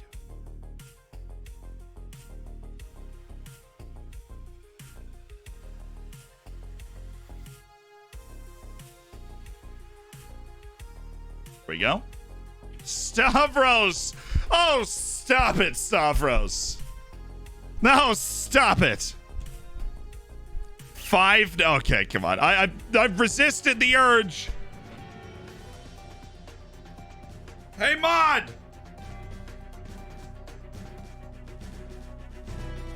Ladies and gentlemen, welcome to Zealand News. I'm your host, Zealand. I'd resisted the urge, because Reese is an Everton fan and I didn't want to go do it. But ladies and gentlemen, it's happened. Everton has been relegated from the Premier League. 5-0, Tottenham, 57th minute. Remember Tottenham, that team that everybody says is bad and dead in the water? Well, guess what? With this win, Tottenham would move a whopping 3 points behind Arsenal and 2 points behind Manchester United with 2 matches in hand. So, Tottenham is very far from as dead in the water as people thought, including their own manager, Antonio Conte. They're up 5-0 on Everton in 57 minutes. This has the feeling of a match that is like seminal for Lampard, for Everton as a club. It has the feeling of a match that is just absolutely seminal. Now, I actually don't think Everton's going to get relegated. I know, we're a news organization that really prides itself on objectivity, but here's my opinion. That's just how it works these days. Anyways, Everton's not going to get relegated, okay, right? Norwich is up a creek without a paddle. They lost 4 straight. They're looking bad. They're at the bottom with 17 points. You got Watford with 19 points. They both played 27 matches, right? And they're not going to catch Everton, who's played 25 matches, right? And is on 22 points. They're just not going to catch them. Now, I'd be more worried if I was Leeds. I think it's a 4-horse race that Leeds and Burnley are involved in, trying to fight it out for that last spot. Brentford looks like they are going to be safe, and Newcastle, thanks to their spending and a turnaround and optimism, has become not a factor in the relegation battle anymore. I'm just saying, I think Everton's still in a really good position to not get relegated, even though at this moment it's got to feel like the world is falling and everything's caving in. remember it's probably going to be okay, right? Now, I know Arsenal have a game in hand on Tottenham, and then Tottenham's got 2 games in hand on United, so it's all really fun. All really fun.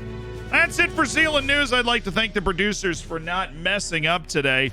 I looked great as always. We'll see you on the next episode of Zealand News. I'm your host, Zealand, for Zealand News Network, reporting live from the Isle of Zealand in Denmark.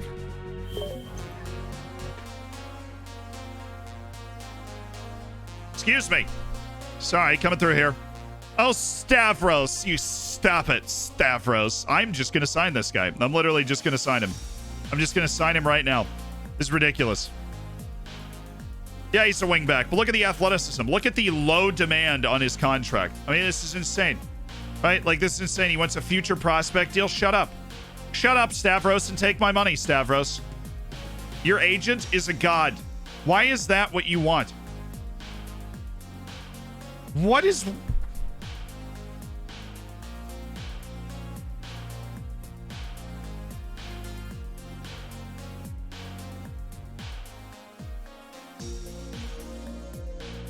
What the f***? Are we speaking the same language, Christodoulou?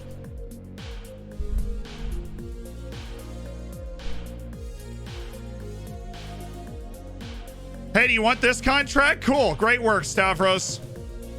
Hit spacebar in disgust. Yo, Christodoulou. 1, thank you for calling me and offering the player. 2, bro. All right.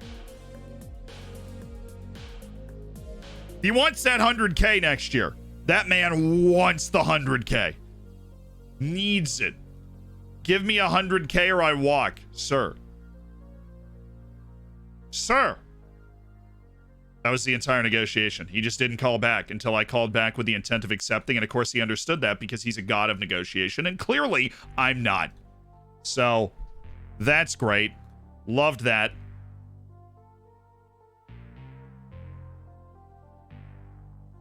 Jake Doyle Hayes. Yes. Yes. Yes, lad. Wage is way too high. That wage is definitely way too high. Sorry, agent. You failed to consider that I have no money. Thank you for playing. All right, we go. Hey, mama. Sorry.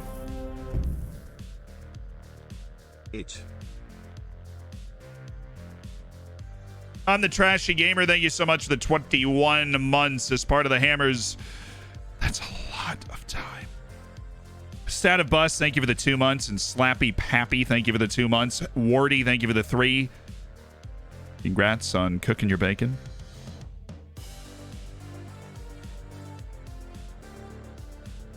Bartosz Bialik has turned down the move. We await the lovely final scouting reports that we are going to get on these 2 guys. That's what we're waiting for.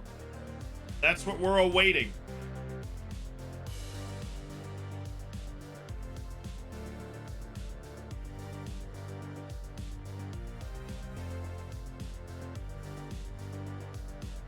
It's my last one. I have $0 left. I hope that's not true, Trashy. Only subscribe if you have the extra means to do so. Enjoy being here, and you really want those emotes. I mean, honestly.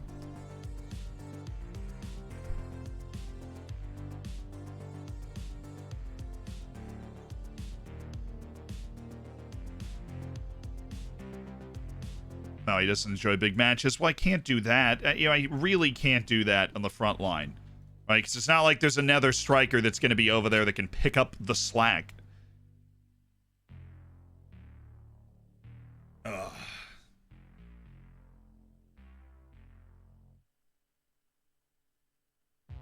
Did we win? Oh, it hasn't even done the autosave yet. I forgot about that. I thought it said Oliver request transfer. I'm like, what do you mean? I already sold it.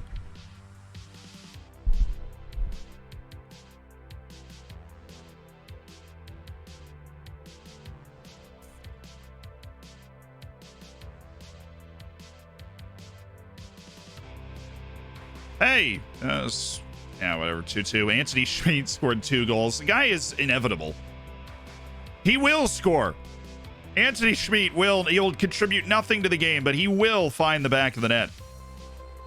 If it's the last thing he ever does, he will score. And he's done it again.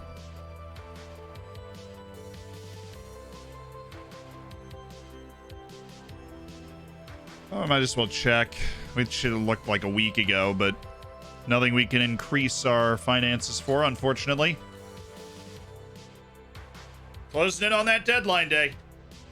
And it is going to be a weird one, because there are a lot of things in the air. One, Bobby Smith has not made his decision yet. We have gone in and said we want Bobby Smith so much we're going to transfer before he wants to do an end of contract. And we need him to make a decision soon. We are forcing his hand. Which, you know, good for us. Work on quickness. Just try and stay relevant for the rest of the year. That's your job. We're scouting 2 strikers that I believe are both going to be absolute world beaters. And we're going to want to bring them both in. Finally, some star power, some young star power at striker. Some young star power at left back, the Aussie national team left back. It's happening. If we can make it all happen, right, then I'm going to be really happy. We'll see. I don't think Russo is going to come in right now. That's the Romanian striker. I don't think we're going to be able to get him right now. Soon, though. Dugout, thanks for the 2 months, dude. Welcome back. How do you get your youth teams in the menu? You take control of their individual training.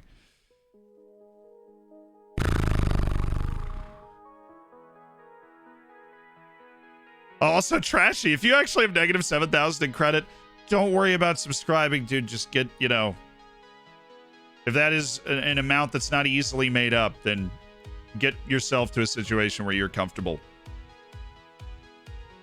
before you rejoin the Hammers. People have come to me privately and said, like, hey, I really wish I could subscribe, but this is going on in life right now. I'm like, dude, it's okay. You're still here. We're still hanging out. We're having a good time. That's all that really matters. You gonna try the new F1 manager when it comes out? Probably be forced to try it by you, to be honest. I see that happening. I see me getting forced by you to play the F1 manager. Ooh, we're close on Sam Simalainen. Did we continue scouting Paul Russo? Yeah, okay. It's like, if you actually forget to keep scouting Paul Russo, I'm gonna be furious with you. The range has gone down, though.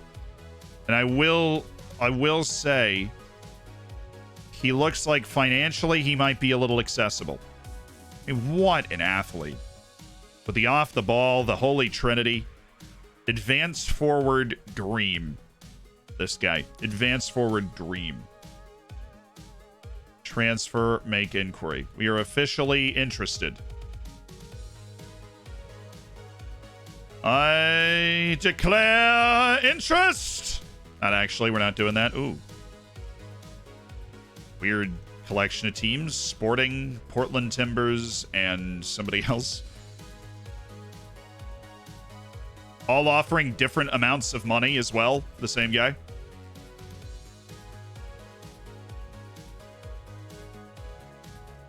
Sorry, we'll just keep this party going. I'm just looking at this guy. He is certainly not somebody we need to scout all the way, but he's a maybe. Lionel Sepulveda. Okay. How many days until Ballas? That's the one that I feel like we're going to be a little farther ahead on. Oh, tomorrow. We get our information on Ballas back tomorrow. Very similar. Very similar players. Russo, we got our inquiry in. Right, very large range. See, those wage demands high, which means we want transfers. I don't have. Oh, I thought I'd be able to stall for longer. Now, I have to decide right now if we're going to get Bobby Smith or not.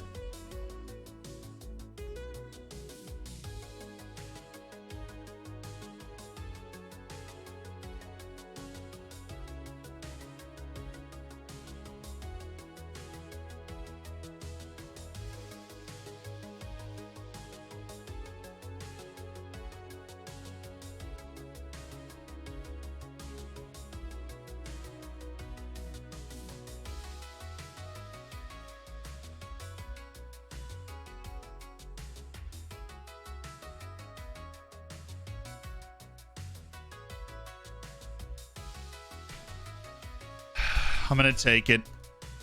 I'm going to take the deal. We're just waiting. We need Bobby Smith to sign in the next 2 days. We need Bobby Smith to sign in the next 2 days, and we will be fine. Javi Vasquez is negotiating with another team. He better freaking go to Cluj. If Javi...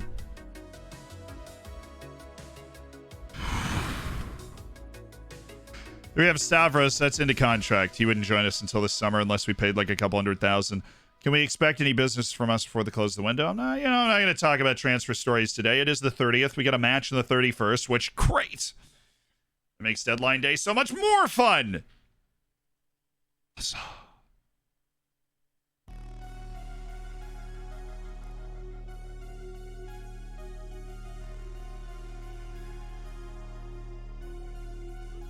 There's a lot of options open. There's 48 hours for all those options to land, and I'm really excited about it.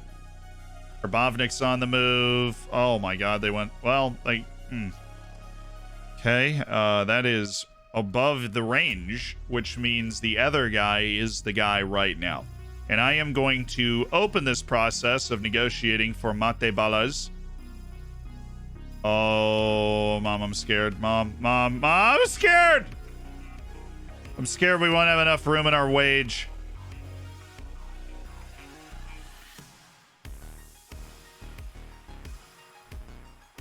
I'm scared we won't have enough room in our wage, but honestly, my wage budget is spent pretty well. There's no, like, giant melon wage-wise on the team. Which, you know, annoying. We could loan out Louis Wara to free up 100,000 in wage, which I think I'm going to do. Let's just see if we can lock that in. Get Louis Wara out on loan after he signed his new contract. Colorado Rapids want Croston. I guarantee you he doesn't want to go there. We're going to take it to deadline day. We're going to take it to deadline. Why do you don't want to pay his full wage? You stink.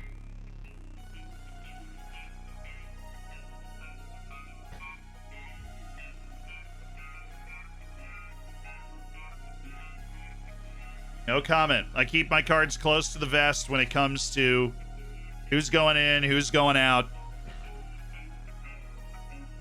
No, Mutaraji does not have match highest earner.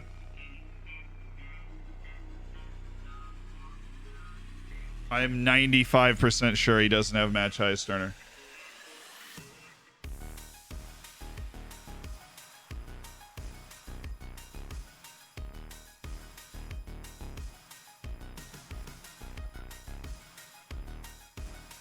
Hi, Ismail. What's up, dude? How you doing? Just wanted to talk to you for a second about some stuff. Yeah, I was thinking like maybe important player, you know. That's obviously what you're in for. Okay, I just can't odd. What am I doing? Actually, it's not that bad. Bobby Smith's wage is 707 for 5 matches, and then it kicks in. We are secure financially. I should not have these problems. Bored. I'm drowning. Bored. We're secure financially. Let me bankrupt us.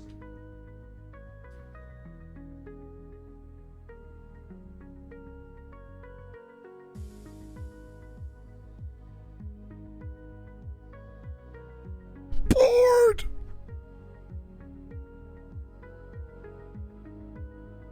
Swore I tried to fight to keep that out of that contract. I tried to fight to keep that out of that contract so bad.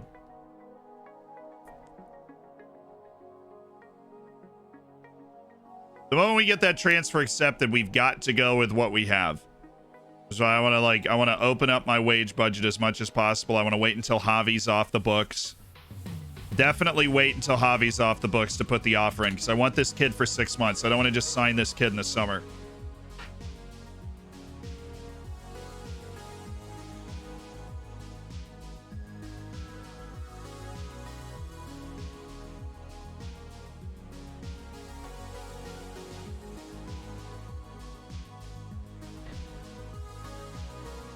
All right, there is Mate Bala's transfer value at 1.1 million. I'm going to try, like, until full knowledge. I just want to see if he just, like, pulls it off. Something magic about deadline day. There really is, where the scouts just go freaking nuts. Paul Rusu, we are done scouting, but obviously they're asking for silly, silly money. Because he's under contract for eons, which is annoying. They're asking for absolutely hilariously silly money. This is so green that it's blinding.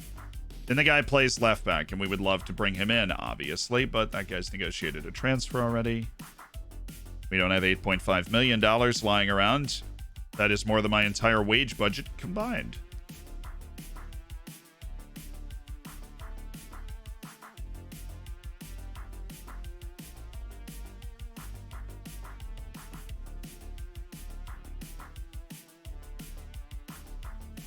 I'm just happy this guy's not 100% disinterested in me anymore. That makes me feel wanted. Ooh, yeah. It was like, wait, no, he's too good. He's going to be expensive. And he is, but good find. Our Portuguese scout IDing another guy that's just too good for us. I'd like to state the availability of my client. I'd like to state the availability of my client. Have you heard of my client?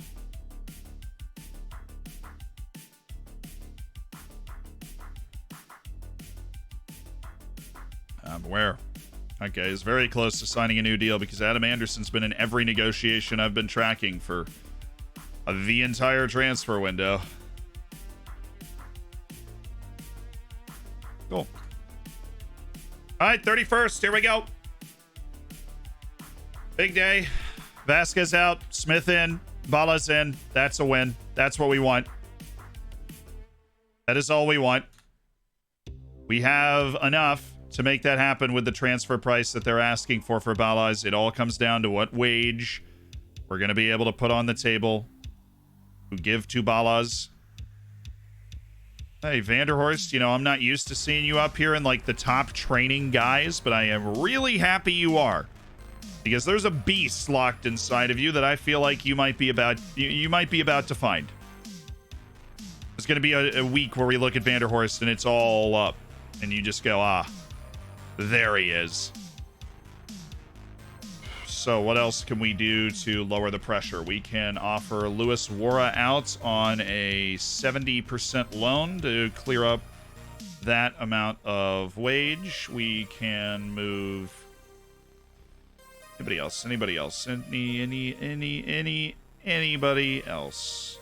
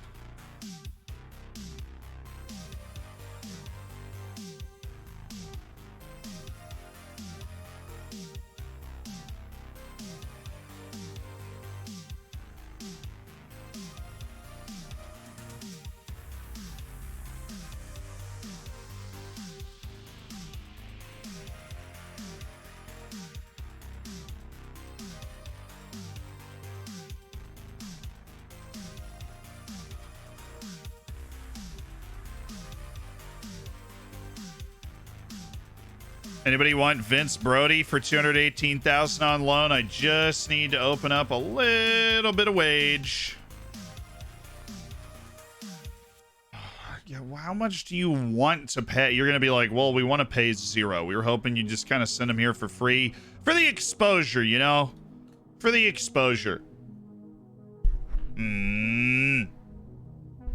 Yep, that was it. That was Vacker Innsbruck's like, so you're not going to send him to us for free. Interesting. And then they go, no. And then I go, why? Why are you the way that you are? Why do you think I'm going to loan him out for free? Why do you think I would send him there for free? Donnarumma experiment's not like something I want. It's completely necessary.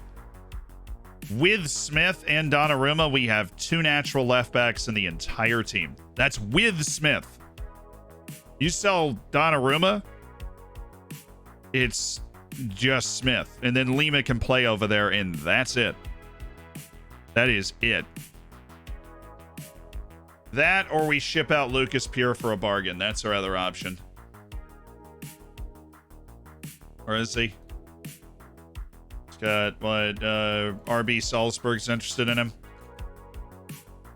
That'd be painful because he's definitely not a bad player, but he, you know, we had a dust up. He wants to leave, and we're going to do the best that we can to make something happen. Adelaide United's Bobby Smith and Olympiacos left back Stavros Mounsaris. We're really stealing the headlines. And we're in. 16 hours to go. Bobby, take the deal. Javi, take the deal. And let's just see where the chips are going here. There's 16 hours. Brody could be leaving. If there's sufficient and appropriate interest for the Aussie, then yeah, we could see some movement.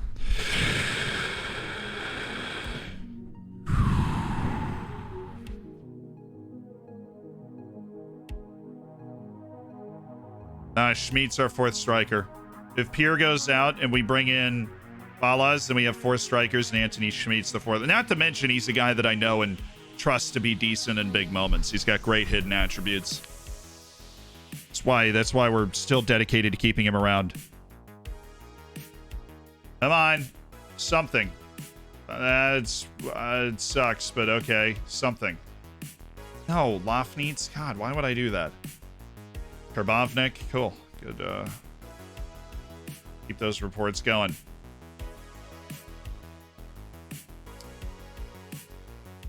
Lucas Pure failed to attract any offers. Look, I'll go to 2 million, but it's already a steal. Okay, it's already a steal.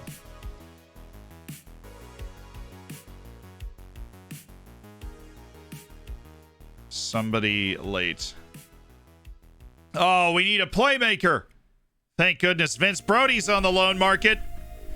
Dude, Bobby has taken his sweet freaking time. Let me tell you. Bobby? What offer do they want?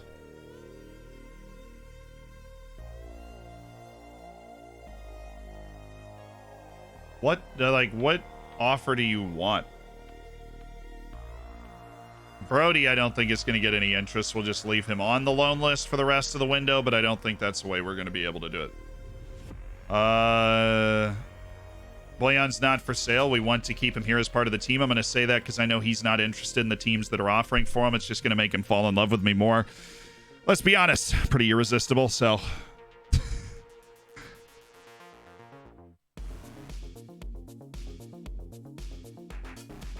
Thank you!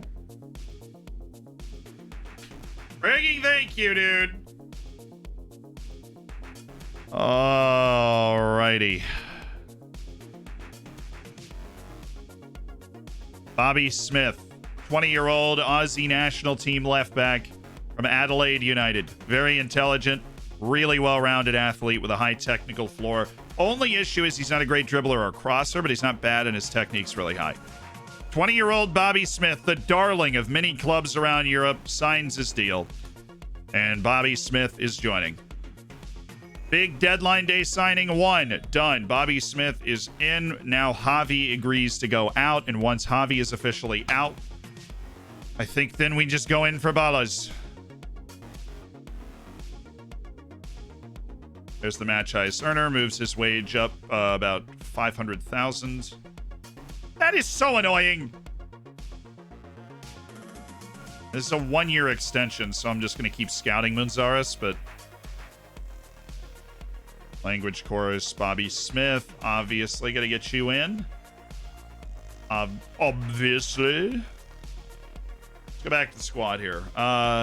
Take a look. Anybody else we'd want to loan, wanted to mess around with? Bobby Smith up there, immediately worth a lot more than what we paid for him. Obviously good. So stuff you want.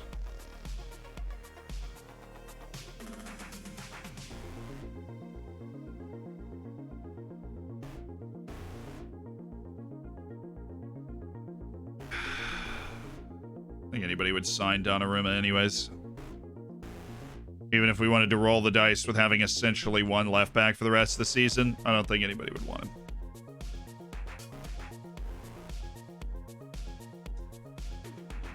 Very balanced team here. Basically, everybody except for like 3 or 4 players who aren't getting paid a lot of money contribute regularly to the first team.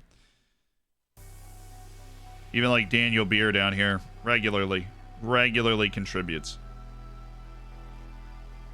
Did we get a response from Salzburg? I don't think we did.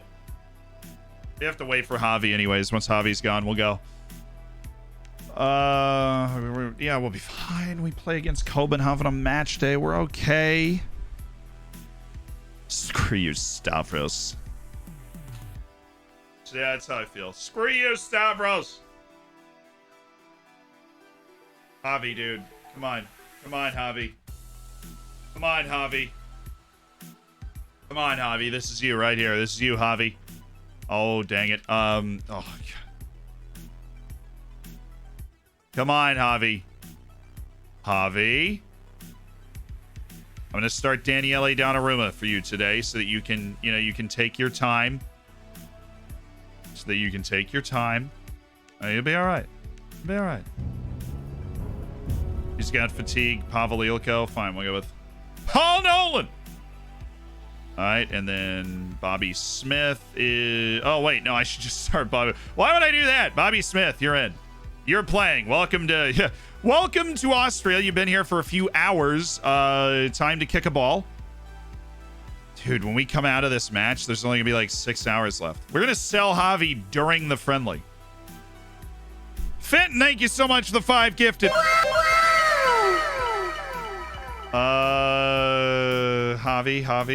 Javi. Can I interest you in a Javi? Gunter Paul. What do you say? We don't know how to have that money. What do you think I'm agent? What do you think I'm doing here? Yeah, an opportunity arises to add to the squad, then we're gonna make a move. If it doesn't, then we're not gonna make a move. Just kidding. I have a move in mind. We just want Javi to leave first. Salzburg did respond, Mr. Streamer. Thank you very much. Sorry, just things flying around. Obviously, they declined.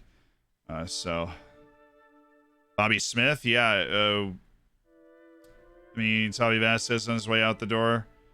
Right now, I'm too busy to talk about it. Also, yes, great reporting over there. You figured it out. Javi Vasquez is getting the boot. Our longtime starting left back. Much maligned, and yet somehow is going to turn into a profitable signing for us. Now, I can't start the negotiations with the striker until this sale is done because I am worried that we will not have enough room in the wage budget to sign him. My second favorite season. Yes. Do you know what my favorite season is? Health check season. Take your meds, drink some water, and have a stretch. You are loved. I don't want to loan him for nothing. That's not the point of the loan. The point of the loan is I want to get rid of... Oh my God, Javi. This is incredible, Javi. This is incredible how long you're taking to decide, Javi. Javi.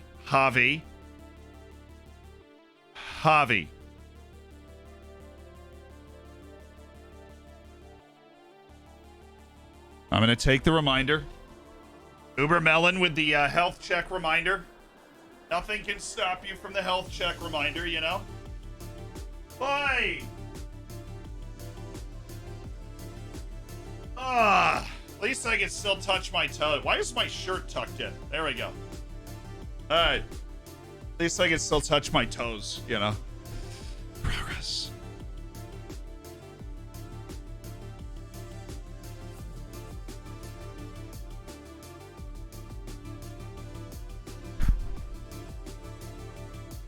Four hours, I'm going. We get to 4, I'm just gonna go. This is insane! It's deadline day, Javi!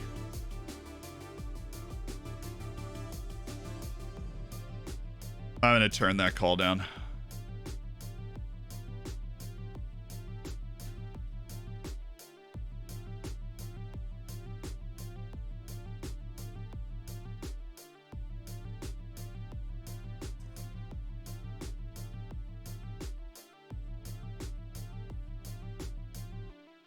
3. I can get the deal done in 3 hours. You can always get, I mean, honestly, probably less than that. You could probably go with 2 hours left and we'd be able to get the deal done for Balas. But no, I gotta go. I gotta go. Javi's just, Javi's taking too long. I gotta go.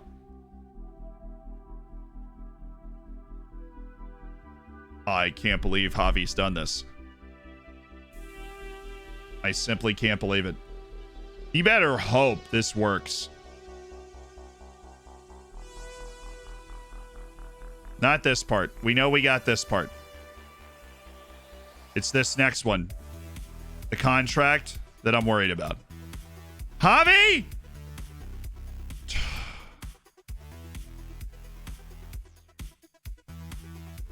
I'm scared.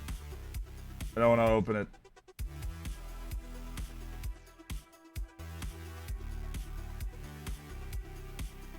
One last.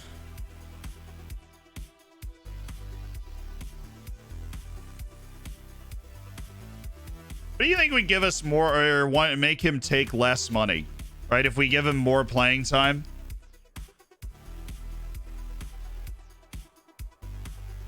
They'll make this new guy the highest earner. Is that a joke? Look at that. He's 18. He's like the starting striker for Slovakia at 18 years old. He's a freaking stud.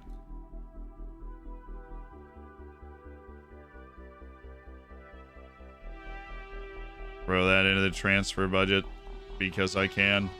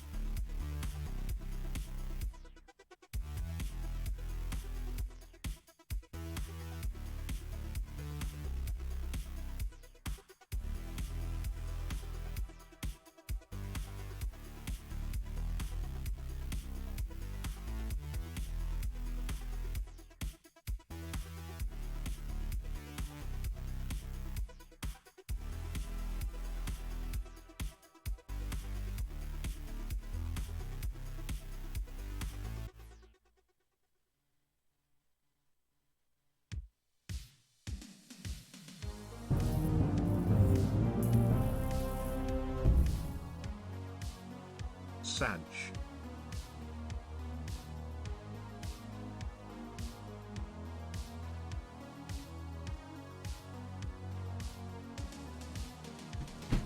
Bonuses aren't even big, dude. Dude.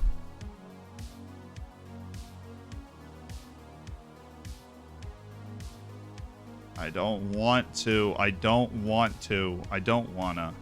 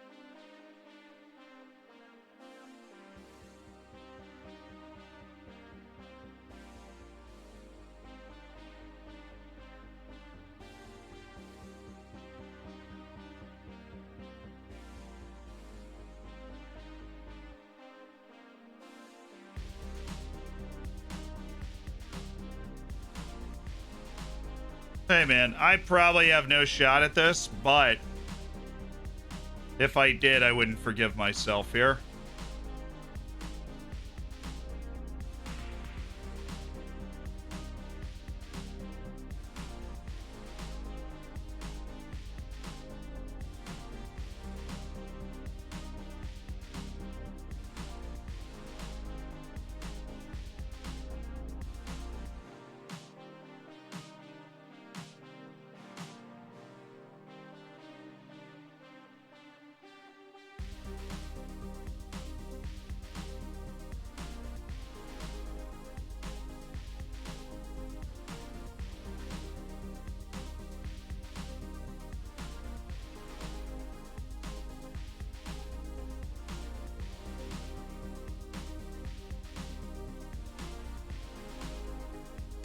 So I'm not going to bankrupt the club. It's just about getting this, like, we can stack all this stuff. This is going to be the most hilarious contract you've ever seen in your life.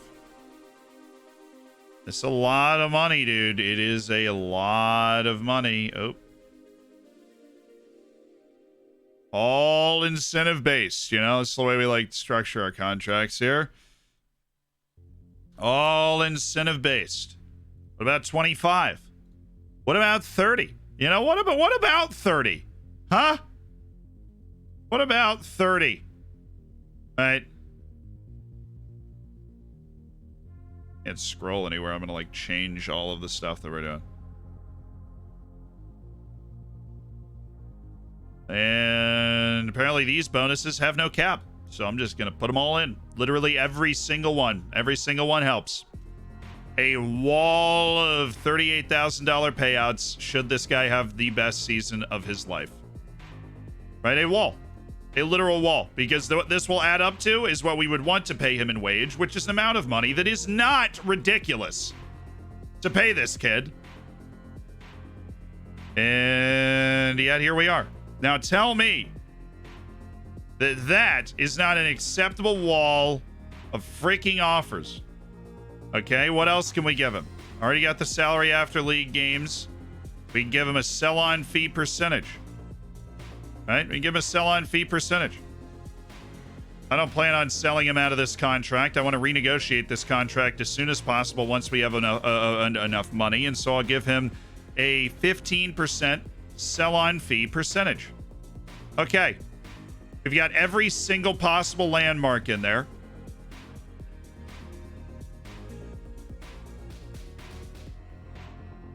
Minimum fee release clause to other clubs would drop it to, like I said, I don't plan on selling it before this, but we need to keep that at 9.25. And we can't add anything else. I think we've put the most amount of money into this possible. I really appreciate his effort to come down to our amount. I do. And I am saddened by the fact that that has happened. And what I would like to do now is offer a really disgustingly low minimum fee release clause, because I think that would be better than not. And it didn't work. Okay. Good talk.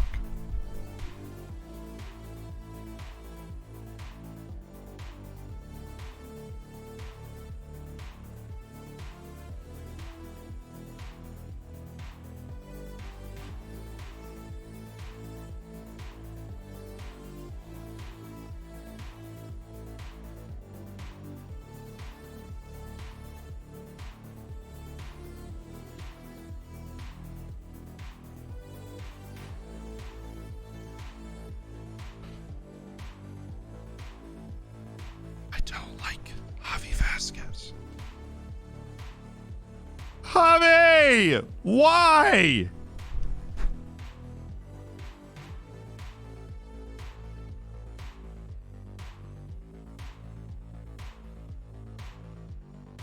He's not, it's the Romanian transfer window or something. He's just not even going to do a deal today.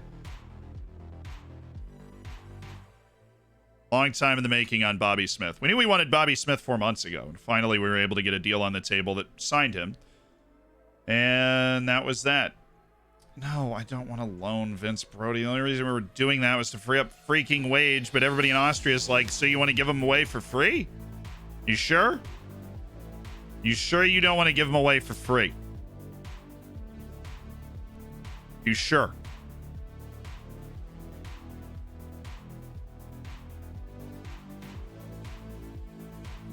Great. Great. Great. Great. Lovely. Lovely. Lovely. Yes. Oh. So good.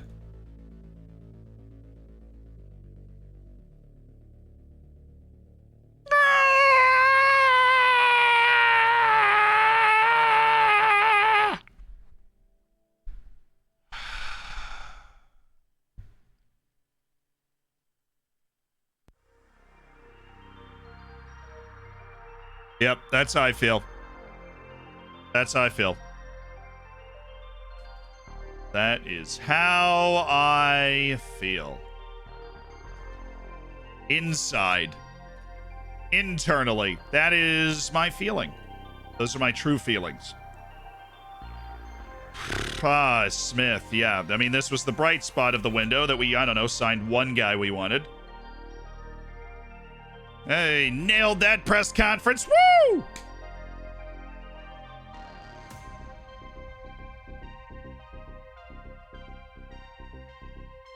Javi. The deal, Javi. The deal. You take the deal. You play to win the game. You take the deal.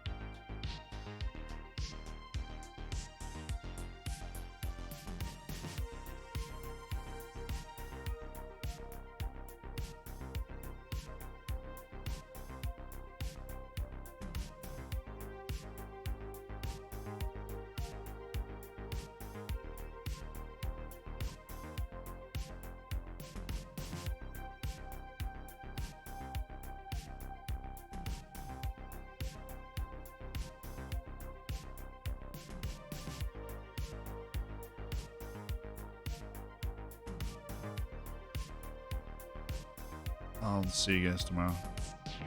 Same time. No. Dorfers. Okay.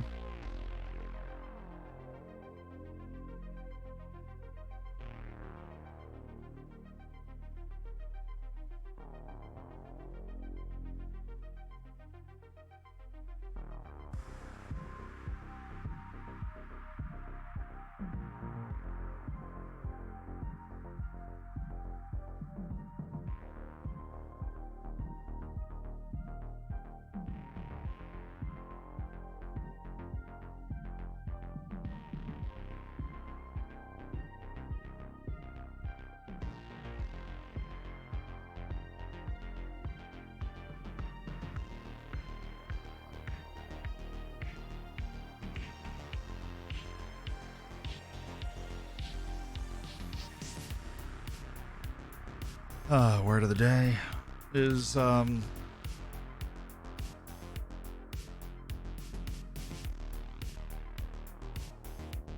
compendious. Means concise or comprehensive. The book is fairly short and provides a compendious account of the war. Compendious. Actually a good word. See you at the end of another stream for another word of the day.